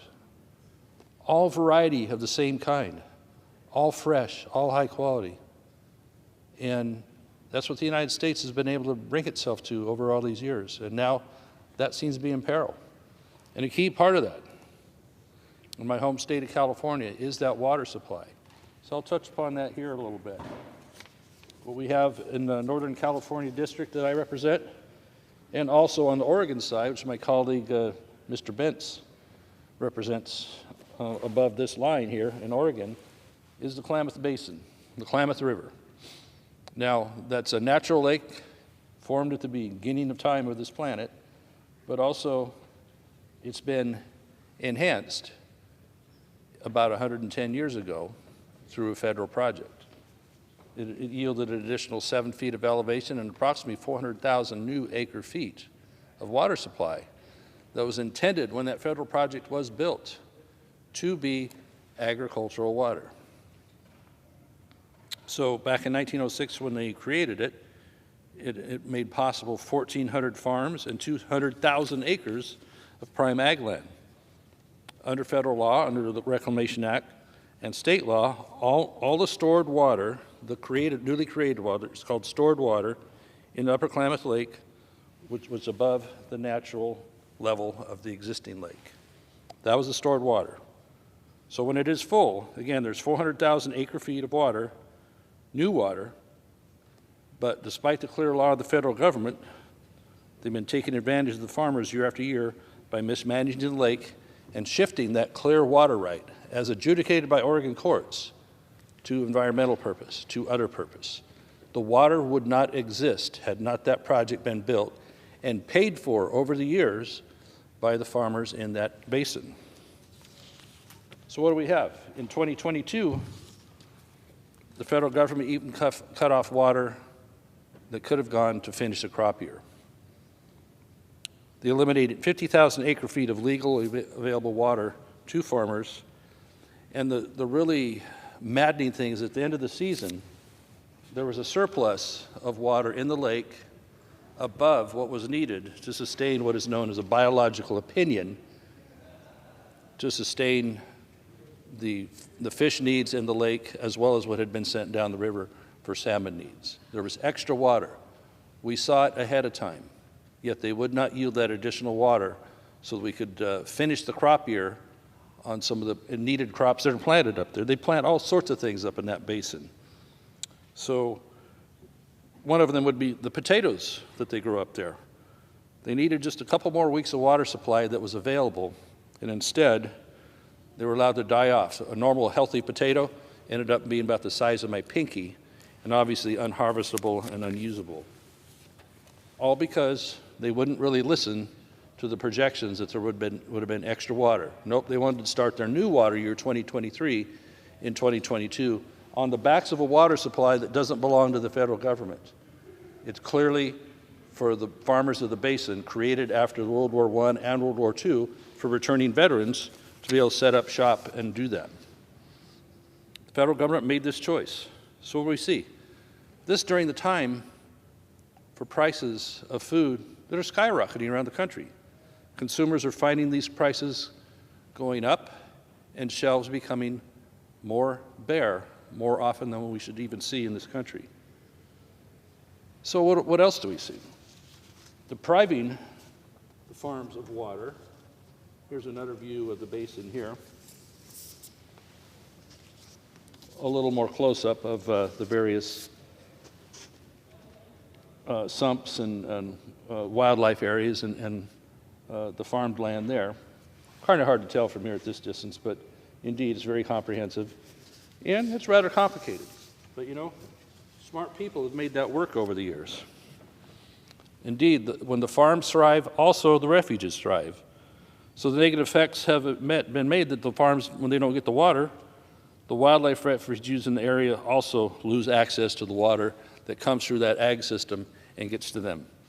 In 2020, over 60,000 ducks died in the basin, in that Klamath Refuge, due to avian botulism. I paid a visit up there to folks that were working with voluntarily and through Fish and Wildlife to help try and bridge the gap from the water supply that wasn't there in recovering ducks. I mean, it's pretty terrible to be, this is, I've seen these pictures here, fishing out dead ducks from the refuge. Down here in the bottom, this is one that we rescued that was really sick, but we took back to a center there where they were helping for the ducks that were recoverable to recover and turn them back loose. The picture up here shows just how ugly it is. So a thriving basin is a key part of the flyway all through the western states, including from Northern California on south. The flyway that's so key towards having the type of diversity of wildlife that is enjoyed all through the Sacramento Valley, the San Joaquin Valley, and other areas of Northern California, Oregon, Southern California, for sportsmen, for everybody. It doesn't happen when this is the policy of the federal government to basically take the water away from farms and the refuges. So as I mentioned, as affirmed by the courts in Oregon, where the lake lies, also a portion of the basin's on my side, which me and Mr. Bentz both represent, the stored water is indeed owned by the farmers solely for use of the Klamath Project. They've paid for it, they continue to pay for its ongoing upkeep and improvement, even when they don't get the water delivered to them. Isn't that something? You get a bill, that's one thing, to have it for the maintenance and upkeep if you're getting to use the supply, getting to use the asset. They don't even get to use the asset half the time now, but they still get the bill for it. It would not exist other than for that 7-foot enhancement that created the 400,000 acre feet. So in 2022, they were initially going to get zero water. They did find a way to increase it to 50,000 acre feet after some late storms, which is 12.5% of the allocation of their water right. There was extra water, as I mentioned, in the basin, in the lake, to be used in the basin at the end of the year, above an amount that the environmental biological opinion said had to be remaining in the lake. They chose not to give it out. In 21, they were given 66%, or 33,000 acre feet. In 2020, after some battling, they tried to pull the pin on them early in the spring after the farmers had planted. They did end up getting 140,000 acre feet, which is about a third of their allocation. In 2019, which was an amazing water year in Northern California and other areas, they still received 92% of their allocation. Pretty good by these standards, but it still wasn't 100%. So downstream of that, on the complex Klamath River situation, is also 4 hydroelectric dams that California, Oregon, environmental groups, and others are all been conspiring for a long time to have removed. So think about that for a minute. especially my home state of California, there's a big push in the whole country to convert everything to electricity in its energy source. Automobiles, you're hearing the big controversy over stoves right now, kitchen stoves. They want to, in my home state and in some cities, they're really pushing on getting rid of those. Now, most people I know that have gas stoves in their house, they really like them. It's really handy to regulate the temperature, the rate with which the heat comes up on what you're cooking there. You can see the flame. First Lady Joe Biden, there's a photograph of her using one in her own kitchen in the White House. But they want to take this away. It's going to have to be replaced by electrical appliances, electrical automobiles, electric yard tools such as leaf blowers and lawnmowers. I still chuckle at the idea that they're trying to ban in California gas generators. I'll think about that for a minute. A generator was something you use a lot of times in an emergency for a home or a business. A lot of other purposes as well for them, but a lot of people use them as an emergency when the power goes out. Well, if you don't have a gas or diesel powered generator, what are you supposed to go to when the power goes out if you need to turn it on? Many hospitals, rest homes, things like that, they'll have a diesel powered backup generator. Well, they're constantly under the gun by an air quality group, even though they rarely have to use it. It's like, this is not compliant, you need to replace that or get rid of it. So when we keep banning sources that are fuel-sourced appliances like this and turn to more electrification, so where are you going to get the electricity? Especially in my home state of California, which the grid is, on any given hot day, might be on the edge of shutting down. They have arrangements with the power companies that large manufacturers have pre-agreed agreements, I'll say, that they should shut down when the grid gets tough on a really hot day and the electrical load that everybody's pulling is about to break the grid. So you'll have people having to shut down their businesses, shut down manufacturing, shut down a cement plant, whatever it might be, due to a pre-arrangement, because we can't keep the power supply up where it needs to be. And they don't really have replacements. So that's expensive for jobs. It's expensive to stop your business. It's going to be expensive for the ratepayers to have to bear the brunt of that as well, that use electricity other than those businesses. So we want to convert everything to electricity, huh? I mean, we had a last-minute intervention in the California legislature to extend the life of the Diablo Canyon nuclear power plant by an additional 5 years. They were slated to shut it down, 2 reactors, one in 24, one in 25. That plant alone is 9% of the power grid. How do you take a 9% chunk out of something that is already teetering on the edge of failing? Well, a similar case up here on the Klamath River. The 4 hydroelectric dams, one is on the Oregon side in Mr. Bentz's district, the other 3 are on my side in California in Siskiyou County. They're hell-bent on getting them out. They think they've got it done. Well, we're here to say no, because we need the power supply and many other aspects of those dams that are important for the area. Indeed, the local folks have had 2 different measures in the county on the Oregon side and Siskiyou County on the California side by well over 70%, an advisory vote saying, please keep the dams in place, they're important. Siskiyou County voted 79% for that. This course of action, of course, was based on one single study that supposedly showed that the dams are contributing to high water temperatures and reduced flows, which are causing fish populations in the river to decline, especially the salmon. This is at the same time. Okay, you got dams, deep water in them, right? On Lake Shasta and others, Lake Almanor, I think soon Lake Oroville, they're requiring the lake on Lake Shasta to be kept deeper so the water stays colder longer into the year so they can release colder water for the fish in the fall and early winter. So it's all about cold water by keeping the lake deep, but you take these dams out that have water stored behind them, you no longer have that deeper pool of water. They're trying to blame the dams with deeper pools of water for somehow raising the temperature. I mean, both sides of the mouth on these arguments here. This all came from a master's thesis by a government employee, not peer-reviewed. It contained no in-field research.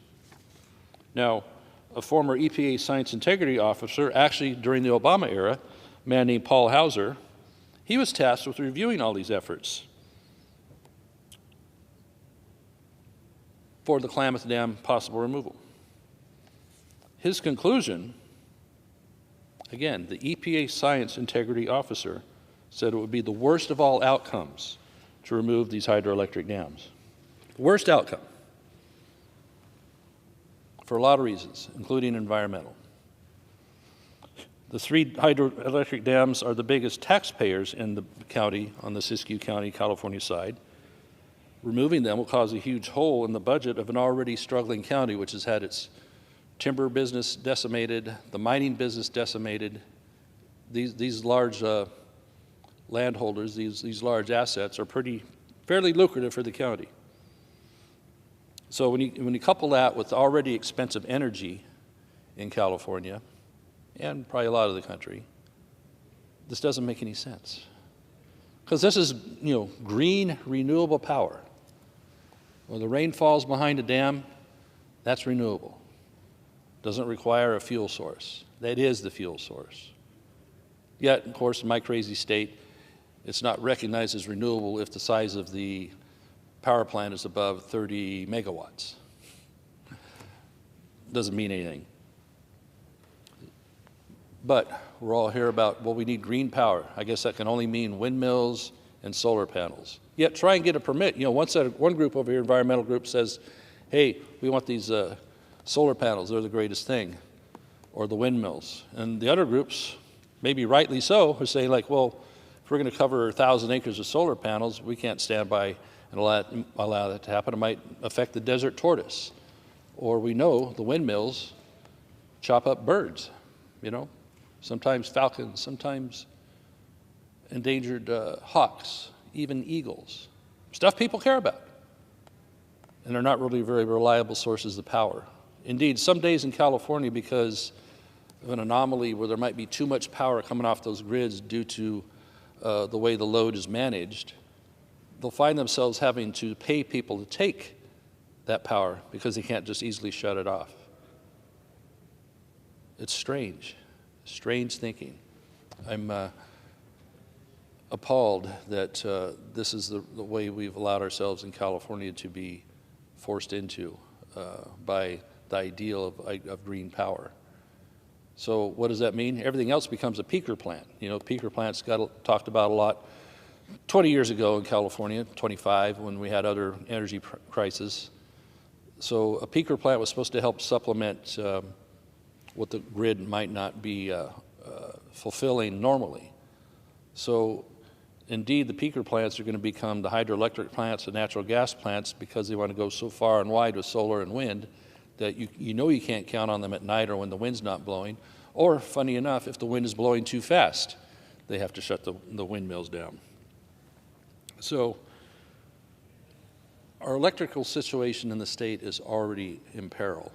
Removing these hydroelectric dams means about 70,000 homes worth of power goes off the grid, and a whole host of other things.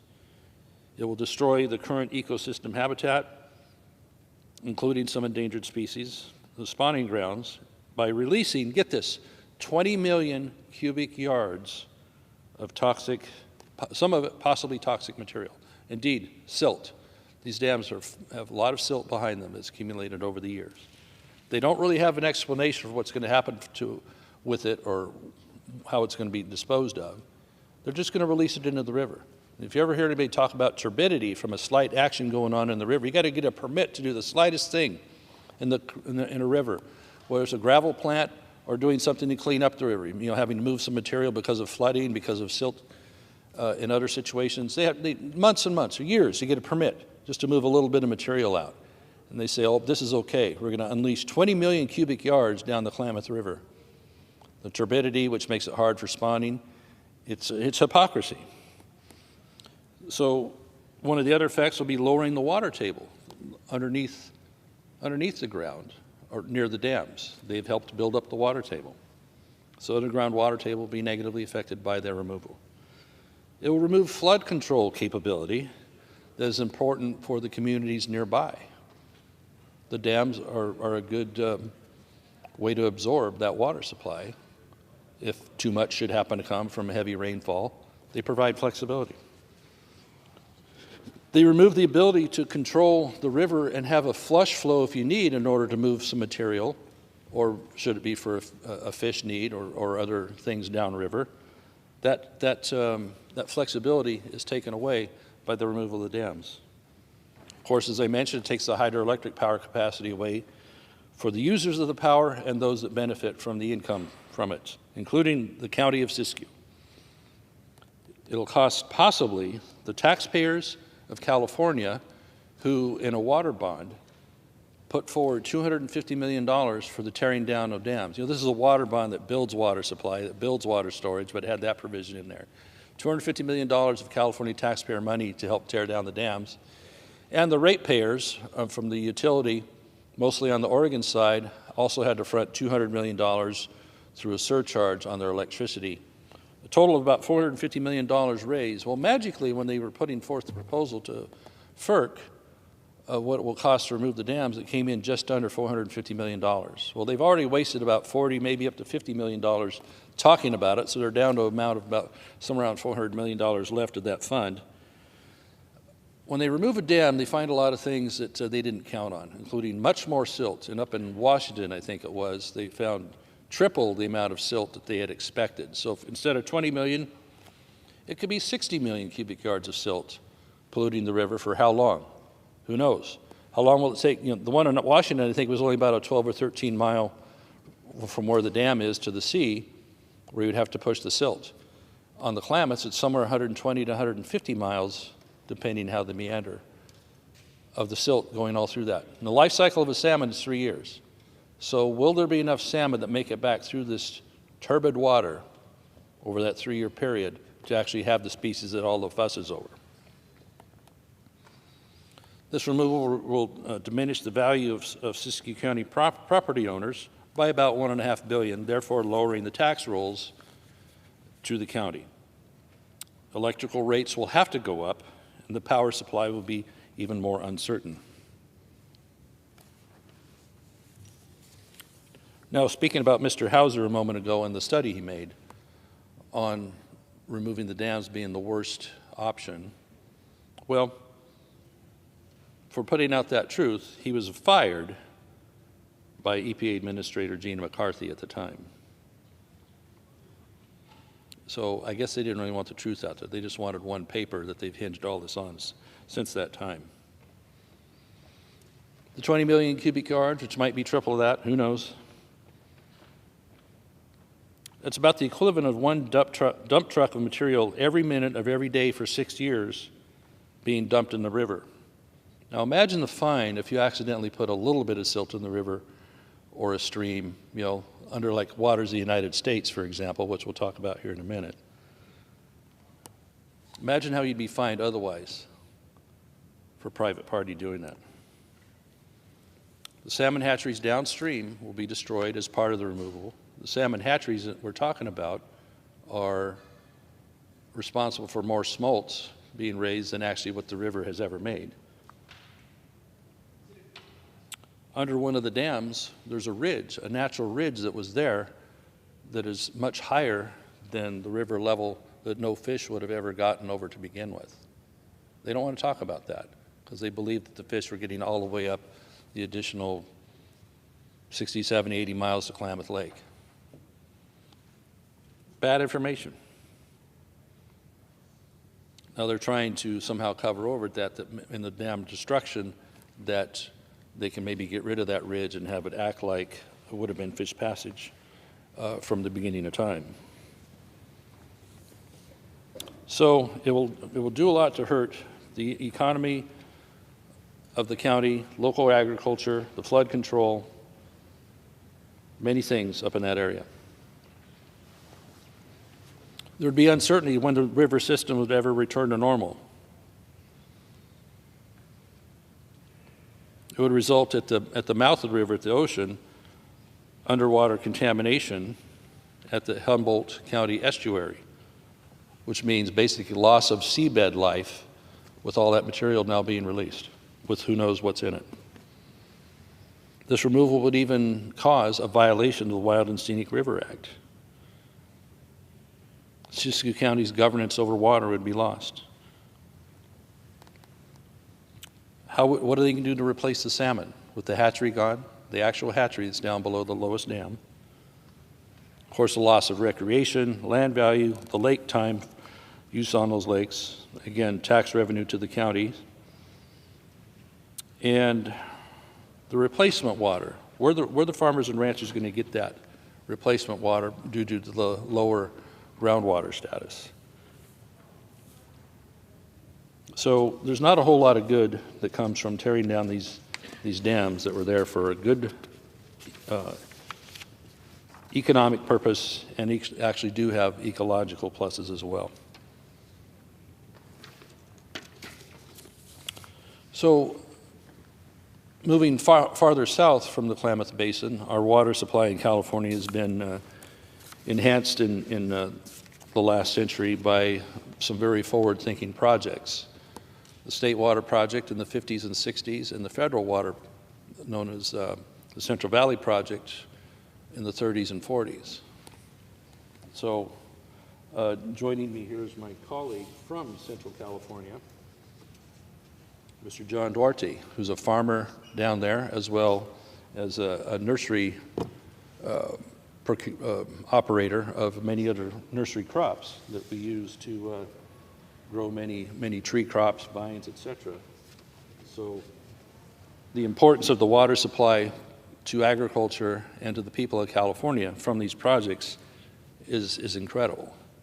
So I'd like my colleague, Mr. Duarte, to offer whatever comments he would like to on this, on the water supply, on how he's been treated by government in his agricultural operations down in his direction in the Central Valley, as well as the portion in my district in Tehama County.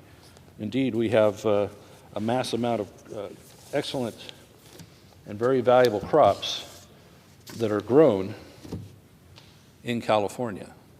Some of them Mr. Duarte is responsible for helping other farmers to have and even grows himself. I happen to be a farmer in my real life too. And so we see the value of what is grown in California, and that's imperiled by government action.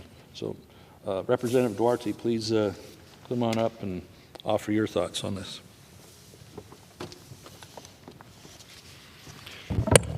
Well, thank you, Representative Doug LaMalfa, and I couldn't agree with you more.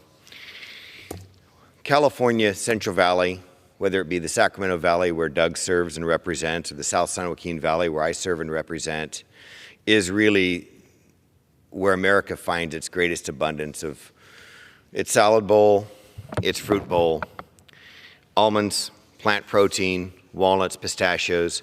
California leads the world in production of all of these crops, and it really centers right in the Central Valley. And many of these water resources, whether you're north of Sacramento or south of Sacramento, share the same assets, the same infrastructure. So after several years of devastating drought in California that has really hurt farm families and communities up and down our district, has, through acts of nature greatly, but also through mismanagement of our water resources and lack of infrastructure in California, has really cut the abundance that delivers nutrition and affordability to so many American working families who are suffering from high inflation, both the energy costs, their food costs, and in California particularly their housing costs, because we're simply not responding to the needs of our people as we need to. So in the last couple of days, after a very, very wet season and immense hope on the part of our farmers that relief is on the way, they would get water allocations, many farmers in Doug's and my district received a letter from the Bureau of Reclamation. The Bureau of Reclamation, in spite of historic rainfall, snowpack, and flooding throughout California, is warning irrigation districts, farmers, and ranchers that they may not get their water and should be prepared for reduced allocations and flow restrictions, which will threaten our food security. Now, these farmers are making plans today to plant rice, to plant tomatoes, to plant cotton, to plant vegetable crops. They're making decisions today as to whether they'll invest more inputs into their almond production, their walnut production, their pistachio production, based on what they think the market will bear for their crops when it's ready to harvest and sell, as well as what water they'll have to see those crops through the growing year with. And today they're getting very, very disturbing mixed messages from the Bureau of Reclamation. And so we should review what some of the facts are that the Bureau of Reclamation needs to look at while warning these farmers that even in this water-abundant year, they may not get their allocations. The current capacity and water outlook at Shasta Reservoir is the big reservoir in California. It's got 6 million acre-feet of storage capacity. Currently, it's at 2.7 million acre-feet, with inflows of over 14,000 acre-feet a day coming in. The Shasta Reservoir has more than 1 million acre-feet in storage this year than it did to this time last year. The current snowpack in California, now we're all waiting for the snowpack to come down and fill the reservoir, but we can model how the reservoir will fill based on the snowpack this year. The Sierra snowpack accounts for 1/3 of California's water supply, and the second snow survey from the Department of Water Resources was conducted on February 1st. So we're waiting with anticipation with what the March 1st Sierra snowpack report will bring, but we know from the precipitation events over the last month, it's going to be substantially higher. Nonetheless, the snowpack as of February 1st of this year was 205% of average up to that date. It contains over 33.7 inches of water, or 205% the average of water content of what we normally have up to that date. We know the daily snow sensor report of February 28th per the California Department of Water Resources shows the snow water equivalent at each of the reporting stations feeding into the Sacramento River, which supplies Lake Shasta. All of these stations are over 100% of normal snow water content. And throughout California, in the same report, there are 131 stations with all but 4 reporting a snow water equivalent percentage higher than 100% of normal. At Mount Shasta, which feeds the Central Valley Project's largest reservoir, Shasta Lake, the 22-23 snowfall is 202% higher this far into the winter, with 97 inches of snowfall recorded.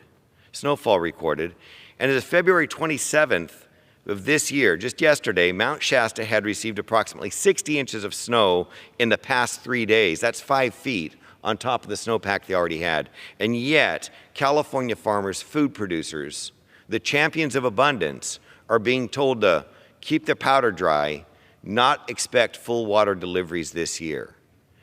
Now, apparently, we still don't have enough water infrastructure in California, even with Shasta filling up, even with a snowpack set there to completely fill and top up our reservoirs throughout the state. Even after the state failed to pump the Delta and get that water, the floodwaters taken out of the Central Valley, out of the Delta, and into storage south of the Delta earlier this year, we're still going to be topped up, and farmers cannot expect full allocations of their water this year. We need to be building dams. We need to be building reservoirs. We don't need to be tearing them down. And what Congressman LaMalfa has presented here today is an absolute insult to every working family in America who's having trouble affording the nutrition on their dinner plate that they could better afford just a few short years ago.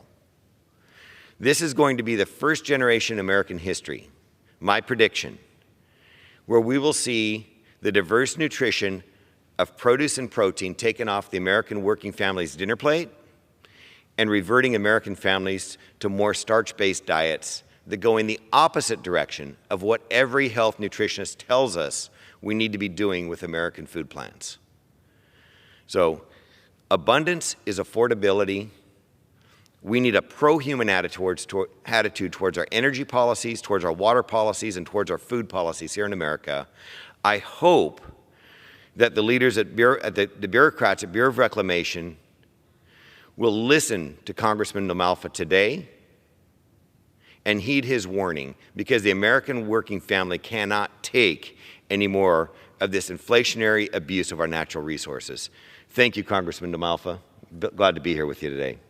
I'm certainly glad you could join, and that you made it as a member of Congress, because you have a great story to tell Yes. as a representative and as a farmer also. So we do have amazing abundant water in Northern California this year, where so much of it emanates and ends up, taking care of our part of the state and other parts of the state as well. With Shasta and Oroville. Oroville, I believe, will fill this year. It didn't look like that maybe a little while back, but it holds 3.5 million acre feet of capacity. It's a good chance of filling. Lake Shasta is a little lagging behind that. But with the snowpack we're looking at, it could top off. It holds 4.5 million. It combined with the proposed Sites Reservoir project down the river would get us that 6 million number. But we have to build Sites Reservoir. It's been looked at for many, many years. It's been planned. The voters of California passed a bond for more. Remember the one I talked about a while ago that's going to use $250 million to tear out dams? Well, it also put forth a good amount of money to add to water storage. And so Sites Reservoir has been able to corral around $950 million of that $4 or $5 billion bond. The rest is going to other projects, it looks like. So we need to get this done. We need Governor Newsom, who expresses support for it, to get his bureaucrats to move on that and get the permits approved so we can start. If we'd had it this year, we would have had that dam nearly full at Sites Reservoir with all the amazing amount of water that we've had.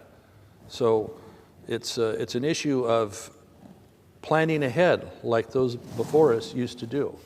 So when they built the Central Valley Project, largely Mount Shasta, and the State Water Project, Oroville, and others, the Folsom Lake near Sacramento, it would fill up pretty rapidly this year with the snowpack. So we're doing pretty good. And I have to give credit where it's due. Thank you to the BOR for some of the settlement contractors, this particular group in my area that did get 100% allocation, okay?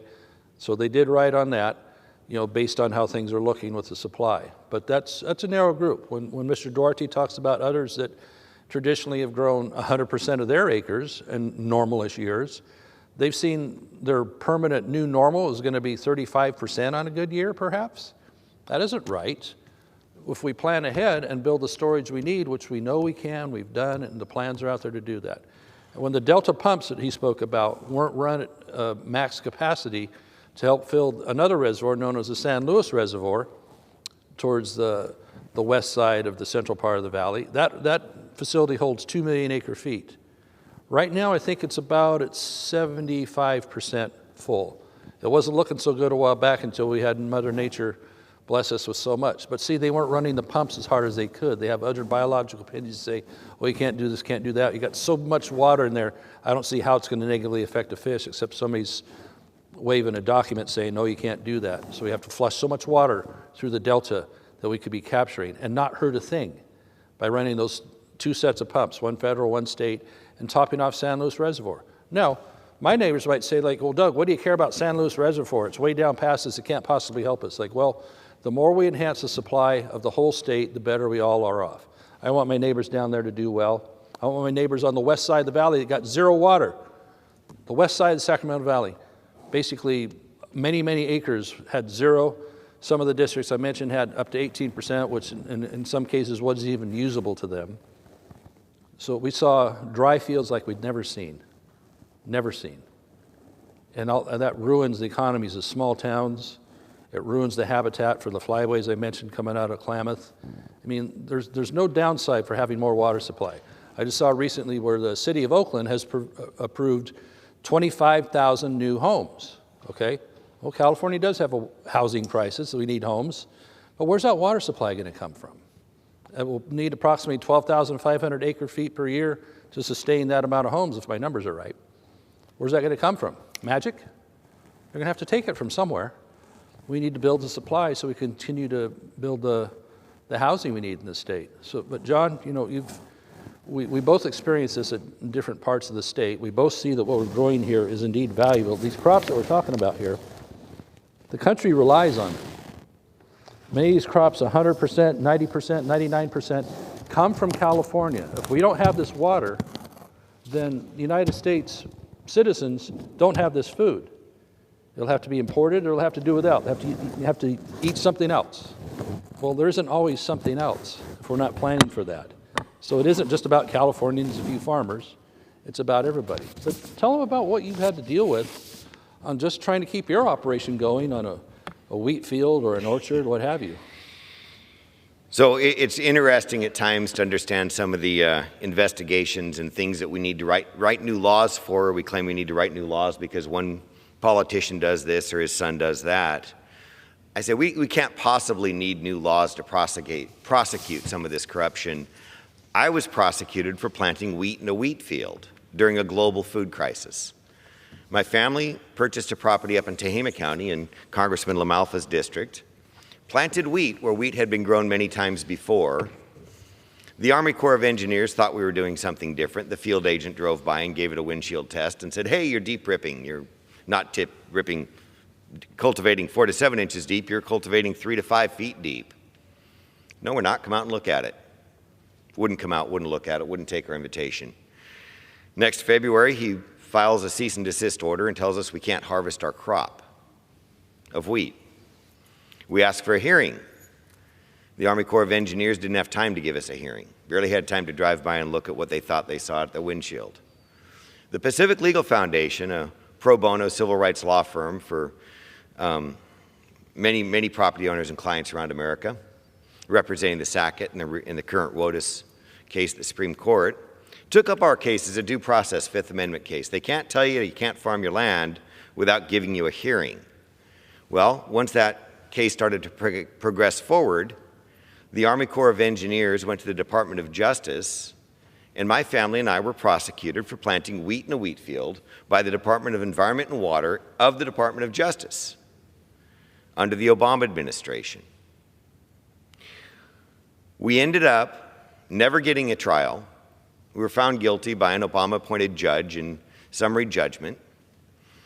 And without a single day in court, we're found to have violated the Clean Water Act because our tillage implement, quote, lifted soil several inches and moved it laterally several inches while entering a wetland vernal pool that had been farmed many times before with the same farming systems we employed. So America's food system is not only at risk because of water scarcity politics here in California or overregulation. America's food system is at risk because we have regulatory agencies waiting with bated breath to prosecute any American farmer that stands up for their property rights, their right to farm, their right to produce food for American families. It's a huge risk. Farmers all over America are making decisions how to avoid these entanglements, avoid a fight, not farm, unless prices are incredibly high, because it's just not worth it. Add in the risk of water supply, add in the risk of inadequate infrastructure, add in the risk of arbitrary bureaucrats making decisions right up until the last minute that affect our ability to plan our farming even for the next year. And our food supply in America is in peril. It's absolutely, unquestionably in peril, and we see it reflected in every grocery store across America today. The food inflation is crushing working families in America. Abundance is affordability. And until we become an abundant society and we understand the farmers, the energy producers to be the champions of abundance, and the regulators, the NGOs that would stop abundance any way they can, to be the lords of scarcity, American working families are going to pay the cost at the gas pump, they're going to pay the cost on their heating bill, they're going to pay their cost at the grocery store, they're going to suffer the housing inflation we've seen in California. In California, a working family is spending 30% of their income on food and 33% of their income on housing. There is nothing left for the other expenses they have in their lives. And this is all due to regulatory overload. We are overburdened by regulations, we are overburdened by restrictions of what we do, and the American working family is paying for it every day. So thank you, Congressman LaMalfa. Thank you for being a champion of abundance. Back in 2015, 16, 17, we were having our battles. Thank you for being here today. You're a friend of not only the farmer, you're a friend of the American working family and affordability and nutrition across the country.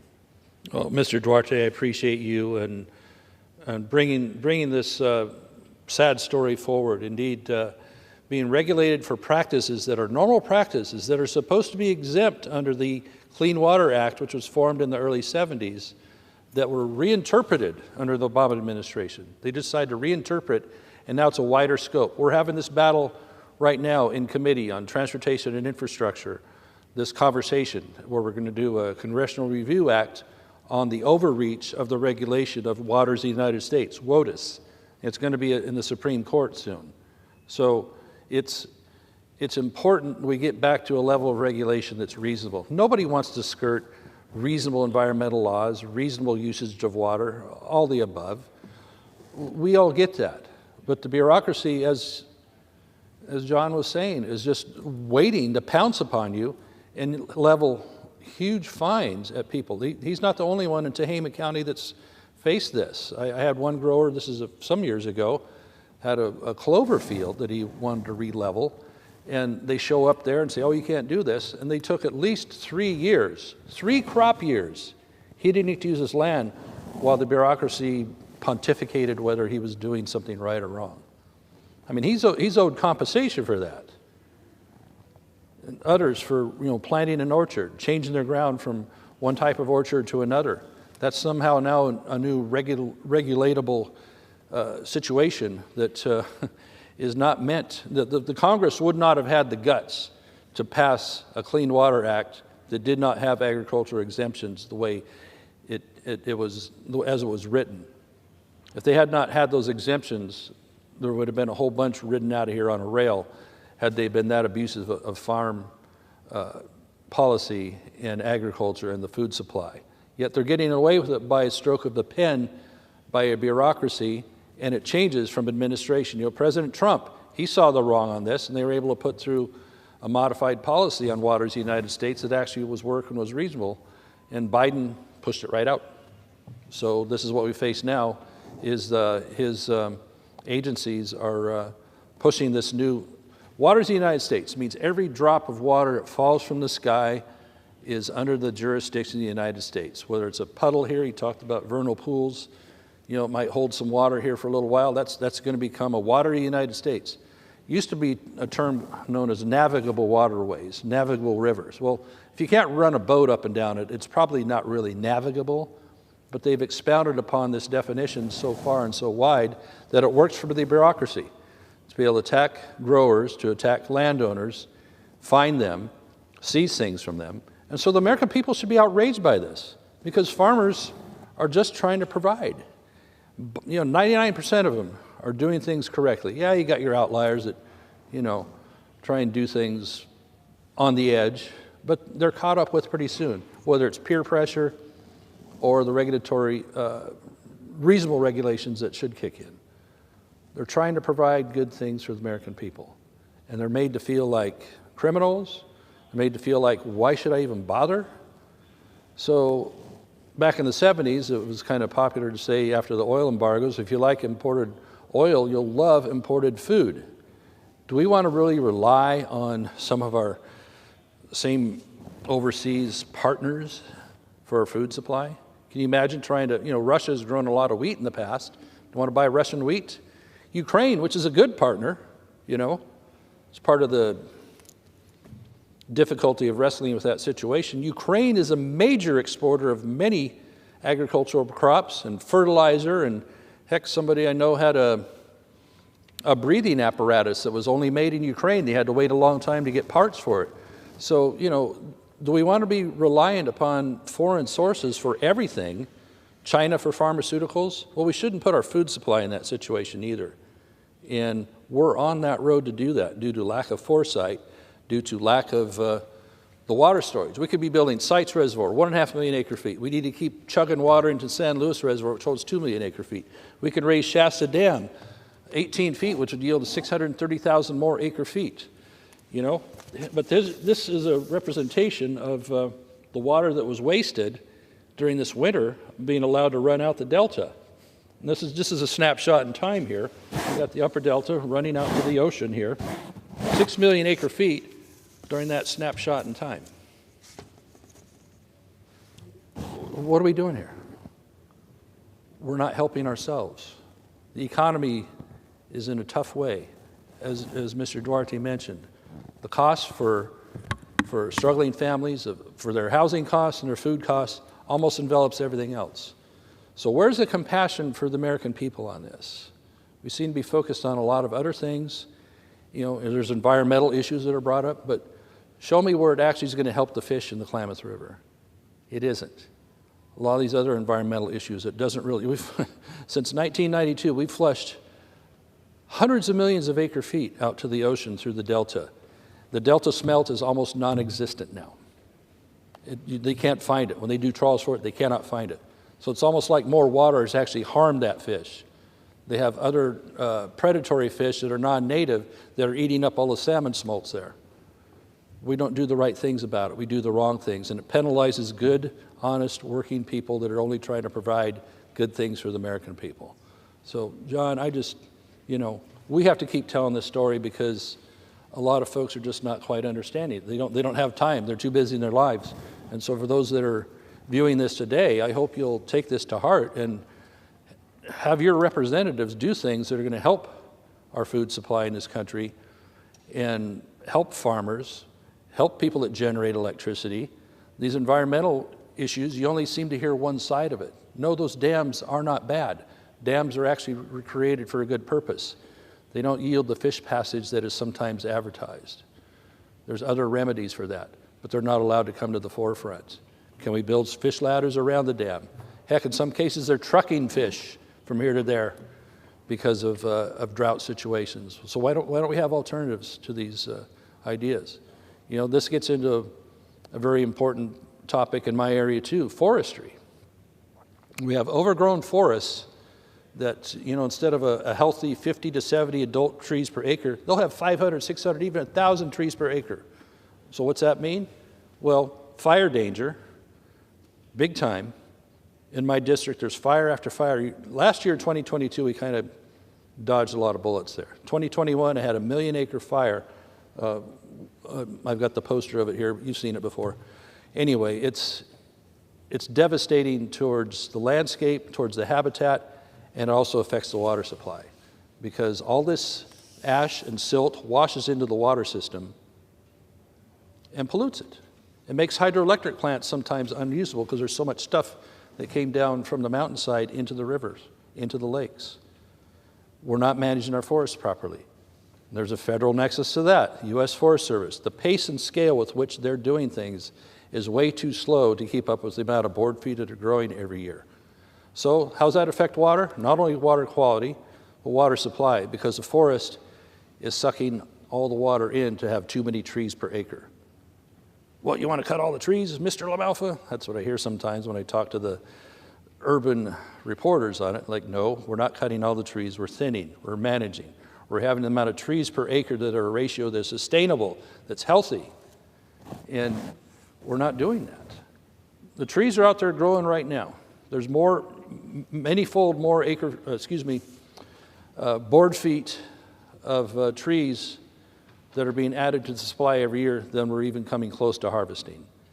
So that shows we're going backwards on that. So the pace and scale with which we manage our federal lands and, of course, allow the permitting on private lands to not cut every tree from here to Oregon, but to manage them.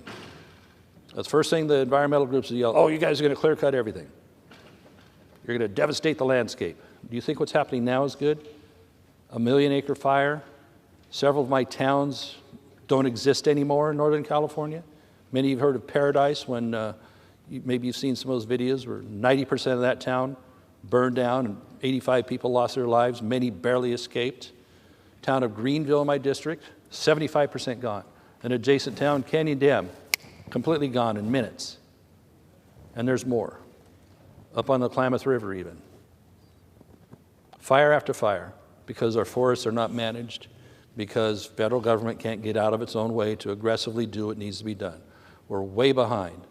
So it affects air quality. The air plume, the smoke that went up in a plume from my Dixie Fire in my district came and settled over the East Coast. There was so much smoke. And it affected air quality, I believe here in Washington, all the way up to New York. People were advised not to go out and do athletic things because of air quality from a fire in my district. I'm sorry, we didn't want it to happen. But there it was. year after year, fire after fire. And so we need folks to be on our side on this thing.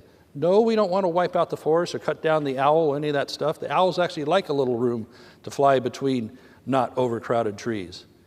It'll help our water supply. It'll help the health of the forest. It'll help not spend billions and billions in fire suppression every year once we're behind, endangering people's lives trying to put the fire out and flying the air tankers and all that being expended, all that fuel being expended trying to do that. And we're talking CO2. I have a CO2 poster over there as well. Thank you for helping out on that, John. When we're talking CO2, which everybody's scared to death of around here as being the major pollutant, more CO2 is released in those fires than like a year's worth of cars driving in LA, okay? So as this climate change, which is half the time what they're talking about on the other side of the aisle in order to scare people to death, CO2 represents only 0.04% of our atmosphere. And the U.S. is the country leading the way on actually lowering the number anyway. Yeah, we're going to export our jobs, export our industry to countries that are doing nothing about it. China laughs at us as they build another coal-fired power plant every week, every 2 weeks, whatever it is. And they'll say, oh, hey, you guys in America, you're not keeping up with the Paris Accords. And they keep cranking out more and more. It makes us look like a bunch of fools. And this climate change religion they're pushing is going to be really, really expensive. Watch out for these corporations that are pushing what's called an ESG policy. We acted on that this week here legislatively because it's going to make Americans uncompetitive in the areas of energy and everything else. So this is pie in the sky stuff they're pushing here. It's actually very harmful to America, which is always the innovator of the cleanest, best way of doing things.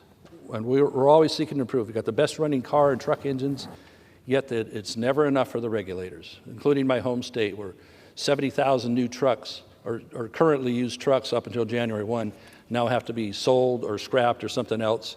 And therefore, people don't get the stuff delivered to the stores or their homes that they normally would. It's going to be more expensive. John, do you want to touch on that a little bit? Because what we got going in California on these regs is going to be emulated by the rest of the country. I heard somebody talk about the PRO Act here a minute ago. Well, in California, that was a bill that basically makes everybody have to be, instead of an independent contractor, part of a workforce or a union. So, I mean, well, the other side of affordability is opportunity. And families can't make ends meet unless they have affordable food, affordable energy, affordable housing. And they can't do the best they can do without opportunity. And until America decides to take practical steps to power our grid, we're not going to have the industrial growth, we're not going to have the worker productivity, we're not going to have the opportunity that American families deserve. And I think Congressman LaMalfa makes a very clear case that other countries are happy to take those jobs, happy to provide their citizens with opportunities that American citizens won't have. As we look at our global food system that's based in California and throughout many states, a global food system will ship food to whoever can afford it best.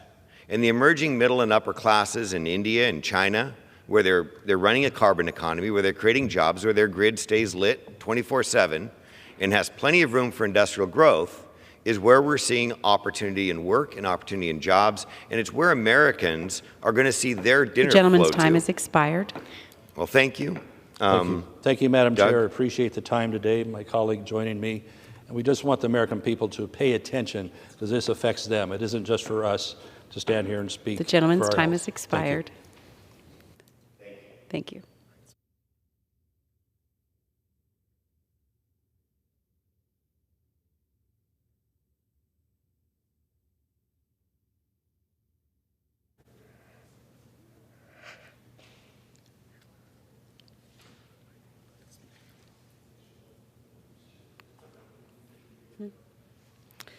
Under the Speaker's announced policy of January 9th, 2023, the Chair recognizes the gentlewoman from Florida, Ms. Kamak, for 30 minutes.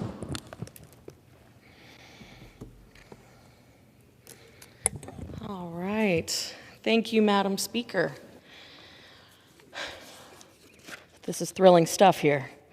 I know you guys are very excited, as are you, Madam Speaker, I'm sure. Madam Speaker, I rise today to congratulate Aaron Jackson, Joey Mantilla, and Brittany Bowe, the 3 speed skaters from Ocala, Florida, who represented the United States at the 2022 Winter Olympics and brought home gold and bronze. It's not every day that you see a winter sport like speed skating coming out of the Sunshine State, so it really is a particular honor to be able to stand here and recognize the Olympians from my very own district. To Aaron, a gold medalist, and Joey and Brittany, both bronze medalists, you have made Florida's 3rd congressional district and the United States so proud during the Olympics. Your hard work, dedication, and commitment to the American values of independence and self-determination are certainly worthy of celebration. And we cannot wait to see what you will continue to accomplish in the future. To the Ocala community, the coaches and parents who have helped these amazing athletes get to the top of their game, thank you. And of course, not only to Aaron Jackson, Joey Mantilla, and Brittany Bowe, but to the entire Team USA for proudly representing the United States on the world stage and demonstrating to countries all over the world what it means to be an American. Go Team USA. Madam Speaker, I rise today to commemorate and honor the life of a dear friend, Kevin Morse. As a husband, father to 3 sons, and friend to many, Kevin was a man loved by all. Whether you needed a mechanic, engineer, plumber, electrician, therapist, priest, or even a hug, Kevin would be there in an instant. He lived to help others. He was a family man through and through, and loved his wife and kids more than anything in the world.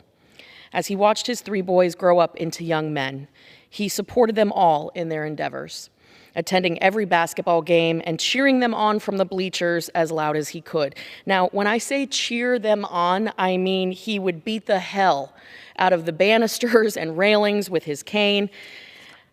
At the time, I was cheering for Metro State and could hear his endless banging up in the stands, even down on the floor. By the end of the game, there were more dents and scratches on the cane and all the entire areas around him. It was kind of his signature. He was a role model for his boys, and he raised them to be kind, smart, and selfless. He served as the spiritual leader for his family and his community, exemplifying what it means to be a man of faith. He was gentle, patient, faithful, and forgiving, all the qualities of a man who you would want in a friend. I have known Kevin for many years, and the impact that he had on my life is something that cannot be explained really in words. To his family, friends, and anyone who was lucky enough to have known Kevin, I extend my sincerest thoughts and prayers during this difficult time. I am honored to recognize Kevin Morse and his incredible legacy here on the House floor.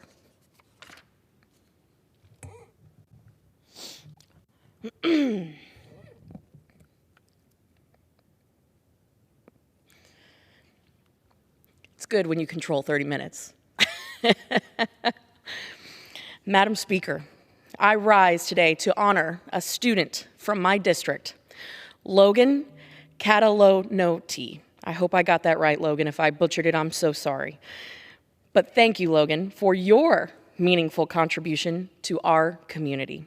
At just 17 years old, a senior at Forest High School in Ocala, Logan decided to make his Eagle Scouts project an upgrade to the State Flag Commons area of the Ocala Marion Veterans Memorial Park. His troop, Scout Troop 72 of Ocala, has held events at the park over the last 2 years, and Logan decided to give back to the community by beautifying the memorial park.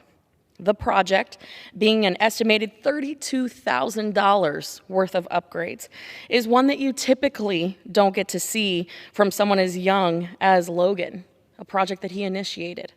His service to the veteran community has not gone unnoticed by the citizens of Ocala, as many have expressed great gratitude towards Logan for his dedication to the project.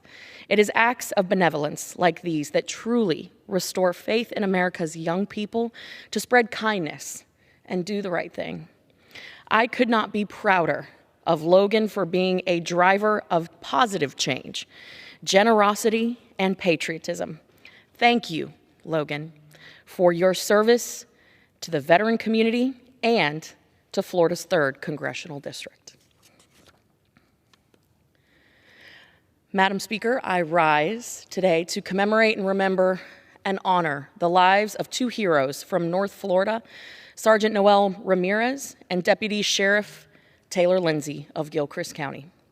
It was on April 19th of 2018 that these young men lost their lives as they were attacked and fatally shot while on a lunch break in Trenton, Florida. Beloved by their family, friends in law enforcement, and members of the local community, the legacy that these public heroes leave behind will not soon be forgotten by either myself or those whose lives were impacted by their incredible kindness. As we approach the 5th anniversary of their tragic deaths, we will forever honor their memories by saying their name. As the wife of a first responder myself, what happened to these 2 men is something to which our law enforcement officers are no strangers. I remember the day we lost these heroes and recall the heartbreak when we learned the news. On April 18th and on countless other days when we mark the deaths of our law enforcement officers, my resolve to support our men and women in blue grows stronger. Each year during National Police Week, I visit Noel and Taylor's names at the National Law Enforcement Memorial in Washington, D.C., and will continue to remember them and their sacrifices, as well as their families, to remember all that they have given to Gilchrist County and our surrounding areas. Please join me in honoring their families and friends, as well as our heroes in uniform across the Sunshine State and the nation. Madam Speaker, I rise to congratulate a constituent of mine, Reggie Brown, for his induction into the Florida State Agricultural Hall of Fame. Born and raised on a family farm in Alachua County, Reggie's expertise and work in the industry is undoubtedly worthy of this prestigious honor. He has held numerous roles during his career, including those at the University of Florida Institute of Food and Agricultural Sciences, better known as IFAS, the Florida Fruit and Vegetable Association, and the Florida Tomato Exchange, where he served as the executive vice president. Reggie has become a prominent leader within the Florida tomato industry for his efforts to combat unfair trade practices and work towards improved food safety and fresh produce worldwide. He is a champion for the horticulture industry, leading on numerous fronts to protect domestic producers, family farms, and now his achievements have become the benchmark for the development of national product safety guidance. I am so honored to be recognizing Mr. Reggie Brown before this Congress, and I thank him for all that he has done for Florida's farmers, ranchers, and producers. Congratulations, Reggie.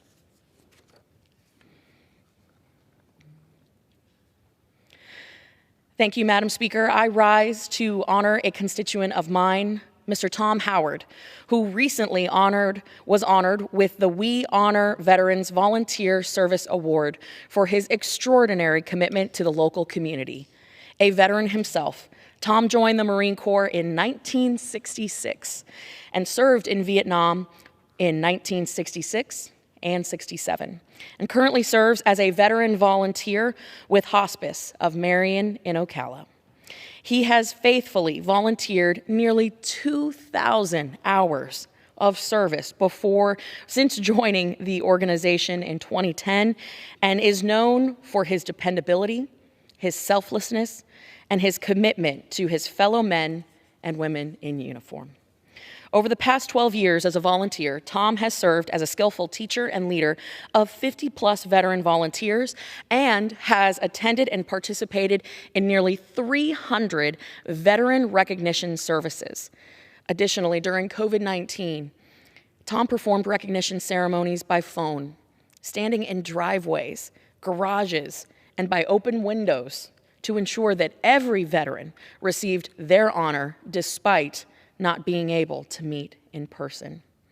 For these acts of service and so much more, The National Hospice and Palliative Care Organization honored Tom this year with the We Honor Veterans Volunteer Service Award.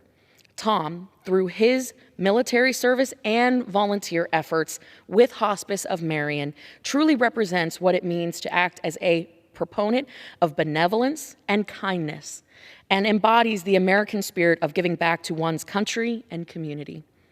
Thank you, Tom, for all that you have done for our veterans from Florida's 3rd Congressional District. It is an honor to be able to recognize you here on the House floor before this Congress. Thank you, Madam Speaker. I rise today to remember and honor the life of a firefighter paramedic from my district, Mr. Alan Singleton, who sadly passed away in late January of this year. Alan was a 6-year veteran firefighter who joined the ranks of Marion County Fire Rescue on September 12, 2016, where he was a proud member of the Rolling Green Station, number 28, and he was a member of the local SWAT medic team, just like my husband. Our community was truly fortunate and blessed to have experienced his service, but more importantly, his heart for others. As the wife of a firefighter and first responder, I understand the courage and sacrifice that it takes every day to do this job and know the challenges that our heroes face while serving our community. Alan will forever be remembered by his colleagues and the fire family for the unforgettable difference that he made and the lives he touched during his many years of service in Marion County. To Alan's family, know that the entirety of Florida's 3rd Congressional District stands with you and behind you during this difficult time. Our thoughts and prayers are with his friends, family, and the entire Marion County Fire Rescue team as our community mourns this great loss.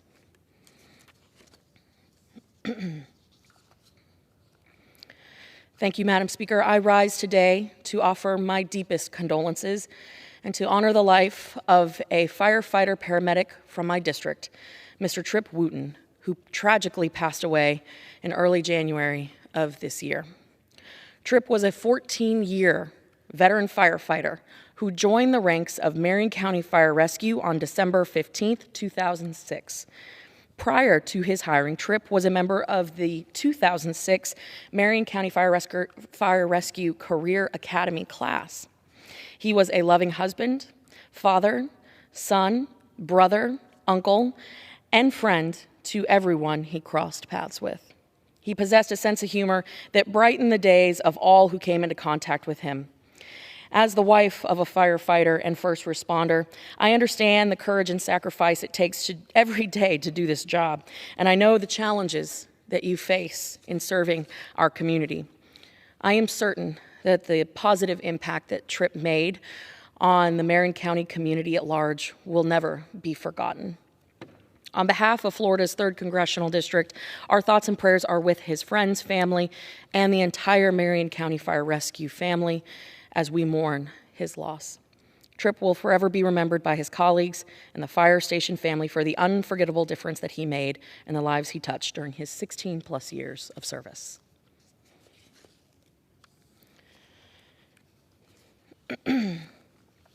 Thank you, Madam Speaker. I solemnly rise today to honor the life of Mr. Nicholas Tilleman, a member of the Alachua County Sheriff's Department who tragically passed away last month.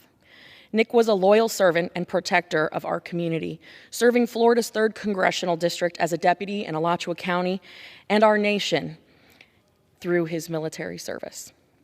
After completing high school, Nick joined the United States Navy as a gunner's mate. Following his naval service, he joined the United States Army Reserves. He joined the Alachua County Sheriff's Office in 2018 and then deployed to Afghanistan. Safe to say, he had a heart for service.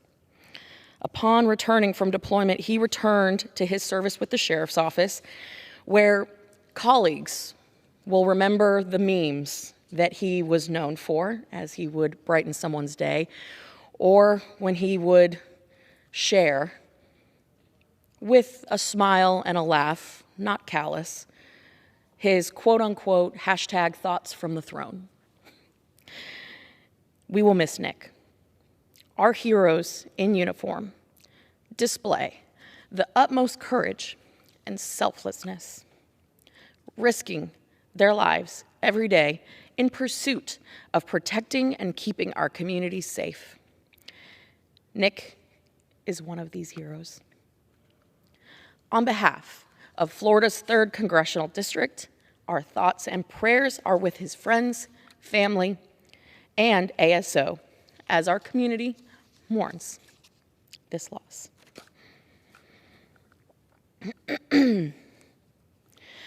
Thank you, Madam Speaker. I rise today on behalf of Florida's 3rd Congressional District to honor Mr. Ansel Lewis as our 2022 Veteran of the Year. Each year, our office gives this award to a veteran who has exemplified the utmost courage, sacrifice, and benevolence throughout our local communities. Mr. Lewis served as a Sergeant Major in the United States Marine Corps from 1987 to 2017.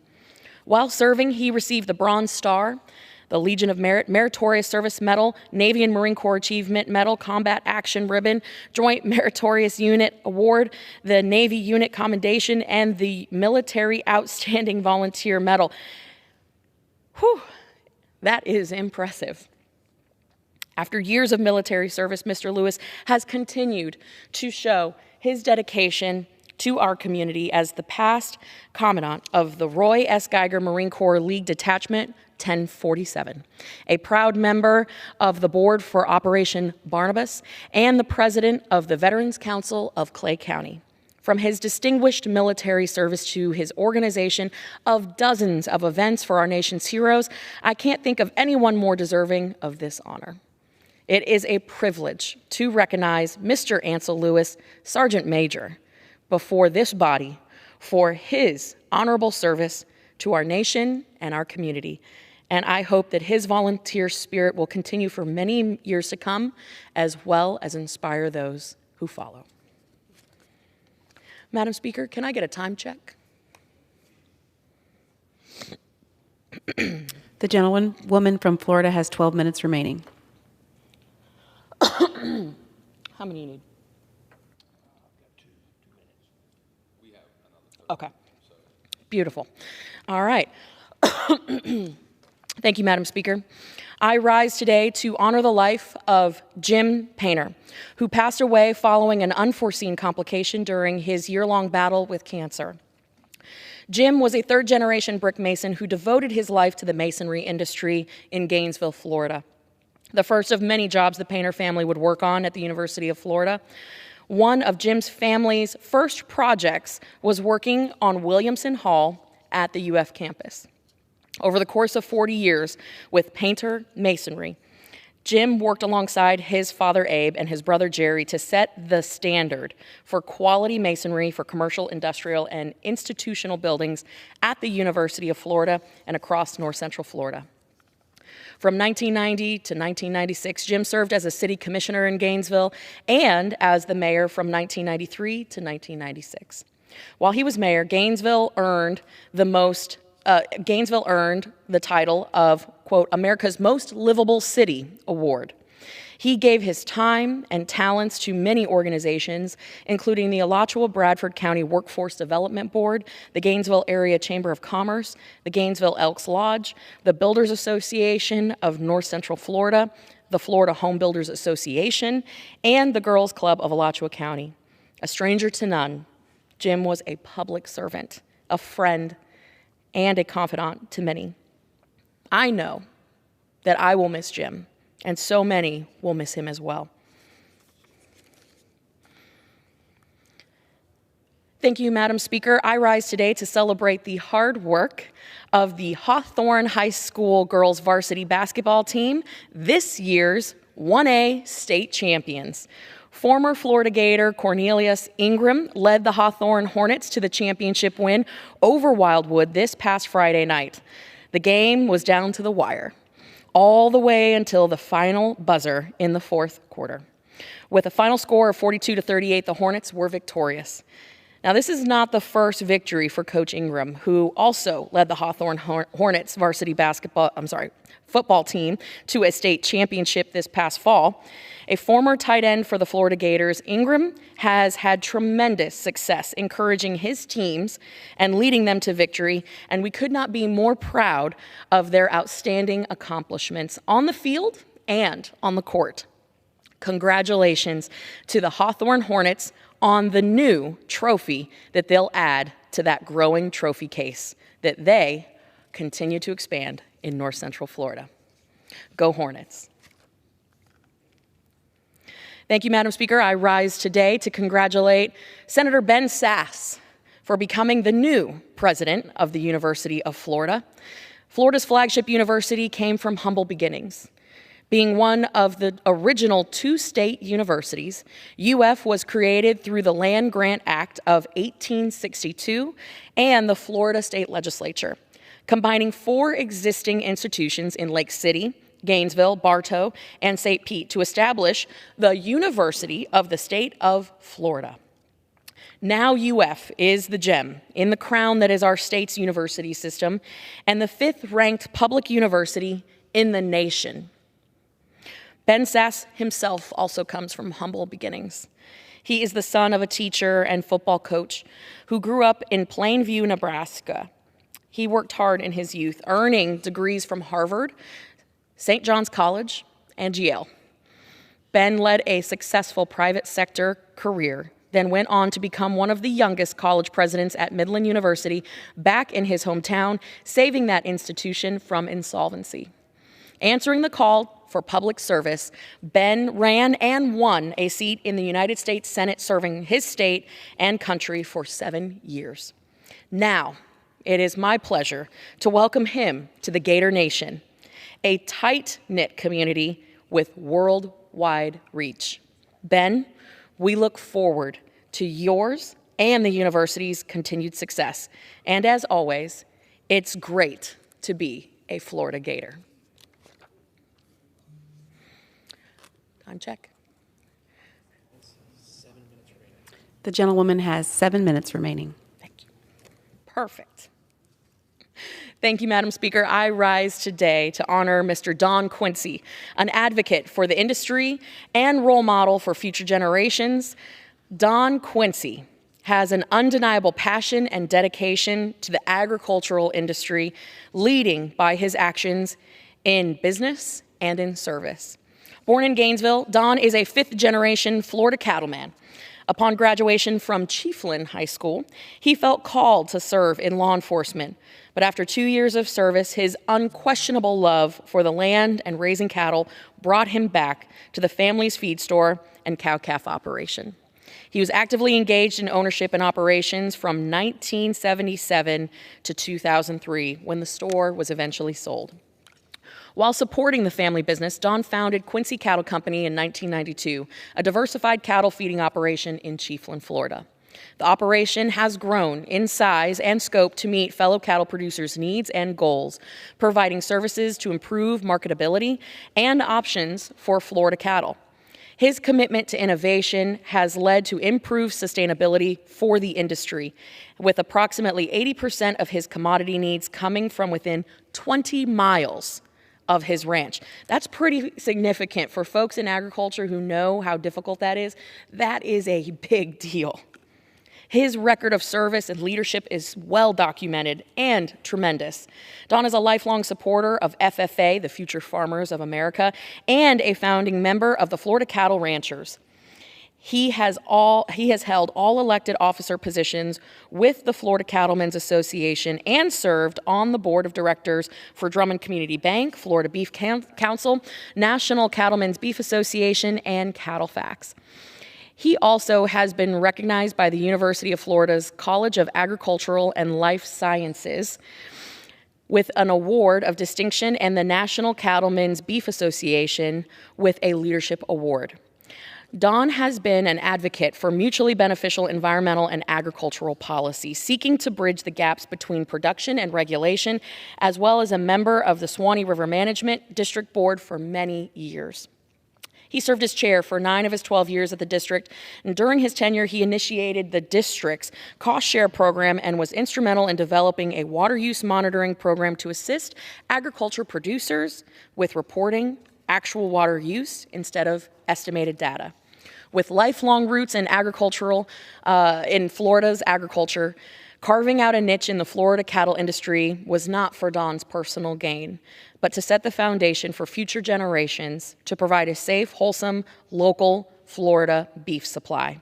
We are so glad to know Don and his family, and proud and grateful for all that he has done in service to North Central Florida and our farmers, ranchers, and producers. Last one. Thank you, Madam Speaker. I rise today to honor the Florida Gators women's gymnastics team, this year's regular season SEC champions. Florida's super seniors, including Leah Clapper, Savannah Schoener, Hallie Taylor, and Trinity Thomas, now have a handful of rings, claiming their 5th consecutive SEC title on Friday with a win over number 12, Kentucky. This is UF's 15th SEC championship gymnastics title and 5th consecutive title. The gymnastics team joins volleyball and men and women swimming and diving as regular season champions during this academic year. During the SEC championship meet, Florida led on vaults with season best by Leanne Wong and Sloan Blakely. Kayla DiCello led the Gators on the balance beam, while DiCello, Trinity Thomas, and Wong boosted the Gators' overall scores on the uneven bars. Whole heck of a lot more than what most of us in this chamber can do. So it is with tremendous pride that we say congratulations to the Gators gymnastics team, Coach Rowland, and the super seniors on a great regular season. We look forward to cheering them on at the Collegiate NCAA Championship that is soon to come. Go Gators. At this time, Madam Speaker, I would like to yield to my good friend and colleague from the great state of Texas for as much time as he may consume. Thank you. I appreciate that very much, my good colleague from Florida. And wow, very impressive too, very impressive, all those stats. Well, I want to also rise today and thank my fellow Texan Chip Roy over here for this special order that we're going to do on our Texas Rangers 200th anniversary. Mr. Speaker, I rise today to celebrate one of our country's most storied law enforcement agencies, as I said, the Texas Rangers. Since its creation 200 years ago as a force to defend settlers on the frontier of Texas, the Rangers have been a central part of my state's rich, rich history. This group of remarkable men and women has seen their fair share of legends themselves. Men like John Coffee Hayes, who helped tame the vast wilderness of Texas and protect settlers in the early days. John B. Jones, who brought law and order during a time when the West was still very wild. And Frank Hamer, who took down the infamous Bonnie Parker and Clyde Barrow. In fact, my district, the 36th Congressional District, which includes Houston over to Louisiana, is home to a few legendary Texas Rangers itself. Major James T. Thomas grew up in Newton, Texas, right down the road from my hometown of Woodville, Texas. He is the first known Texas Ranger to hold a doctoral degree and is a forensics expert. His fellow Rangers say that he is the epitome of what it means to be a Texas Ranger, a man who is devoted to his faith, to his wonderful wife, and as a great father and to his children, a loyal friend and a colleague. I'm also proud to represent other legends of the Texas Rangers. Brandon Bess, who is known for using modern techniques like the genetic targeting to solve cold cases that are decades old. And Texas Ranger Joe Harrelson, who is the longest-serving Ranger in history. It is a great privilege to represent heroes like these three men. Throughout history, the Texas Rangers have protected presidents and dignitaries, captured bandits and burglars, and solved some of the most complicated criminal cases ever. They have always served their communities and the Lone Star State with distinction and bravery. I want to thank them for their dedicated service, and may God continue to bless the Texas Rangers and our beloved Lone Star State. Thank you, and I yield back. The time of the gentlewoman from Florida is expired. Under the Speaker's announced policy of January 9th, 2023, the Chair recognizes the gentleman from Texas, Mr. Roy, for 30 minutes. I thank the Speaker, and I'm proud to rise here on the floor of the United States House of Representatives as we celebrate the 200th anniversary of the Texas Rangers, Texas' oldest law enforcement agency. I am proud to represent a number of Rangers personally, proud to live in a county named after one of our most famous Texas Rangers. I am proud to be the descendant of a Texas Ranger, but I'll have more to say about all of that in a moment, because I would like to yield to my friend from Texas to offer his thoughts on the Texas Rangers. Thank you, Mr. Roy. Madam Speaker, I am honored to join Representative Roy and so many from the Texas delegation today in recognizing 200 years of history, the 200th anniversary of our most prolific investigative law enforcement agency in Texas, and one of the most prolific law enforcement agencies in this nation and worldwide, the Texas Rangers. In 1823, Stephen F. Austin assembled a small collection of brave men in a call to arms. And over the past 2 centuries, this small group, numbering less than 200 today, has undertaken almost every aspect of law enforcement in Texas. And let me pause there and reinforce, less than 200 Rangers on the job today. By the amount of work that they do, you would think that there were hundreds, even thousands across Texas. But indeed, it is a small elite force. From investigating murder to conspiracy and every crime in between, they've protected our borders, both in the 19th century and here again in the 21st century. They've protected our governor and our historic Alamo. The Texas Rangers are an esteemed symbol of the Lone Star State. They are, in fact, guardians of the highest order, the cream of the crop. And because of that, they've been praised and storied again and again in poem and in song, in movies and in televisions. From the Lone Ranger to Walker Texas Ranger, you see replications of these Texas Rangers over and over again because of their unique toughness, but also because of their compassion. They make sure that there is swift and sure justice in Texas, but fair and impartial justice. Like so many other law enforcement agencies, it's not just the possibility of ultimate sacrifice that sets them apart from so many others. It frankly is their daily sacrifice. Each day when they get up, they kiss their kids and their wives and their spouses goodbye, and they head off to work, and they set themselves apart by sacrificial service to their communities, putting their life on the line day in and day out for each of us in Texas. As I did when I was a county judge in Texas, I am proud to back the blue, and I am honored to stand here today in recognition of the Texas Rangers' 200 years of dedication and service to our communities. To all of our officers, we honor you, we thank you, and we are indebted to you.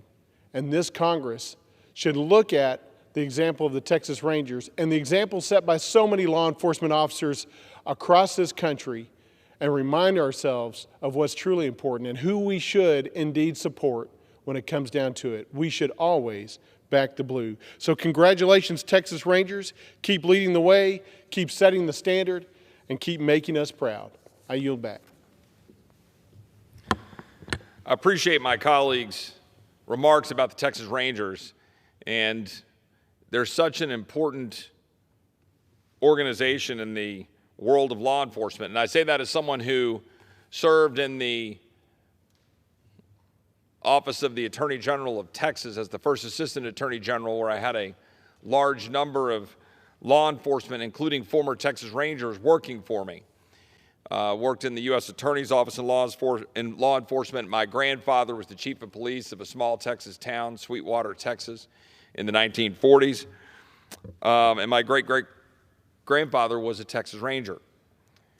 As my colleague from Texas just discussed with respect to the history, in 1821, Stephen F. Austin, the father of Texas, brought 300 families to settle land in modern-day Texas. There was no regular army, so Austin assembled a fighting force to provide protection from Comanches and eventually Mexican raiders, giving rise to the Texas Rangers. Texans did what sovereign states have done throughout history, stepping up and protecting our communities.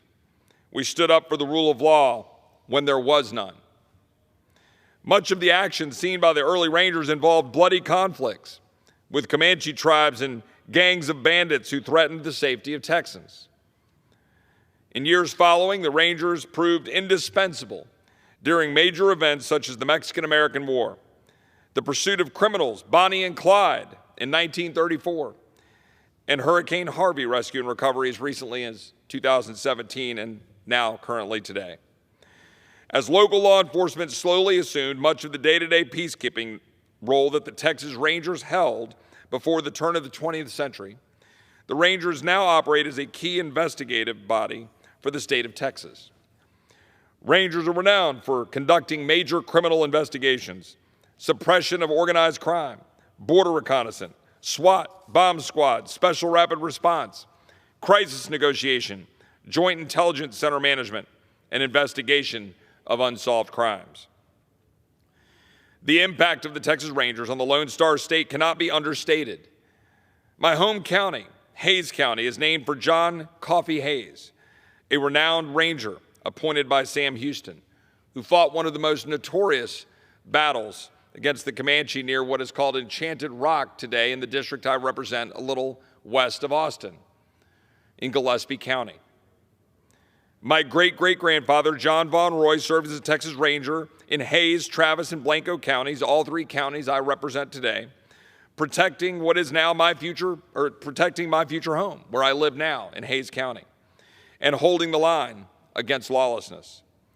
To the west, Captain Charles Schreiner of Kerr County served with distinction and went on to donate land for the Schreiner Institute, a military school in my district. Today, I am honored to represent Ranger Ray Martinez, a living legend in New Braunfels with a long history of heroism and service. The Ranger spirit is also alive and well today in my friend and longtime Texas Ranger, David Maxwell, who I worked with in the Office of the Attorney General of Texas, who solved the over 35-year-old cold case in the unspeakable murder of his own sister. That is the spirit of the Texas Rangers. They were men who could not be stampeded. That's how former Department of Public Safety Director Homer Garrison Jr. described them. And they have certainly lived up to that.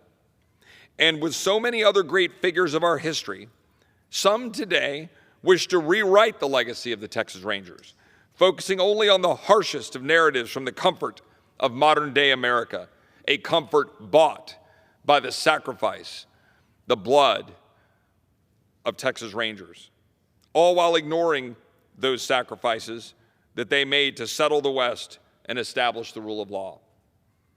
The scripture reminds us greater love has no one than this, that he lay down his life for his friends. These heroes wake up every morning and put their lives on the line to serve and protect their fellow Texans, as did their predecessors. The Texas Rangers are owed a debt of gratitude that cannot be fully repaid. But today we do thank them, and we congratulate them on 200 years of selfless service. Tomorrow will be March 2nd. That is Texas Independence Day. On February 23rd, a Mexican force numbering in the thousands and led by General Antonio Lopez de Santa Anna began a siege of the fort.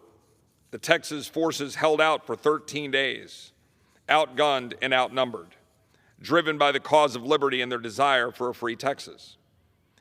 William Barrett Travis wrote this about the siege: I am besieged by 1,000 or more of the Mexicans under Santa Anna. I have sustained a continual bombardment and cannonade for 24 hours and have not lost a man. The enemy has demanded a surrender, at discretion. Otherwise, the garrison are to be put to the sword. If the fort is taken, I have answered the demand with a cannon shot, and our flag still waves proudly from the walls. I shall never surrender or retreat. Then I call on you in the name of liberty, of patriotism, and everything dear to the American character to come to our aid with all dispatch. The enemy is receiving reinforcements daily and will no doubt increase to 3,000 or 4,000 in 4 or 5 days. If this call is neglected, I am determined to sustain myself as long as possible and die like a soldier who never forgets what is due to his own honor and that of his country, victory or death. This week also includes Texas Independence Day, as I said. The Texas Declaration of Independence reads, "When a government has ceased to protect the lives, liberty, and property of the people, from whom its legitimate powers are derived, and for the advancement of whose happiness it was instituted." The Texas Declaration of Independence states, "The first law of nature, the right of self-preservation, the inherent and inalienable right of the people to appeal to first principles and take their political affairs into their own hands in extreme cases, enjoin it as a right towards themselves and a sacred obligation to their posterity to abolish such government and create another in its stead, calculated to rescue them from impending dangers and to secure their welfare and happiness." But what did they declare independence for? What did Travis and the rest of the Alamo sacrifice for? A federal government that opens our borders to cartels? A group of Republicans who campaign on securing the border, who run away in abject surrender, refusing to actually do it? That's the question before us right now. That's the question for every member of the Republican conference. I'm speaking to you. If you do not secure the border now,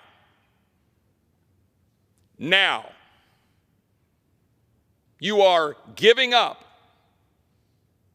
any argument you have for the American people to put their faith in you. Will Republicans honor their campaign commitments to secure the border, yes or no? What I am seeing right now from my Republican colleagues does not give me faith that they will stand up in the breach, as did those men who stood on the wall at the Alamo. I am tired of words. Things are going to change in this body. If my Republican colleagues believe that they're going to be moving through relatively meaningless provisions, doing precious damned little for the very people who sent us here to change things, and they think that some of us are just going to go along for the ride, they are sorely mistaken. We will not. There will be no more games, as I saw unfold today on the floor of the House of Representatives, where lies and misrepresentations were made about legislation, specifically for personal reasons, to take down an amendment. An amendment, by the way, designed to ensure that the executive orders that are driving up inflation, that this majority said they wanted to expose out of the current president and our Democratic colleagues on the other side of the aisle, that they would exempt emergency executive orders, exempt national security related executive orders, the very kinds of emergency executive orders that have been killing this country for as long as I can remember, and specifically for the last several years through the COVID pandemic and emergency responses. Executive orders forcing needles into the people's arms. And if they say no and they can't carry out their livelihoods, shrinking the labor supply, driving up the cost of goods and services by shutting down the greatest economy in the history of the world. My colleagues on this side of the aisle today ran away from actually holding the executive branch responsible. Why? For petty, personal, political reasons. That ain't gonna fly. That's not gonna be the way this works. Leadership is something that is observed and followed, It is not an anointed position. We did not come to this chamber to continue to allow the executive branch to run over the American people. Where sitting today is a young man who served his country and is being denied his commanding officer job, being forced to try to pay back student loans because he dared to say no to a vaccine mandate that was politically driven. And what is this side of the aisle doing about it? Not a damned thing. What is this side of the aisle doing about open borders? Nothing. Nothing. What is this side of the aisle doing about an ATF rule about to make felons out of 10 million Americans or more? Nothing. What is this side of the aisle going to do about spending? Lip service. We have a debt ceiling approaching. We're running around like chickens with their heads cut off. We should say something right now. We should pass a bill off this floor saying that we will raise the debt ceiling, but only if you end the disastrous student loans that are going to cost $400 billion and drive up the cost of higher ed. Only if you rescind the $91 billion of unobligated COVID money. Only if you go rescind the $80 billion designed to increase the IRS to go after taxpayers, including, by the way, more often the poorest among us and minorities. Only if you will return spending to 2022 levels, getting our spending back to pre-COVID levels, and make sure that we cap spending so we stop funding the woke, weaponized bureaucracy that's going after the American people. Do that. Send that over to the Senate. Send that over to the Senate and make Chuck Schumer and the President of the United States choke on it. Because the American people want us to cut spending right now. They don't want us dilly-dallying around, going out to focus groups and talking to Frank Luntz to figure out what the hell we're going to do for the American people. But that is too often what this body does, and particularly this side of the aisle. We are not going to have 2 more years of the usual crap that this body continually engages in. No more spending money we don't have. No more allowing lawlessness. No more open borders. No more mandates killing the American people. No more mandates driving up the price of energy, subsidizing unreliable energy, driving up the cost of that energy. No more. $32 trillion of debt. Wide open borders causing little girls to get sold into the sex trafficking trade. New York Times finally wakes up and writes a story about it this week. What do? We pass a 3-page bill asking the Democrats to say, we'll give you reports on inflation, but not if there's emergency spending. Because everybody's got to have their precious emergency spending. Oh gosh, there's a hurricane, so who cares if it's inflationary that you dump $40 billion? Who cares if it's COVID and you dump $5 trillion out in the name of an emergency, crushing the greatest economy in the history of the world? No, we can't have a report like that.